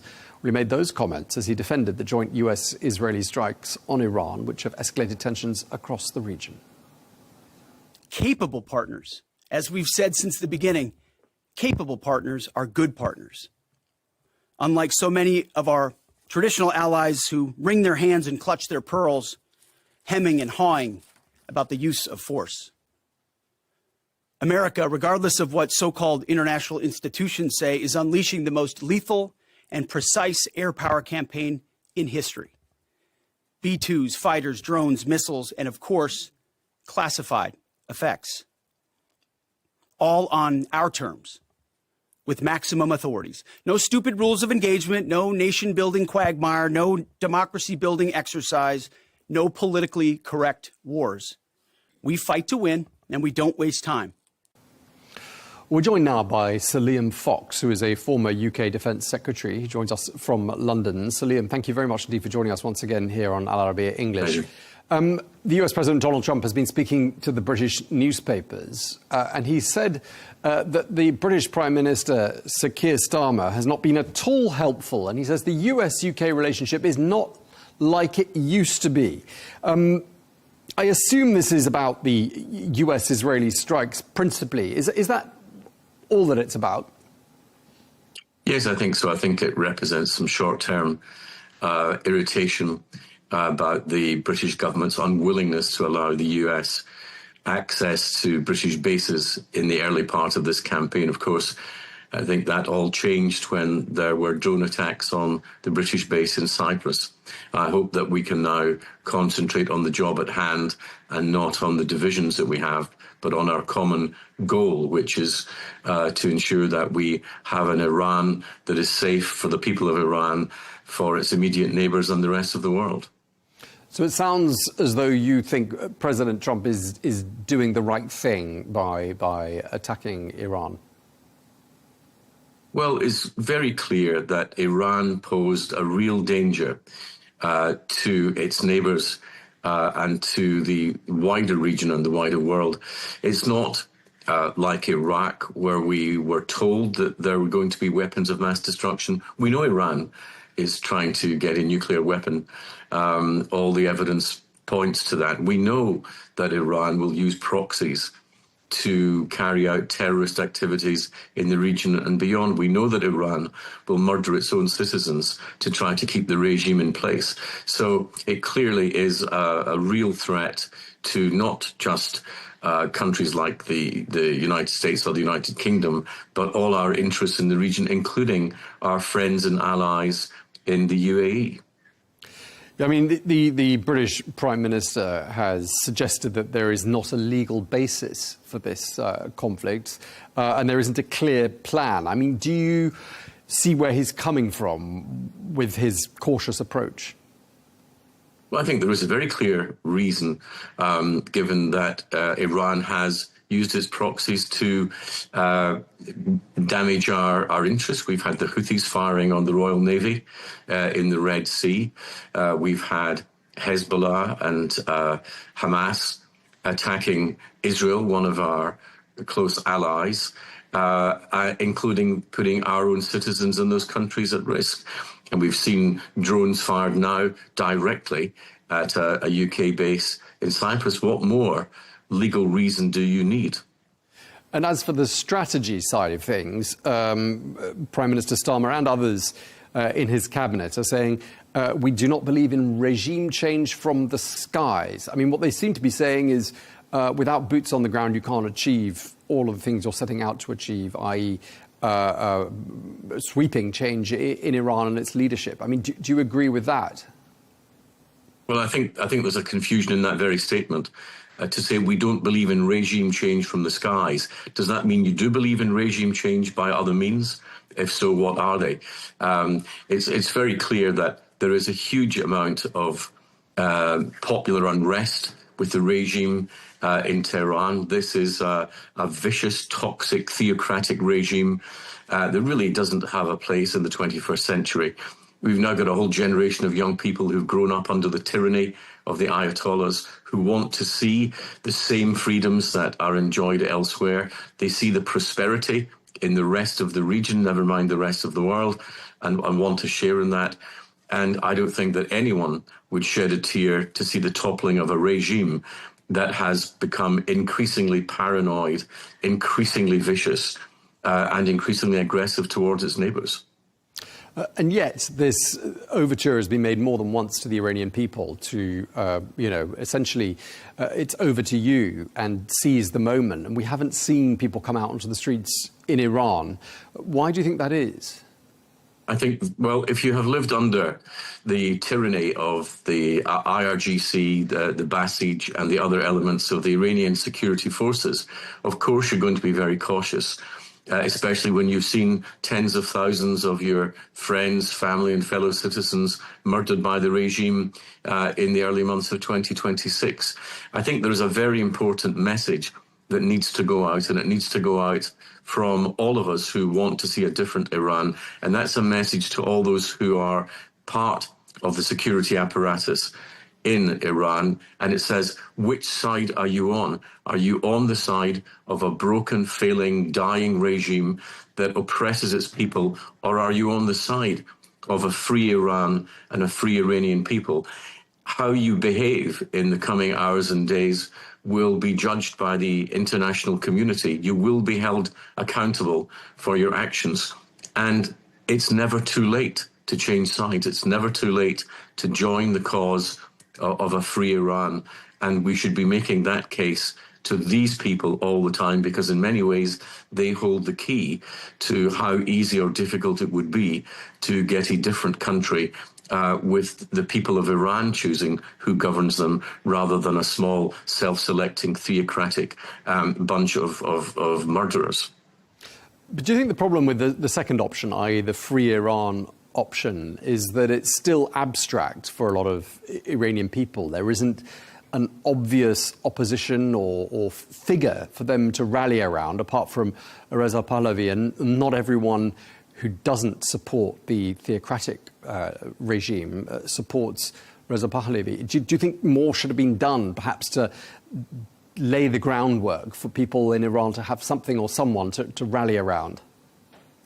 I think your point is 100% correct.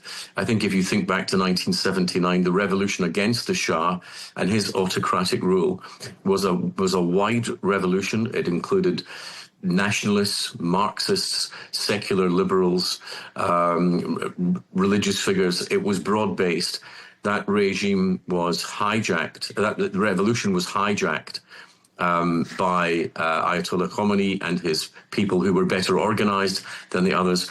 We do need to see some concept of a fragmented opposition coming together to be able to provide some kind of interim solution should the regime fall.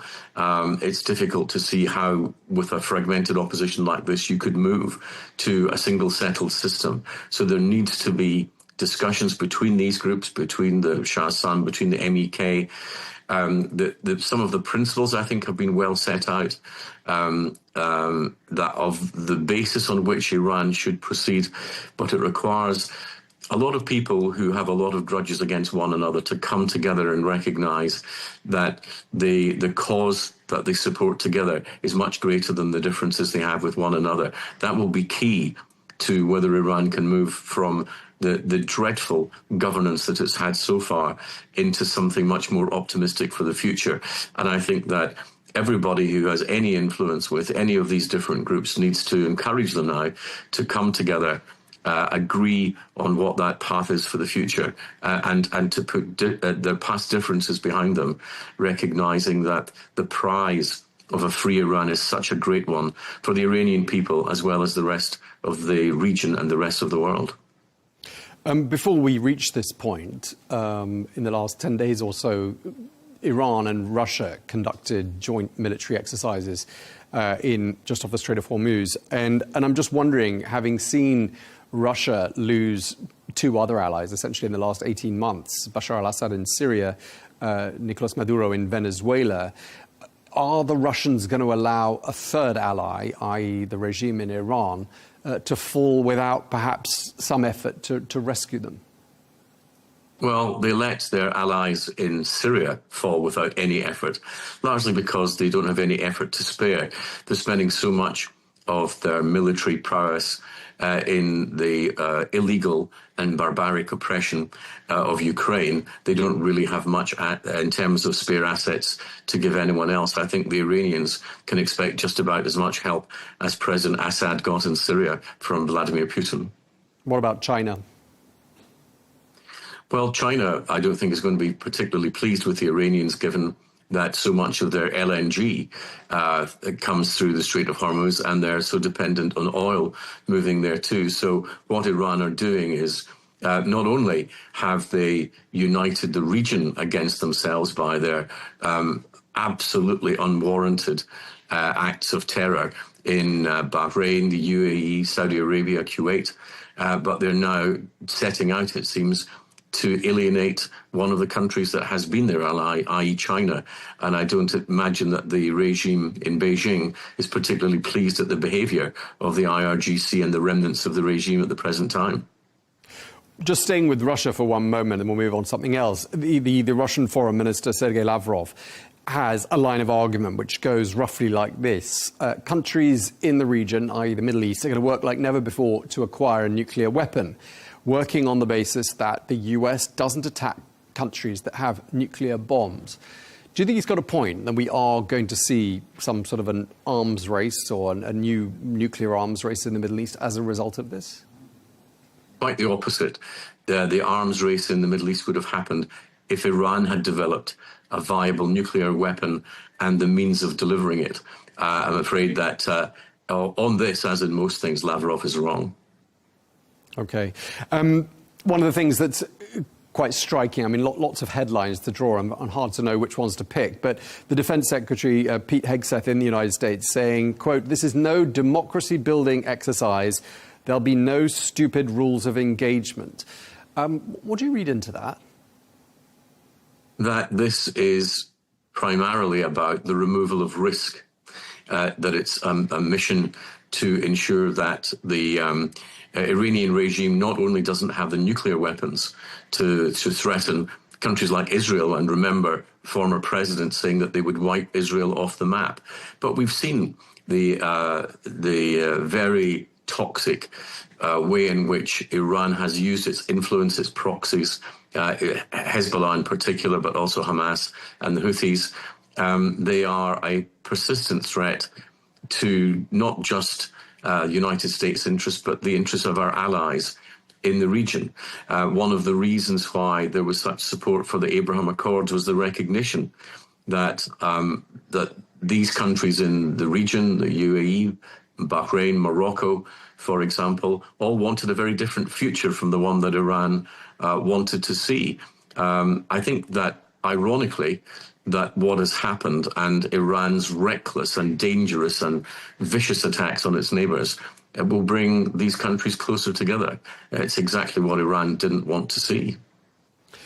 Just looking back, I mean, a week ago when perhaps President Trump was deciding what his next move should be, I mean, having deployed all of that military material to the region, the aircraft carriers, one has been in position for a while now, but one is only just arriving in the region now.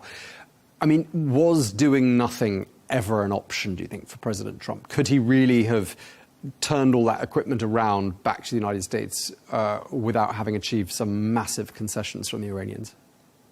Well, it was all about getting Iran to come to a sensible and verifiable result relating to their nuclear program, and I imagine the use of their proxies against American and other interests.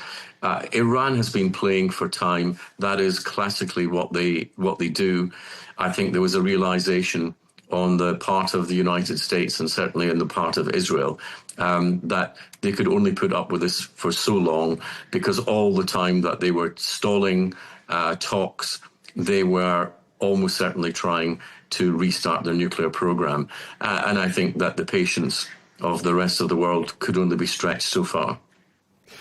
Now, I know it's only day 4, but, you know, there's a lot of people asking how long this is going to go on for. I mean, President Trump has slightly shifted the goalposts. He's now talking about this lasting 4 to 5 weeks. I mean, what sort of a time frame do you think we might be looking at here? I think it's impossible to say. And if anyone who thinks they know they're just making guesses at this point, unless you're able to see the intelligence about the degree by which the regime has been debilitated. We have to remember that we have a theocracy and an extreme and barbaric theocracy sitting on top of a well-oiled what I call a thugocracy. Basically the IRGC, the Quds Force and the Basij. And they have such a large control over the means of production in Iran that they will not give up their material gains unless they are given guarantees about a different alternative, which is why I say again that they are key to what happens in the near future. They need to choose which side they're on. And I hope and pray that they choose the side of a free Iran and a peaceful coexistence in the whole of the region. That is in everybody's interests. And just to wrap up this conversation, Salim, were you to advise the current British Prime Minister, Sir Keir Starmer, on how to proceed and how to mend fences with Washington, what would you suggest he did or said? I would suggest he had a general election and made way for a government that was better able to promote Britain's national interests. OK. Well, thank you very much indeed. We really appreciate you taking the time to talk to us. Salim Fox, former UK Defence Always a pleasure. Secretary. Thank you. Thank you.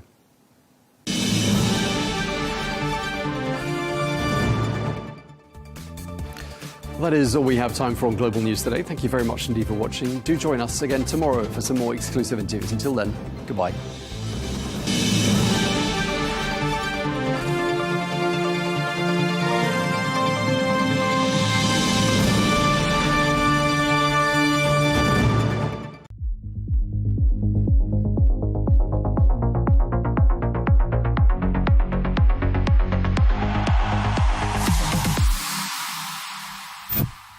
I'm happy to put my neck on the line now. I think West Ham will stay up. Momentum. I'd love to see Tottenham go down. And straight from the off. And I don't want Arsenal to win the league. Football's supposed to be like music. Music brings the whole world together. Yeah. It depends what you like. Why are we bringing race into football when doesn't need to be there?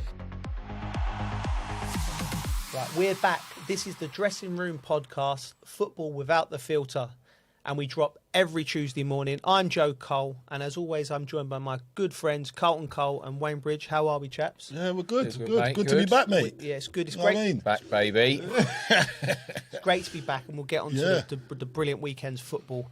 But we have to address we have to. We need to. It's important we address, the incident in Portugal with Vinicius, and also again this weekend 4 Premier League players racially abused online. Right, let's start in Benfica with the incident with Prestiani and Vinicius. It is alleged and it's under investigation, so we have to say that. But it was just an ugly scene, wasn't it? Yeah, one that it doesn't seem to go away, does it? Like I thought we're past this. We're in 2026, and we're still having these type of problems. Like, look, racism definitely on the terraces, I think, has improved. I think culturally, people are starting to accept one another. But as I said, I've said this before, I think in football, it's its own ecosystem, and it's an example to how to be in the world, because a lot of people have eyes on it. And I don't understand why a player, and I've never got it, another player will be racially abuse another player.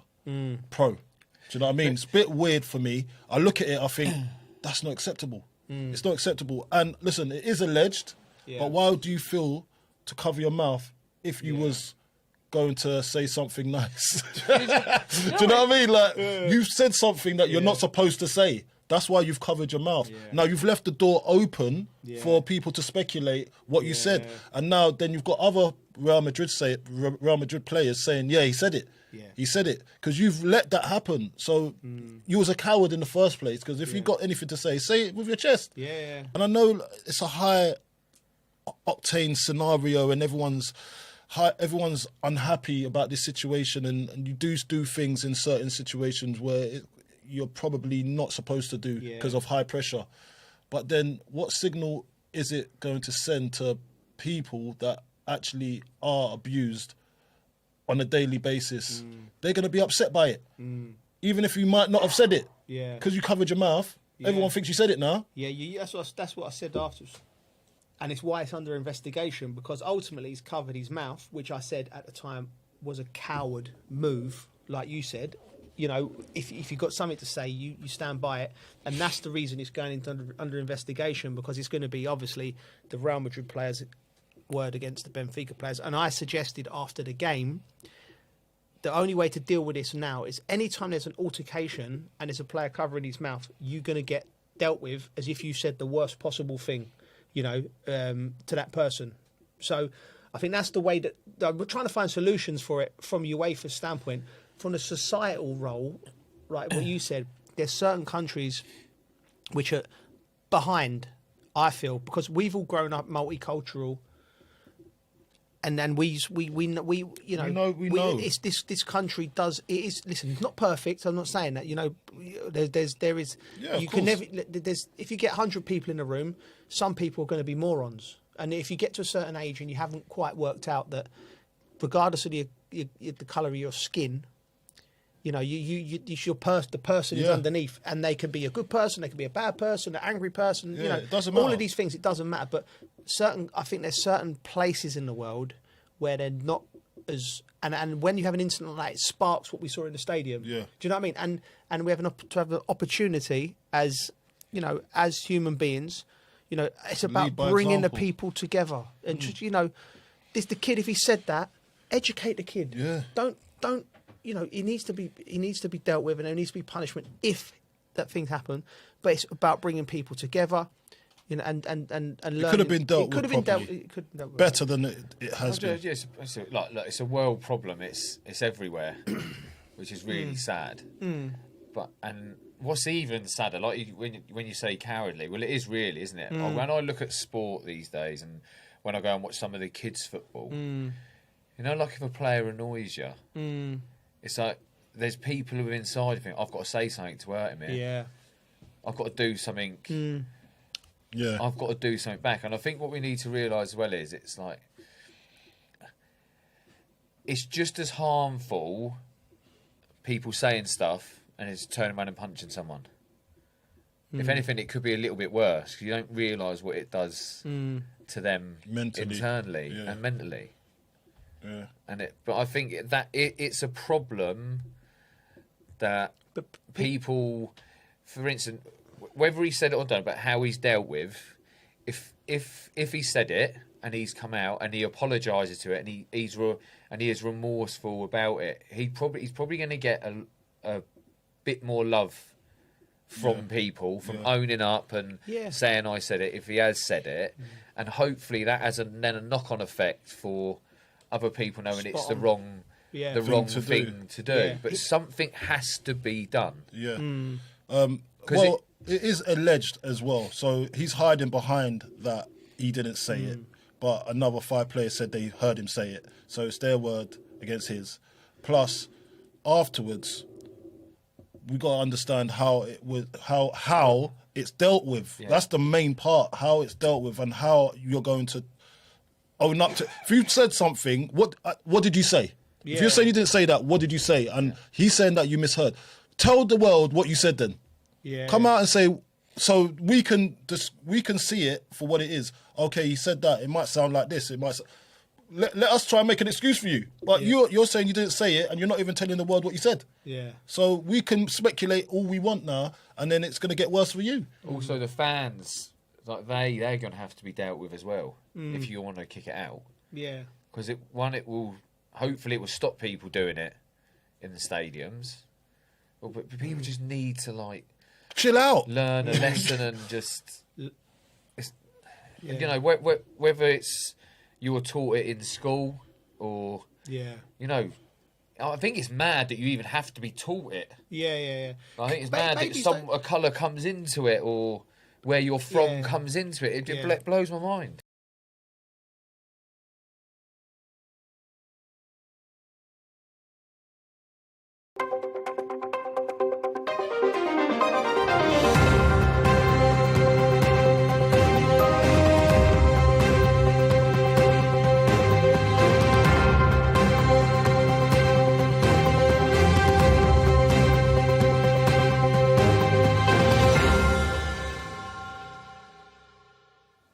Hello and welcome to this special interview on Counterpoints with me, Melinda Nucifora.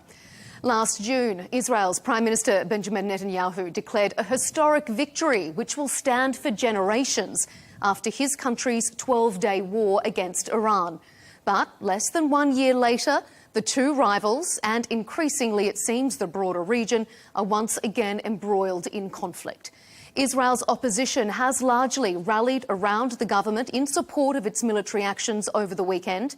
Joining me is opposition leader and former Prime Minister Yair Lapid. Thank you so much, sir, for joining us here on Counterpoints. Thank you for having me, Melinda. So, if Israel and the US achieved that historic victory last time, and the current negotiations were reportedly going well and were close to an agreement, according to the Omani mediators, why was this military action necessary? Because the Omani mediators were wrong. This was not going well. This was Iran again going back to its evil ways and deceiving and stalling and buying time in order to keep on building their nuclear facilities and their ballistic missile facilities in order to shower Israel with ballistic missiles and, God forbid, use atomic weapons against Israel and around the Middle East, as we see now. Are you surprised at the scope of Iran's retaliation? I mean, Gulf states have had more missiles and drones directed at it than towards Israel. Are they paying the price for Israel's war? Well, I think what happened was the Iranians miscalculated. I think what they thought is going to happen is that if they will shoot on Saudi Arabia, if they will shoot on the Emirates or Bahrain and Kuwait, then they will create pressure on the United States, on President Trump, to stop the war. Instead, since these are proud countries, they have arranged themselves an anti-Iranian coalition in the Middle East. Everybody's saying, I mean, nobody in his right mind, nor in Saudi Arabia, nor in the Emirates, nor elsewhere, is going to say, okay, they shoot at us, so we're going to talk peace to them. These are, as I was saying, these are proud countries, and they're going to retaliate, and rightly so. So the Iranians made a horrible mistake. I can't say I'm sorry they made a horrible mistake, but I am sorry that the people of Saudi Arabia, Emirates, Bahrain, Kuwait, and others has suffered these irresponsible shooting at them. President Trump has said, though, that he is willing to re-engage in talks with Iranian officials. Is he already looking for an off-ramp, do you sense? And do you support a de-escalation given the current trajectory of events in Israel and in the region? Well, this is too early to tell, and besides, President Trump said the other day it's going to take at least 4 weeks. I think right now what we need to do is to look at what is it that we want to achieve. So as I was saying, there were 3 goals. One is the ballistic missile program, the other is the nuclear program, and the third is creating the conditions for the people of Iran to change their regime. Because what we have in Iran is not a real government. What we have in Iran is a terror organization that has took hostage an entire country and an ancient and glorified culture. And the people of Iran do not tolerate this. We saw them. We saw these young people courageously taking to the streets in January. And I think right now what we're doing is, and the Americans are doing, is creating or improving the circumstances or enabling them to try to pave their way to freedom under better circumstances. You mentioned there that President Trump has said this could take at least 4 weeks. Do you agree with that assessment? We've heard some regional analysts say that if this goes on for 4 weeks, this will inevitably spiral into a very serious regional conflict. Would you like to see this operation last for 1 month? Well, first of all, it is already a conflict. And the Iranians talk the big talk, but obviously they can't walk the walk because their way to spiral this furthermore is very limited. They don't have the military to put behind what they're saying. So I think the question of how long it's going to take is mostly operative. It has to do with the kind of success we're going to have in obliterating the ballistic missile operation and the nuclear facilities. And we'll have to wait and see what happens in the streets of Iran, and especially Tehran, in the coming days or weeks. Nobody wants war. You know what? I'm sitting in my bomb shelter in my home with my wife and my daughter. It's not very, it's not an easy feeling. I mean, I wish to God there was a possibility of peace with Iran. The Iranian people are one of the less anti-Semitic people in the region. The problem is with the regime. So maybe only when the regime will be toppled, we will have the peace we seek. You say that nobody wants war. We heard just recently from the Defence Secretary, Pete Hegseth, saying we didn't start this war. But arguably the US and Israel did start this current conflict with those strikes over the weekend. I disagree. I mean, I've heard this. People are telling me, you know, it was a war of choice. No, it wasn't. I mean, the choice was sit home and wait for a rain of ballistic missiles to fall upon you, or worse than that, a nuclear bomb to fall upon you. This is not much of a choice. I mean, one of the things we have learned, you know what, even recently, on October 7th, is not to wait or contain threats, but to react upon them. There was an imminent threat, and we had to respond. We didn't want this. Iran has zillion chances to stop their nuclear program, to stop their ballistic missile program, and they've declined. Why is that? Because they want to use it against us. And therefore, we had no choice but to act accordingly. Senior Iranian national security officials have said that Iran is prepared for a long war regardless of the cost. Do you think that Israel has miscalculated and that Iran is going to not back down but only up the ante here, and it could end up being a lot worse for Israel than perhaps it has calculated? The only thing I can believe in this statement is the fact that they don't care about their own people. They all, in any cost. What does in any cost mean? It means the death of a lot of Iranians who's done no harm. They are willing to sacrifice their own people. You know what? Part of the reason Israel is so much stronger than Iran is because we are a culture and a country that does respect human life and values human life. And what we're doing now is not sacrificing our people, but defending our people. It comes with the cost. I was just in Bet Shemesh, where an Iranian missile landed and killed 9 people, including 3 children from the same family. Again, there is a cost. But the cost is because we care about life, not because we do not care about the life of our people. It is what they're doing is they're willing to sacrifice their own people just for the existence of the regime. And this will not work. And besides, I mean, I would not exaggerate in assessing the power of Iran. This is a country who cannot supply water to the people in Tehran, let alone last a long war. You've said that Iran needs a Nelson Mandela-type figure and have urged the youth to continue to rise up. Is total leadership change in Iran the only suitable outcome for Israel, or would it support a weakened leadership similar to the Venezuela model? Well, it's not up to us. I mean... and yet it was Israel and the US who assassinated the supreme leader. So Israel does have a hand in it. Well, we do have a hand in it, but the change we're talking about is up to the people of Iran. Yes, we are killing terrorists, and we are killing terrorists who want to kill us before they kill us. And this is why we killed Khamenei, and we're not going to apologize for this. And this is why we killed also all the other people around him, because they were sitting in a bunker planning mass destruction on Israel, and we're not going to tolerate this. But the question of where Iran is going is an Iranian question. We can, as I was saying, the only thing we can do is enabling the possibility by hitting Revolutionary Guards headquarters, Basij headquarters, by eliminating some of the more radical leaders, yes, including Khamenei. But we're not going to try and we're not even going to pretend we can make the decision for the people of Iran. It's up to them. Is there a concern in Israel, though, that perhaps this could galvanize people against the West, against the US and Israel, because this has been intervention from above, not from the civilians? Galvanizing more than 40 years of anti-Semitic propaganda and burning flags in City Square and exporting terror all around the Middle East. How can you galvanize it more?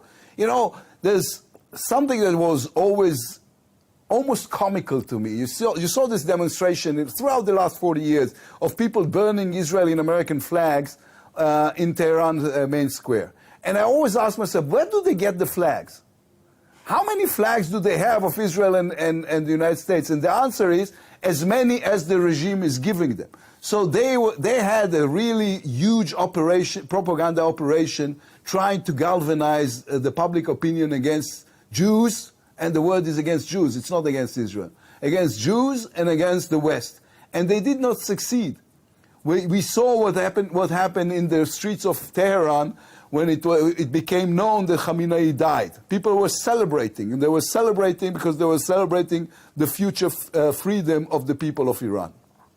If we turn our attentions before we run out of time to Lebanon, the Israeli military says all options are on the table regarding a possible ground invasion in Lebanon, because we have seen retaliation from Hezbollah there. Do you think the reopening of that front as a ground operation is now inevitable?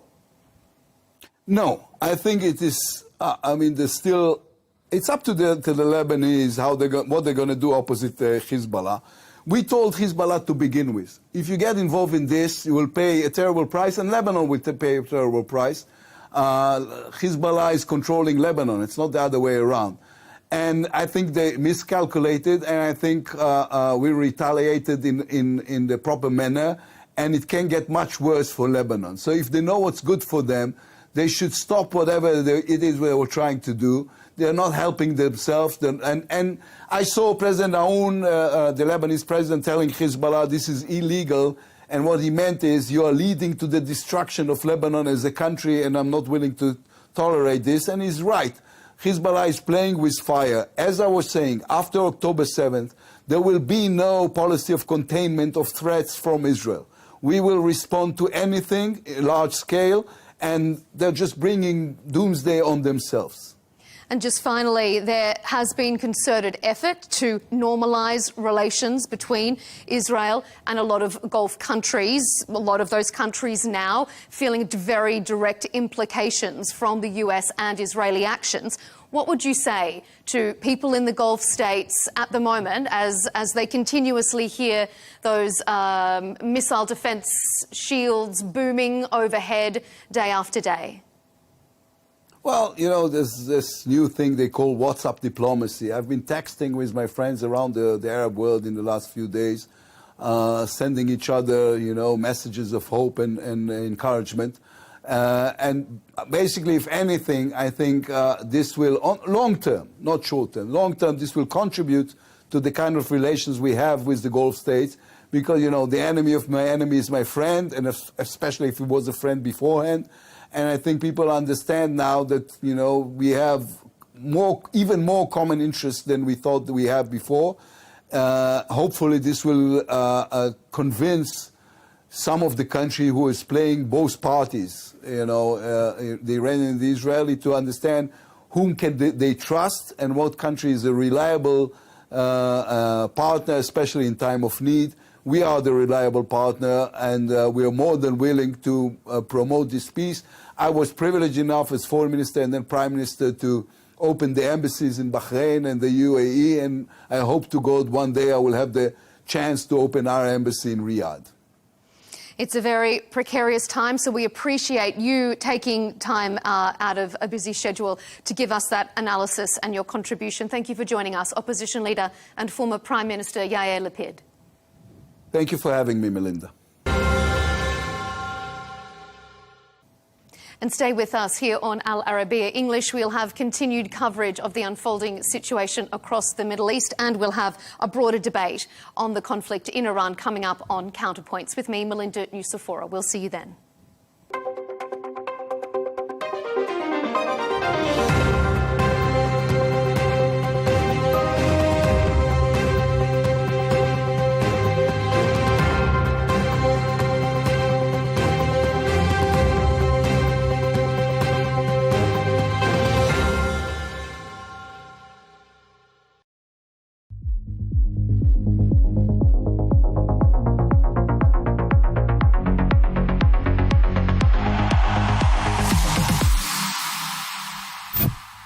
I'm happy to put my neck on the line now. I think West Ham will stay up. Momentum. I'd love to see Tottenham go down. And Straight from the off. And I don't want Arsenal to win the league. Football's supposed to be like music. Music brings the whole world together. It depends what you like. Why are we bringing race into football when it's not doesn't need to be there? Right, we're back. This is the Dressing Room Podcast, Football Without the Filter, and we drop every Tuesday morning. I'm Joe Cole, and as always, I'm joined by my good friends Carlton Cole and Wayne Bridge. How are we, chaps? Yeah, we're good. Good, Good to be back, mate. Yeah, it's good. It's You know great. what I mean? Back, baby. It's great to be back, and we'll get on to the brilliant weekend's football. But we have to address. But we have to. We need to. It's important we address. You know, the incident in Portugal with Vinicius, and also again this weekend 4 Premier League players racially abused online. Right, let's start in Benfica with the incident with Prestiani and Vinicius. It is alleged and it's under investigation, so we have to say that. But it was just an ugly scene, wasn't it? Yeah, one that it doesn't seem to go away, does it? Like I thought we're past this. We're in 2026. Yeah, and we're still having these type of problems. Like, look, racism definitely on the terraces, I think, has improved. I think culturally, people are starting to accept one another. Yeah. But as I said, I've said this before, I think in football, it's its own ecosystem, and it's an example to how to be in the world, because a lot of people have eyes on it. And I don't understand why a player, and I've never got it, another player will be racially abuse another player.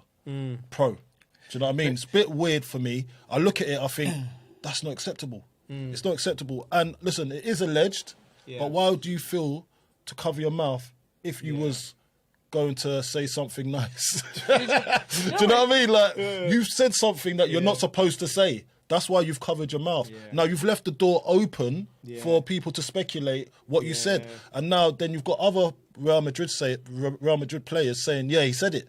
He said it. Because you've let that happen. So you was a coward in the first place. Because if you got anything to say it with your chest. And I know it's a high octane scenario and everyone's unhappy about this situation, and you do things in certain situations where you're probably not supposed to do because of high pressure.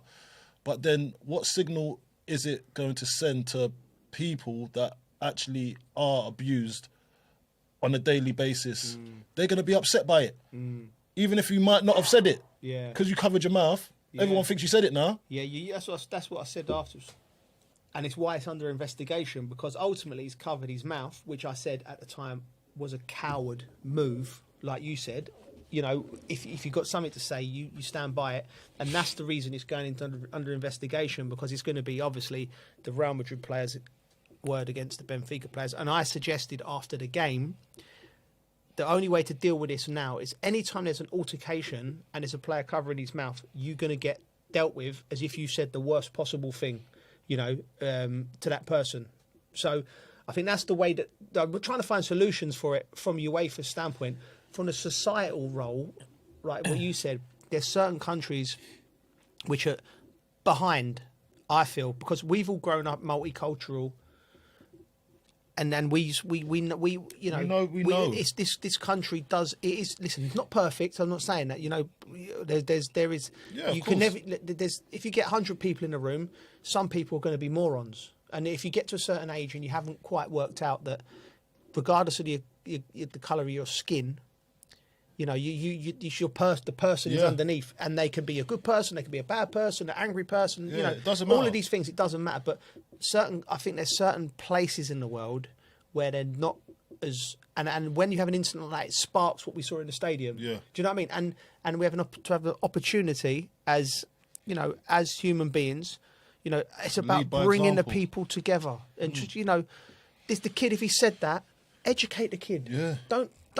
You know, he needs to be dealt with, and there needs to be punishment if that thing happen.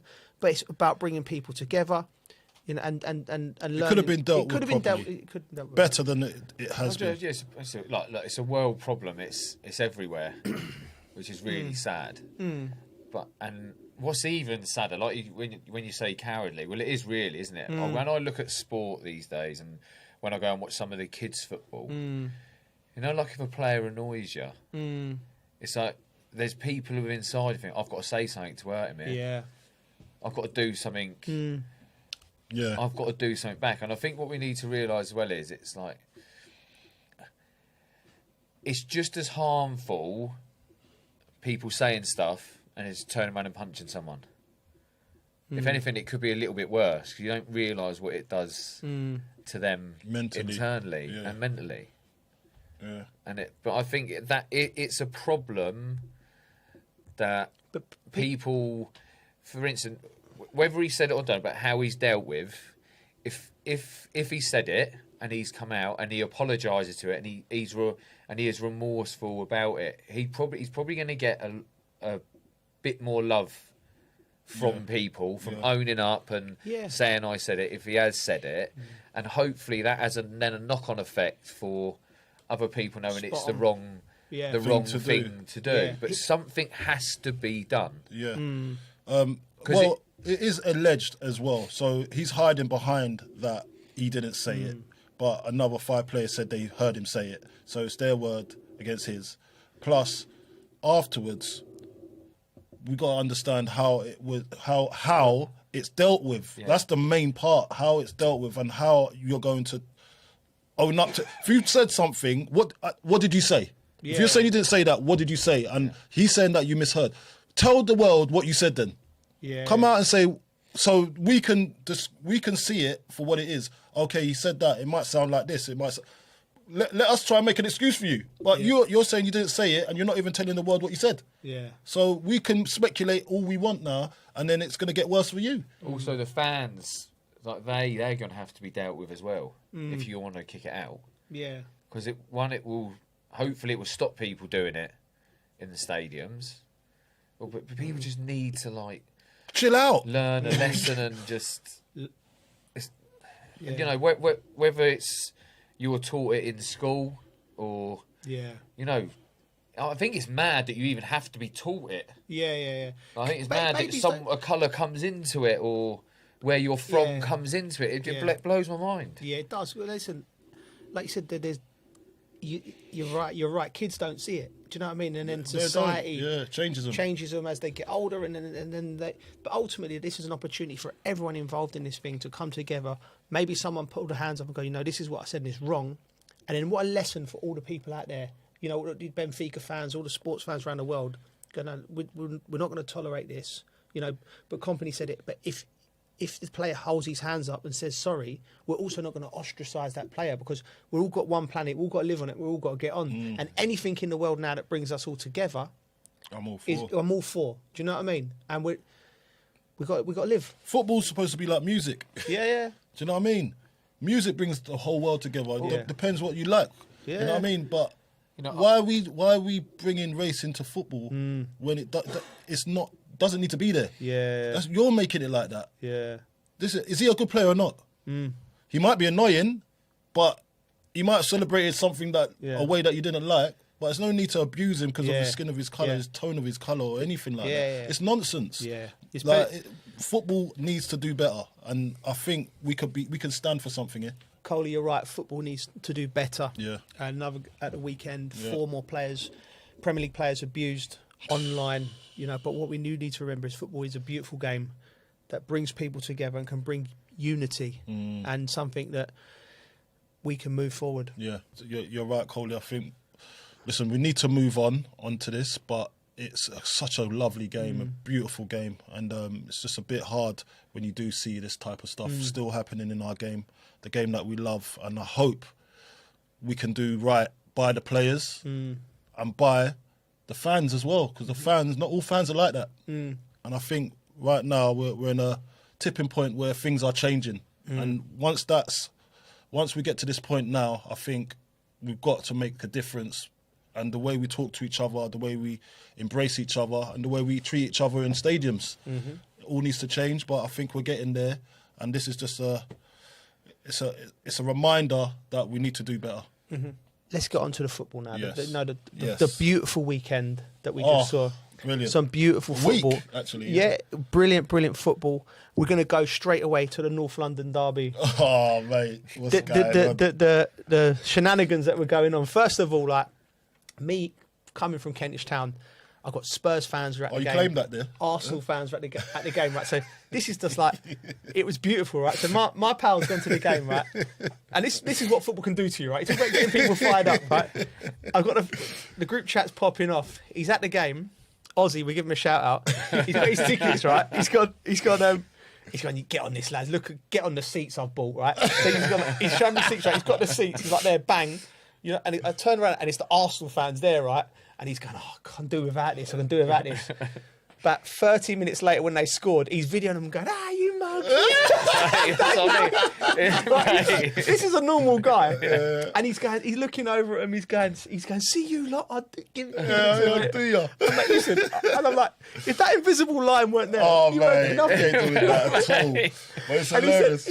He said when we went from the 3-1 and 4-1, he said I had to just. I'd have to leave. He said I just couldn't even engage. I turned my back to him. He had the blinkers on like them horses. He said I did not speak to the geezer for 30 minutes. He said what a game, and like it's one of them watching it as Chelsea and West Ham. It's like, Tottenham could get sucked in. Yeah. Do you know what I mean? So you want that to happen. Yeah. And also Arsenal, you know. You want to see bottling. You like to see them make You make them a little bit nervous. It's something to talk about for us anyway. So we're watching it, and it was actually, it had a little bit about the game. What did you think of it, Bridgie? They were just too good for them, weren't they? Yeah. Just too good. And like I said, it's a hard one to call, like, who you want to win, or because I'd love to see Tottenham go down. Yeah, And I don't straight from the off. And I don't want Arsenal to win the league. Oh, yeah, it's true. Yeah. So for me, it was just like... Which one did... Yeah, using a draw would have been nice, you know what I mean? But I think Tottenham, like they're in amongst it, but I can't see him going down. Yeah, but why not? Why? I look at that team. I don't know. I know. But you can see West Ham going down.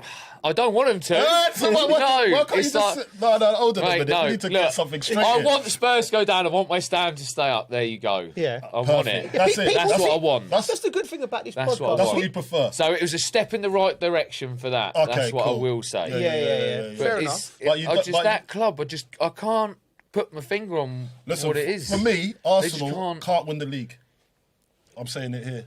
What do I'm you mean? not hating on you. What do you mean they can't? You don't think they will? No, or you don't... I think they might. It's in City's hands, you could say. It's in both of their hands. It's a in both unique their hands, situation. but if City win every game, The reason why, listen, for me, and the same for Arsenal. Yeah. They've got to play each other. Listen, One thing.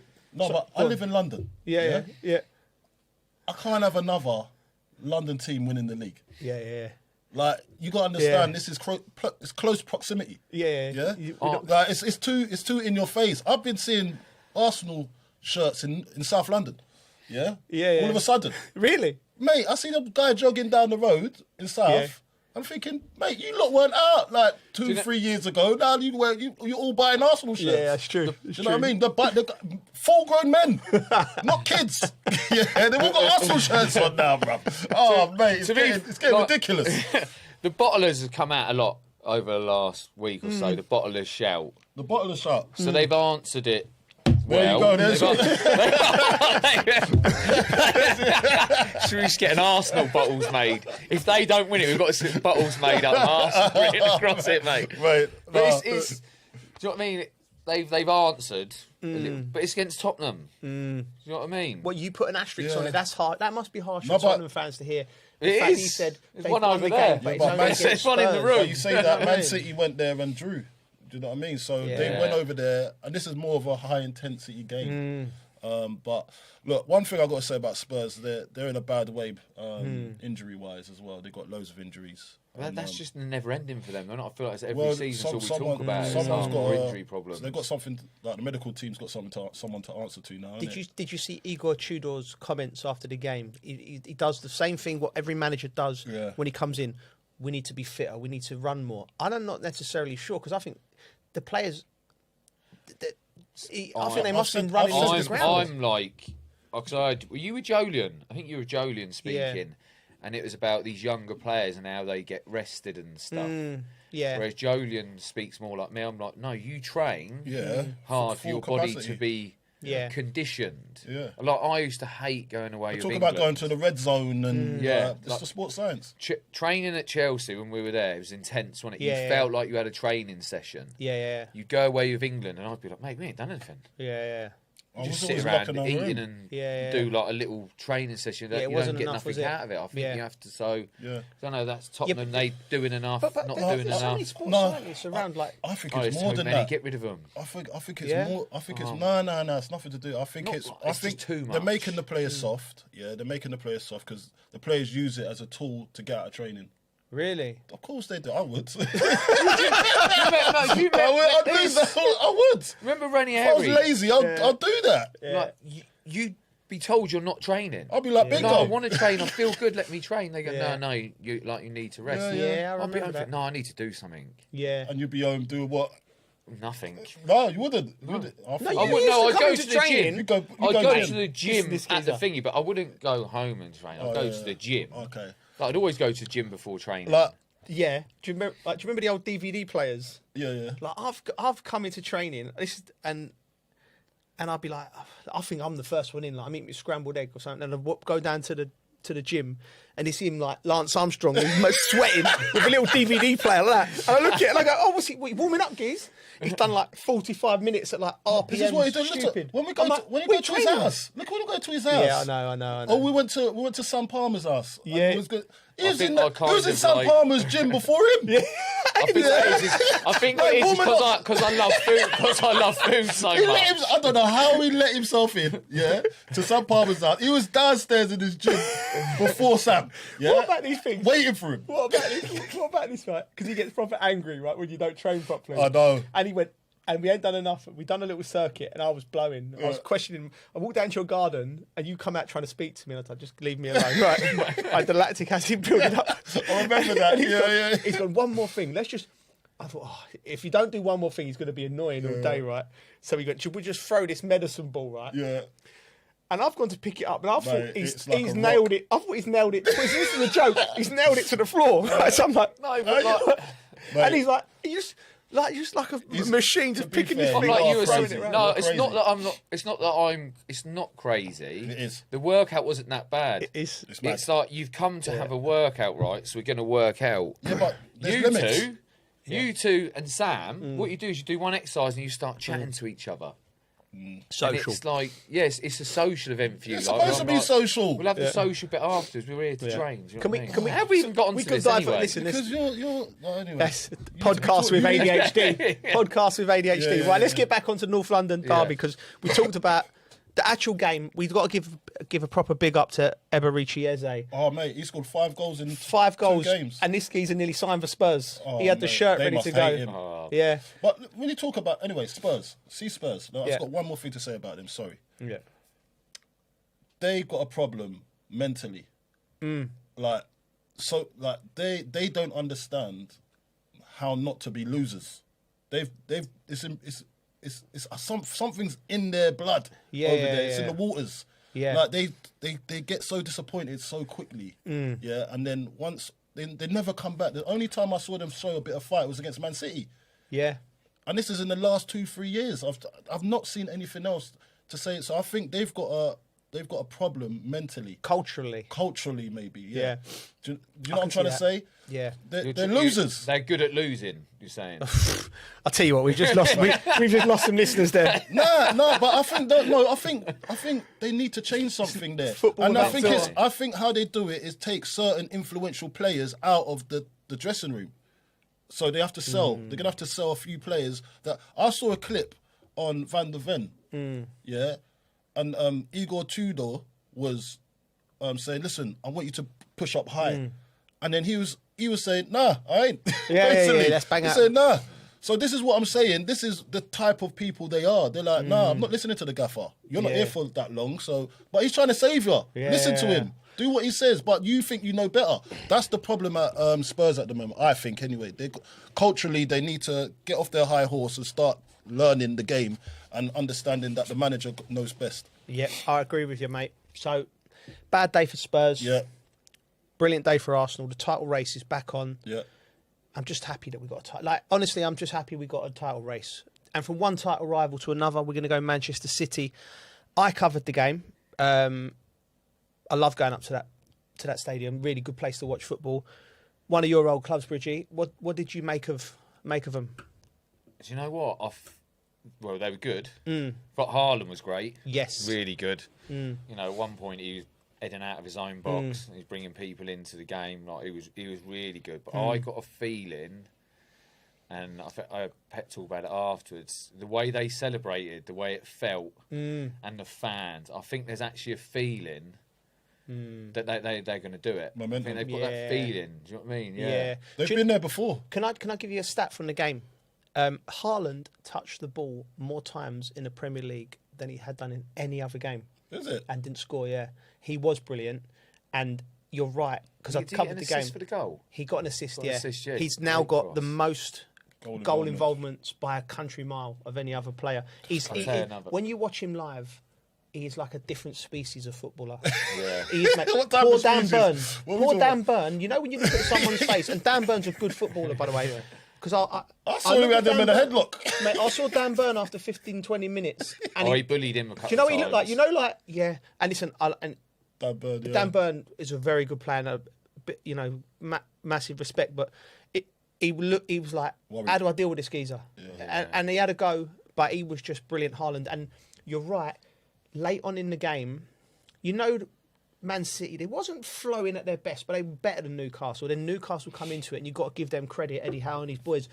But what they done so really well, Man City, and Haaland led it, was dealing with crosses from the box. At one point, Haaland chased Anthony Gordon down into the corner, and fighting for his cause. He wants to win the league. Yeah, he wants to win the league. I've never seen a player like him. I'm not gonna lie. I think he's incredible. Another one, O'Reilly, mate. Yeah. He should play anywhere. I haven't seen. O'Reilly's a really good player, young player as well. Oh, I've never seen Haaland live. I don't think. Really? Not live. Yes, it's real. Do you know what? It's real. He said it's real. It's so different watching someone on telly and watching live. Because I remember the first time I see Phil Foden, I was just like, oh my god. Yeah. Like, it's so different watching him live. You can just see it. Yeah. The power, the quality, strength, passing, speed of pass, first touch, everything. Yeah, he's just different in real life. Would you be able to cope with these players defensively? Of course he would have. Look, it's so easy to say yes. But do you rate yourself that highly? It's just like but it's such a different game these days. You talk about the tackling and the challenging. Yeah, it's just different game. It's not physical enough. Yeah, do you know, like now it's some of the yellow cards. Oh my god. Mm. I'm like, that's a yellow card. I'm like, as a fullback, I'd be going into a game thinking, oh my god, don't get sent off today. Is it? Yeah. That's how I'm watching it. I'm not in it playing it, so I don't know. But looking at it, I'd be like, oh well, that's god, why I say. That's why I say. You get 2 yellow cards easy these days. You see, like when we do these these comparisons with different generations of footballers, and you say, oh, he's better than him, or he scored more goals than him, or the game's changed so much, even from the days we were playing. Yeah. It's hard to compare different types of strikers for different types. It's impossible to compare. Yeah, because the defending's different, the rules are different, the pitch is different, the pitch is different, the ball's different, the boots are different, everything's different, training's different. So like us lot, we were coached to play in our era. Now, when you take us out of this era and put us in this era, I don't think we'll be able to survive. But if we was coached in this era, we'd be able to, because we're athletes, we can do it. But it's just totally different eras that you're trying to put a player into and say he's better than him. He's better. I think it's unfair when you do that. Yeah, do you know? Just quickly going on about O'Reilly, because keep it on Good him, player. because he used to be a centre midfielder. Mate, he played midfield at the weekend and scored 2. He started off in midfield, didn't he? He's played all his life in midfield. Petra said you're playing left back. But you got to get in where you can get in. You've got another James Mill, mate. So as a young player, you have to get in where. Listen, my son, for instance, right? He's played left back. Yeah. Like for the last 4 or 5 years now. He's about to get his pro, right? Yeah. They put him in the 21s. Right. First game in the 21s, he's playing right wing. No way. Do you know what I mean? Furthest player. But he done well. Did he? He done well. And this is the thing when you're saying about players, like when you've got no pressure in a position, you actually come out your shell and show that you're actually a good footballer first before you play the position. So I can play. You know you're a player when you go left back, midfield. Going further up the pitch. He's like number 10, whereas I went left wing, centre forward, number 10 left back. Get him out of the way. So good. No one else is left back. No one else can do it. We go 2 off piece. No one wanted to do it. No, yeah. Go on. I want to go one more off piece. I want to make a point. On. One more off piece for the Man City game, because I did it right. Yeah. The referees, right? Oh, what's happening to the referees? Like, they look lazy. No. Like the tight tops, the muscles. They're not lazy. They're going gym. I'm looking at this geezer. This geezer looked like he was an MMA fighter, a rhymeman. He's definitely got his missus top on. Big, like he had the dye on his beard. They're having themselves now, aren't they? That's what I'm trying to say. They're all having themselves. David Ellery, they look like a headmaster, like Mr. Burns. Right. That's the referees that I remember. These guys, they look like they're like in a boy band or something. Sort yourselves out, refs. No, I'm not sorting. They're getting better. Nah. What one's going to look better than you now? Yeah.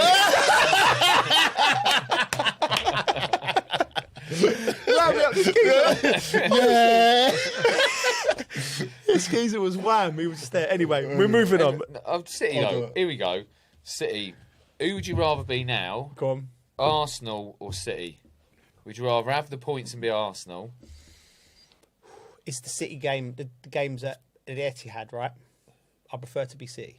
Yeah, of course. I would as well. And they've been in this position chasing the pack. Yeah. Arsenal's been in the position bottling it. Yeah, so yeah. they got PTSD. We Arsenal have have water bottles made up for the show. Mate, Arsenal have PTSD. That's why their fans are getting shaky right now, getting a bit touchy because we're giving them a little bit. You know what I mean? There's like, they're all coming up with these stats and facts. Bro, just relax, innit? If you're gonna win the league, you're gonna win the league. If you're not, we've got something to talk about next season. I know.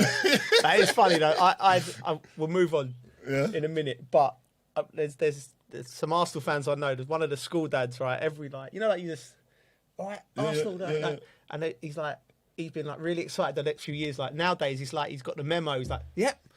11 games to go. We're just going to concentrate. No, mate, you're not a player.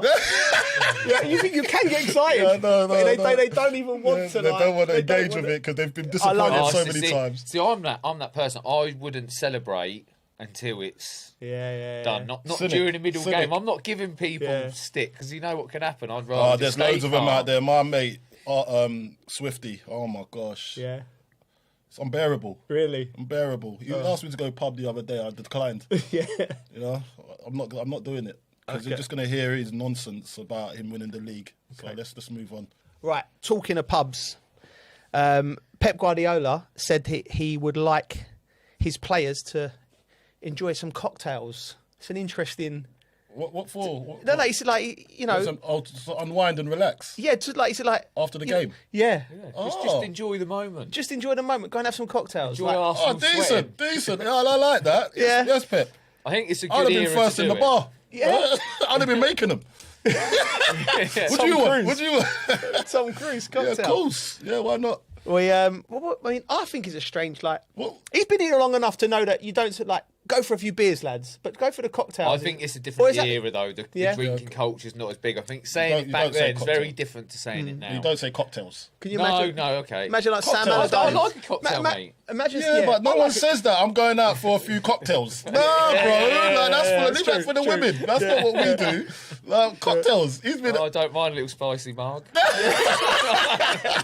So do you, by the way. Pina colada. I'm giving it. I'm a geezer. I do like cocktails. Do you? Yeah, I do. Yeah. I don't mind a rum punch. Spicy margaritas. Rum punch is nice. Yeah. You know what I mean? I'll have a rum punch. Mezcal and ginger ale is my drink at the moment. Mezcal, that's I'm obsessed with it. Like anyone's going to Mexico, I'm saying they're bringing me back bottles. I love it. I think him saying it as well. I think the day we're in at the moment in football, I think they go out and it's not going to be crazy. Yeah. Whereas if back in the day when there was a drinking culture, Do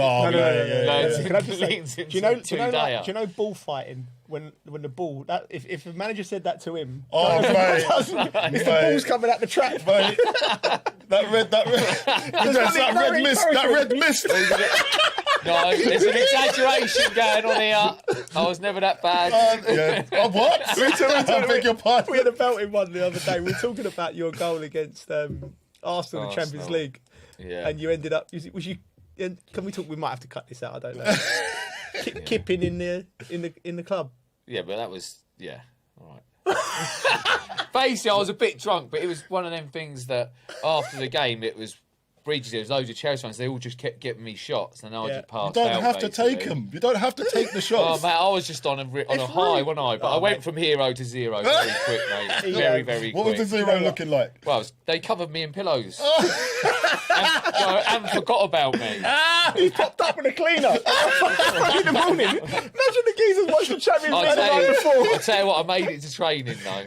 Did you? Yeah. The geezers watching the Champions League, he scored like the biggest goal in Chelsea's history, and he's just popping up from under China White's from under some pillows. Yeah. Not my brightest idea. Oh, that's brilliant. Oh, mate, this it's making us smile. Oh, mate. Anyway, so let's break this down. Let's break this down. Right, cocktails, So what? In the group chat, you got any ideas for a cocktail for Man City players? A Man City teenie? Man City teenie? I'll come out with the best one. Donna Rum Punch. Donna Rum Punch. Yeah, that's a good one. That is good. And there was another one I'll come up with, but I don't know if I can say it. Looks all right on paper. Is it Rodrito? Rodrito, yeah, decent. That's all right. It's not too bad. If anyone wants to... I was struggling after that, to be honest. Yeah. I said a Grand Haaland Rise. Yeah. I like that. That's all right. That sounds... but I don't know what's in it. Yeah. Tequila Sunrise, isn't it? Tequila Sunrise. Oh, yeah. Well, what else have we got? A sky blue lagoon. Sky blue lagoon. Yeah, that's a decent one, isn't it? But I do like the Donna Run punch. That's brilliant. Yeah. One, it? You won. Makes sense as well. That one. You won there. You won there. I think they might do one in the Man City bar, isn't it? Donna Run punch. Come to us. Yeah. If you think you can do better, email us in. Coley, you got the email address. hello@thedressingroom.com. Moving on from that, someone who I don't think has many cocktails, and that's why he's still playing, and it's an amazing achievement, and he needs to get his flowers. James Milner broke the record, 40 years of age, 654 Premier League games. It's incredible. Blimey. You played with him, Bridgie, right? Yeah, No? great lad. Yeah, I've only played with him for England, and it sort of crossed over a bit. Great lad. Great lad, and I think any kid growing up, I think he's one of them pros you just got to look at and go, I should be like that. Not like me, because otherwise you'd be sat in the studio while he's still out playing, basically. Yeah. Mate, he lived the life. Yeah. Lived the life. No, you lived the life. Let's get one thing straight here. Yeah? He lived professionally. I like to think I was professional while I was there, but Enough. some off-field stuff I probably could have been a bit more professional, whereas he was just... Yeah, he's one of them people that... He's tea and biscuits. If you miss his... I don't even think he has... It's tea and biscuits. He has the tea. Yeah. Just tea, not biscuits. Yeah. He But eats well, mate. He's like does chiseled everything like right, Bruce Coley. Lee. Like, he lived everything right, work rate, like... It's perfect. It's perfect. He, like, if your daughter brought him home, Yeah. you'd be happy. He's your son-in-law, right? Yeah. He's You'd one be of them. happy. I wouldn't, man. Yeah. Why'd you rather have me? Yeah, I'd rather have you. More exciting. You know what I mean? Tea and biscuits. But I'm having it. He's But one of the kudos kind, to I him. can't think of any other player. Ashley Young.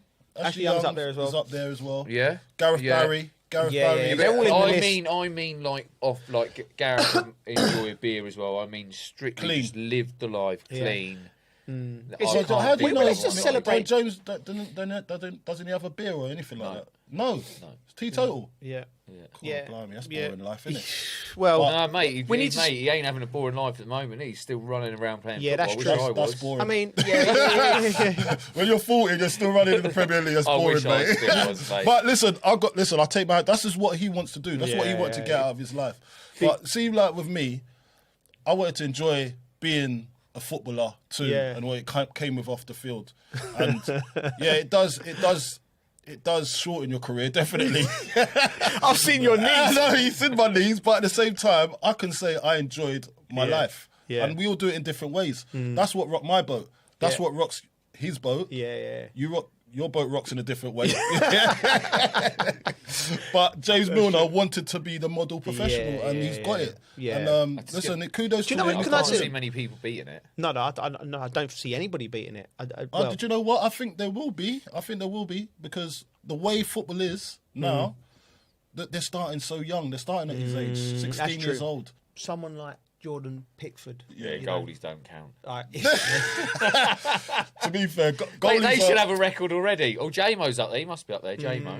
Yeah. Okay. I agree. There needs to be an asterisk if you're a goalkeeper. Yeah. Do you know what I mean? Why? They'd be fuming with that. Any goalie's going to be fuming with No. that. I know they've got their own little goalkeeping union, Yeah. but at the same time, they're still professional footballers. Yeah, they are. And I just don't like the way you just No, they're discredit professional them. goalkeepers. Don't discredit them, man.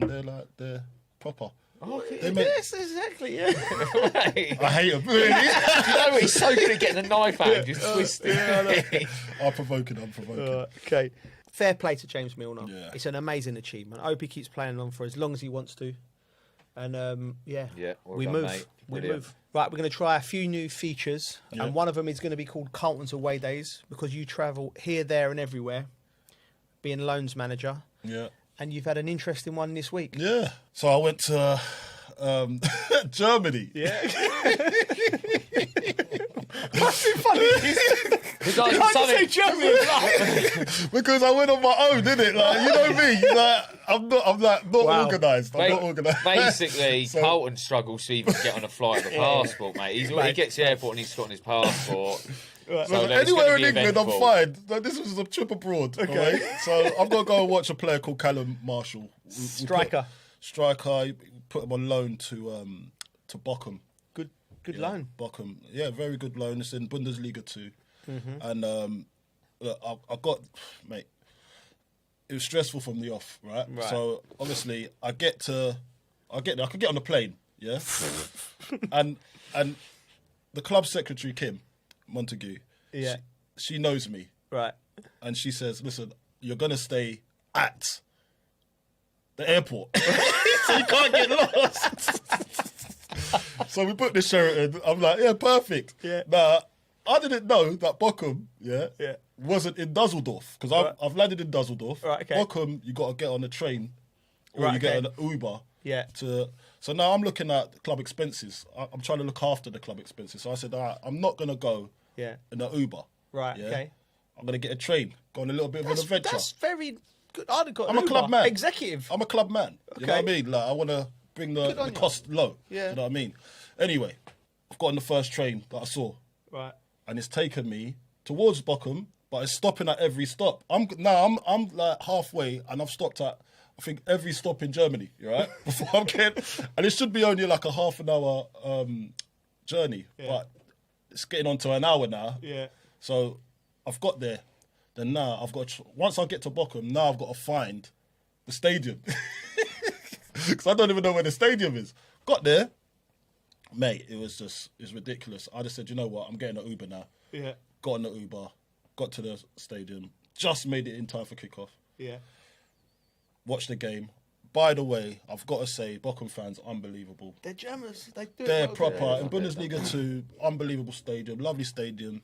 Yeah. The fans are unbelievable, great atmosphere. Yeah. I was like I was watching a Premier League game. Really? Yeah, it was wicked. Like, and then Nuremberg, so it's Bochum v Nuremberg. Nuremberg were in the corner. They had that tifo. Tifo. Yeah. They had the tifo. They had everything going. Yeah. When they scored, like fireworks are going. It's going crazy. Great atmosphere. And like the fans are really welcoming because I was sitting with obviously the Bochum fans. Yeah. Really welcoming. Even offered me a beer, a pretzel as well. Yeah. So I had a pretzel. Nice. It's dry, man. It's dry. I was like, what do you enjoy this? Do you enjoy? I was just like, I'm eating it. I'm thinking I'm fries. Where's the beer? I'm supposed to be working. I've got a beer in my hand. You need a beer with the pretzel anyway. So when I spoke to the player, he played really well, by the way. I think he was man of the match for me. Yeah. Doing really well. Spoke to him after the game. And I wanted to take him out, but then I was like, I don't know where to go. He don't know where he's going. Yeah. So I was like, do you know what? I'm going back to the hotel. So I've gone back to got to the hotel, slept, woke up in the morning, had to go to the airport to go and get my plane. Got to the airport. Damn. Yeah. It was, what do you call it? It was the day before. No, it was delayed. Because there was no straight flight going back. So I had to go to Zurich first, then on to London. But there was the delayed flight, so I would have missed my flight to go to London from Zurich. So I said, I called our secretary. I said, listen, book me another flight, a later one that's going to go at 5:15. So I said, all right, cool. And then they cancelled it. So now I've got to stay there. So I stayed there for 2 nights. In the airport? At the airport. You had a pretzel, mate. I think you've done all right. Yeah, so I've had a mare getting back, but it was actually a good trip because I got to know a little bit of Germany. Yeah. And I've learned a bit of German. And I've learned a bit of German as well. I bet you have. And the football was good, though. The football was good. The football was good. Right, so we're going to start a league table. Yeah. You're our very own Wish You Were Here. Yeah. Remember that show? Going over, Wish You Were Here for football. No, so I don't away remember days. You don't remember it? When was that? It was basically it was like a holiday show where they go and rated it. So I'm going to ask you to rate the fans of Bochum, the beer, and the food. So out of 10, let's start with the food. So I had the pretzel. That's the traditional German food. Yeah, and what was that? Or a bratwurst, they call it, the sausage. I didn't have that. Oh, they're the best. Yeah, I didn't have that. I didn't really fancy that. But I had the pretzel. Pretzel. This type of pretzel is like, you know, the pretzel that we get in England. It's like the little ones you get in the packets. That's what I know as pretzel. Yeah. This one was the big. Yeah. I never had that. Never seen it before. No. So I was like, he bought me a pretzel. So let me rate it. I had sesame seeds on it. Okay. Yeah, bit of glazing. All right. Ready, steady, cook. I'm gonna give that. Yeah, I'll give that. I'll give that a 6. I don't know why I'm writing it down. I'll give it a 6 You were out of 10. slating it earlier, saying how dry it was. You need a beer to wash it down. Is it? You sure? I think that's what you're supposed to do. That you need is that it? beer. Yeah, so 6 out of 10. Right, but it 6 out of tastes 10. nice. Okay. The texture is dry, but that's where the beer comes in. Okay, that's fair enough. And the beer, German beer, at the stadium, because people will be watching this. Maybe they might be thinking, "I fancy a Bochum game."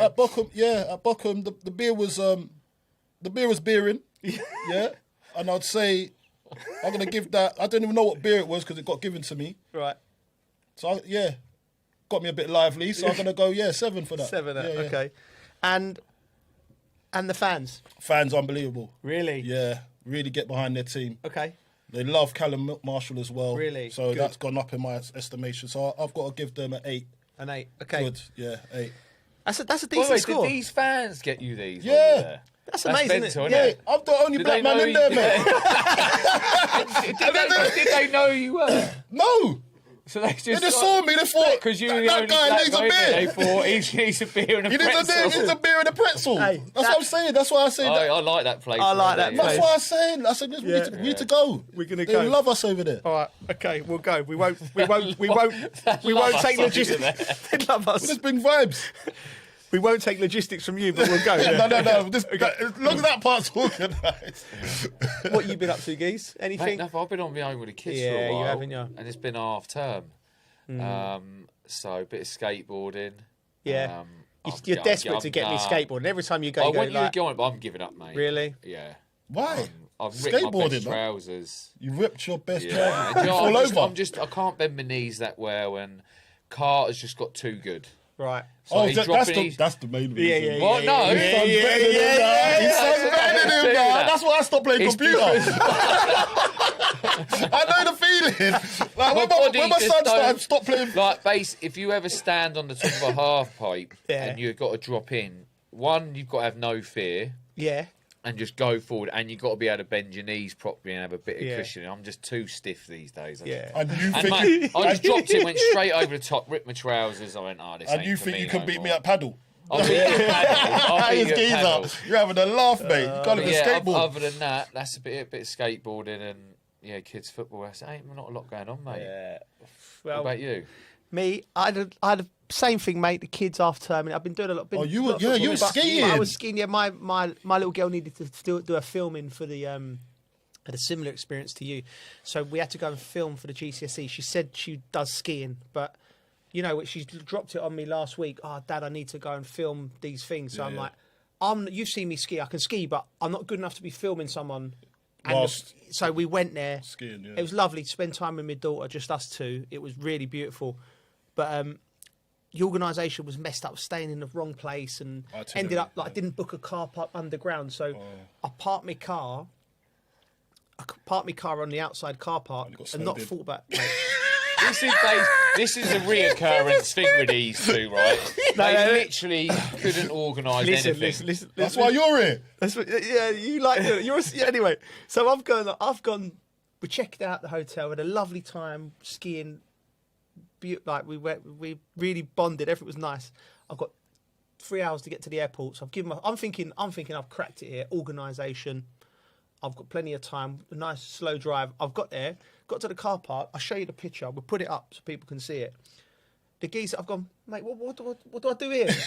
To the fella, I went, how am I going to get out? He just went, hold on. You give me a spade and laughed. Laughed So at me. you were proper snowed in? Mate, you can see my car. Right, I'm thinking, someone's going to do it for me. To be fair, if he was there, he would have dug out the wrong car. It's that one. Oh, mate. Right, so listen. So I'm like, mate, I've got to get to the airport. And he's still laughing, this geezer. Is he laughing at you? He's laughing at me. Oh, He's going, mate. yeah, you better get started, sort of thing in French. And I've got to give me that, right? So then I'm digging out, right? And there's two geezers there. This is but they're like, I'm like, mate, have you got to get out today? He went, no, we knew. Like, we're going to do a little bit today and then put the things on. And they had tools for it. They had like things you put under your car. The It's chain, just me. and then you got the chains go around the tyres. Yeah, and none of that. I was just raw. So I said I'm raw. Barebacking. Took me top off like that. I got the tunes on because I thought I need to get in the zone here. I told her just go and have a cup of tea or something. I'll deal with this. And got my t-shirt. I'm sweating. Took me 2 hours, mate, but I've never felt so manly in my life. Oh, mate, it took you 2 hours? 2 hours of sweat, my back. Mate, you've never worked a day in your life, and this is what you're doing that's true. now. That's true. This is mad. But we got I'm so to the happy flight for on you. time. I'm so happy for you. And but logistics similar to yours. Yeah. Before we go, let's touch base on a few things from the Premier League, a few games from the Premier League. Sorry, and we start with all of our all of our clubs. Chelsea. It was a really tough day, Bridgie. Like 1-1 at home to Burnley. My son actually went to the game for the first time by himself. Like, Was it? Yeah. So and he was fuming. Was he? Yeah. But yeah, he said Chelsea were really, really poor. What did you make of it? Oh, I didn't watch it because I was busy trying to get back. I'm not going to lie to you. The sending off didn't help, obviously. Yeah. What did you make of the sending off first? From a defensive point of view. So this is why I think it's so easy to get sent off, because I don't think the tackles. It's not that bad. I know, he's got on his foot, but it's not high. It's just he's got close to getting the ball. So that's it's harsh. But that's the law now, isn't it? Yeah. I guess, but it's harsh. But I'm more concerned with Bridgie. I'm more concerned with the fact that Chelsea should be able to dispatch Burnley at home with the players they've got, and they should do. 1-0 up after 4 minutes. Wonderful bit of play. Neto, João Pedro, the players that the team can rely on. And then there was just this. It weren't like Burnley were. But Burnley were making chances. Like that can't happen. Do you feel since I love Liam, but do you feel like he's come in? They've won games comfortably. Liam's come in and his record's good since he's come in. The record's good, and he's come in. And have they won comfortably not, again? Would you say they have? I wouldn't say that there's. They're not. I haven't seen Liam. He hasn't had enough time to implement his style. Yeah. So I think he's been smart and he's stuck with the sort of thing that Enzo did before him, because Chelsea are still sitting fourth, which is where I think is par for the course for the club at the moment. But you know what football's like. Good. 1-1 at home with Burnley, and the fans were sort of on the turn a little bit. They're not happy. Look, you can't lie. The fans are not happy with the way the clubs run, right? Then there's loads of fans. West Ham fans are probably the same. Tottenham fans are definitely the same. Manchester United fans, up until last few weeks. So you have to take that into consideration. So Liam's coming into the job, and Liam's got to manage up. So he would have a mandate, and whatever agreement he's got with the owners, is the players, how they will make, how they will manage the club. I'm sure he would want to do it slightly different, because we all know him as a person and as a player. I think that, and I've said it, and I'm a broken record, the team's crying out for experience, because you look at the fact that they've lost more. They're the most team that's lost points at home after, so that's one thing that can't. It's experience. They can't see a game out. They can't see a game out. And discipline. So discipline and seeing out a game in different stages are the one things that come when you have experienced players and leaders. So they need that. I don't think they have a strong core at the back. Yeah. There's no real. They've changed the back four more than anyone else. The thing about it, when I spoke to Axel Disasi, and he was talking about who he enjoyed, because he was obviously at Chelsea. He's at West Ham now on loan.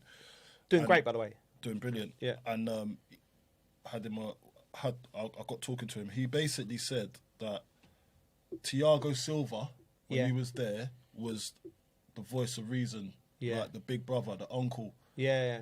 And then when he left, that all kind of went, because there was no experience to lean on, so they're all leaning on each other, and they're not experienced enough to lean on each other, so they have to look at each other as we're all in this together, but they're going to make mistakes, because they just need that guide that's been there, done it, knows how to get out of a situation, knows how to protect a lead. And you need to pay for that. You need to pay for that. And I know their policy is not to buy an experienced pro over a certain age, but I think these players, if you're going to have young players without the experience, you're going to need one or two that can be in that dressing room to try and guide them when they're not, when they're failing. Yeah, culture setters. Culture setters. Like, it's very, very important. And you've got to get the right characters as well that people respect. Now, Liam, you look at him, you think he's trying to do that for them. Yeah. So, but he's got to manage, and he can't make everybody happy. Do you know what I mean? In that team. So now he's in a bit of a dilemma where he knows that he needs that, but how is he going to manage up to say, listen, we need... I know Liam thinks that as well. Yeah. Because he's like the old school, because he had it. He had someone to lean on when he was coming through. Do you know what I mean? So how do you try and steer that conversation with the owners to say, listen, I know the policy is this, but if you want to have stability and climb up, we need to get a few experienced pros in that will help the younger players. It's the it's the unseen, right, with Chelsea. It's because, you know, they want to buy these players at this age, play them, improve them, and probably sell them, and then climb up slowly while building the business, right? So they're looking at it from data going, we sign Esteval at 18, 19, he plays 200 games for Chelsea, at 23 he's worth this, right? And there's data to back that up. So the people that run the football clubs they run businesses, and they'll go, right, boom, boom, boom, right, that makes sense. But what they're missing is the sort of all the nuances and all in the dressing room and all of the and they'll go, well, we've got this coach, and this coach has improved this player and this player, but this coach may have improved this player and this player at this club, which has got a more traditional set of experienced players within it. You know, so it's like the numbers. There's more to football than just the numbers, and they need to understand that. It's a feeling. That there's a feeling, and there's a culture that needs to be set. We talk about the culture of Tottenham being completely sideways. The culture at Chelsea for 20 years was success, win, success. It was chaos at times, but you knew what you was going. Yeah. Tottenham's down there, and now Chelsea, with the new ownership, have just slightly dropped down, and that's why the fans are going, what are we? What are we? And then you need that leadership from within the dressing room, because everything stems from there. Does that make sense? No, it makes complete sense. But hopefully they do address that. 'Cause I know some of the staff at Chelsea, and they're good people. Yeah, they are good people. And I think they will get it right. Yeah. But they do need to take some advice from some people that know the game a little bit. And I know they do. They've done really well to get to where they are. But this experienced pro thing, for me, is the main thing for them at this moment in time. Yeah. I bet you they listen to this. Nah, you might listen. I'm not naming no names, but I think they do. They listen to all of these. Go, they're all the same old thing, things. Professional, senior players. But it's just the truth. You can't get away from the truth. That's what you need, and that's it. They have a bit trying more to reinvent the wheel. They have a bit more mental strength, I'd say, senior players. Which is what's needed with Chelsea. If you look at like the points they've dropped, is it becoming a thing now that they're worried that they're just gonna drop? It's just a mental strength. And that would be a culture thing. Moving over from West London to East London, another one of our old clubs, West Ham. 2 points dropped, Coley? I thought so. Yeah. I thought look, Bournemouth are a good outfit, but the form that West Ham are in at the moment, I thought, and I saw the chances, and some was gilt-edged. Should have put them in the back of the net, you know, and you put that in the net, and now, and especially when obviously Liverpool were playing, Forest were playing Liverpool, I thought it was a great opportunity to close in and make Forest worried. Even more, and Spurs as well. They've done all right for us. You know, so it's one of those ones where I look at it, I think, opportunity missed there. Might have to wait another week now. Do you know what I mean? Another week goes by, then you're thinking, you're going to be thinking about that game. Yeah. But listen, when you look at Bournemouth, they were good. They were good too. They weren't bad. They had their chances too. So it could have gone either way, but I'm just glad we'll turn the corner when we don't lose those games. You know, now we've got something. We registered some points. So a point. When I look at West Ham now, because they're on a great run of form, right? I covered them in the Burton game when he changed the whole team. Yeah. But so I sort of disregard that, and I look at it and go, right, what has he done, Nuno? Right? Because he remember when he first come in, he looked like he was trying all sorts of things. Yeah. Right? He's gone right. I've got Disasi and Mavropanos, 2 proper centre halves. We're going to play a low block. They're going to defend the box. Wan-Bissaka and Diouf I think very good players. Wan-Bissaka, arguably one of our best players last year. Got to remember, they went on African nations as well. Yeah, Massive. So now this is massive for West Ham. So if people are thinking, why are West Ham playing so well? The two boys in midfield, Fernandes. And is it Magassa? Yeah, Magassa or Potts. Potts. Physicality in there now. So they remember the early start of the season. It was like they looked like 40-year-olds playing in the midfield. They couldn't get around. So and then Somerville, I think, has been outstanding. Yeah, looks good. They're looking at him for the Dutch national team now. Yeah, good. Ruud van Nistelrooy was watching him. Yeah. So now I look at West Ham and I look at them and go, I think they're going to get out of it, Coley. Yeah. I do. I've said that. Yeah. What do you think, Bridgie? I think they could. Yeah. I think they could. But do you think they will? Because I think they will. I'm happy to put my neck on the line now. I think West Ham will stay up. It's momentum. Do you know what? I find it this season really hard. I feel like anyone's going to beat anyone. And I think it's really hard to go, are they going to win this week? Banker. Yeah. I think it's really hard. You look at all the games, you've got to pick one or two teams to win. I think it's really hard. There's loads of surprises. There's an upset all the time. Yeah. I look at it. Like I said, they're on good form. They're heading in the right direction, whereas a couple of others aren't. The reason why we're heading in the right direction is because of a settled team. So now, when you look at any team, that needs to get out of that situation, you need to have a settled team, as in who's roundabouts, who's starting every week. When you're chopping and taking one out, putting another one in, no one knows where they're at as players. Remember, if it was us, you'd want to know that you're starting next week so you can mentally prepare yourself for that game. Now, if you've got something going on, like say, he might be coming, then you're just you're 50%. You don't know, you're not quite sure.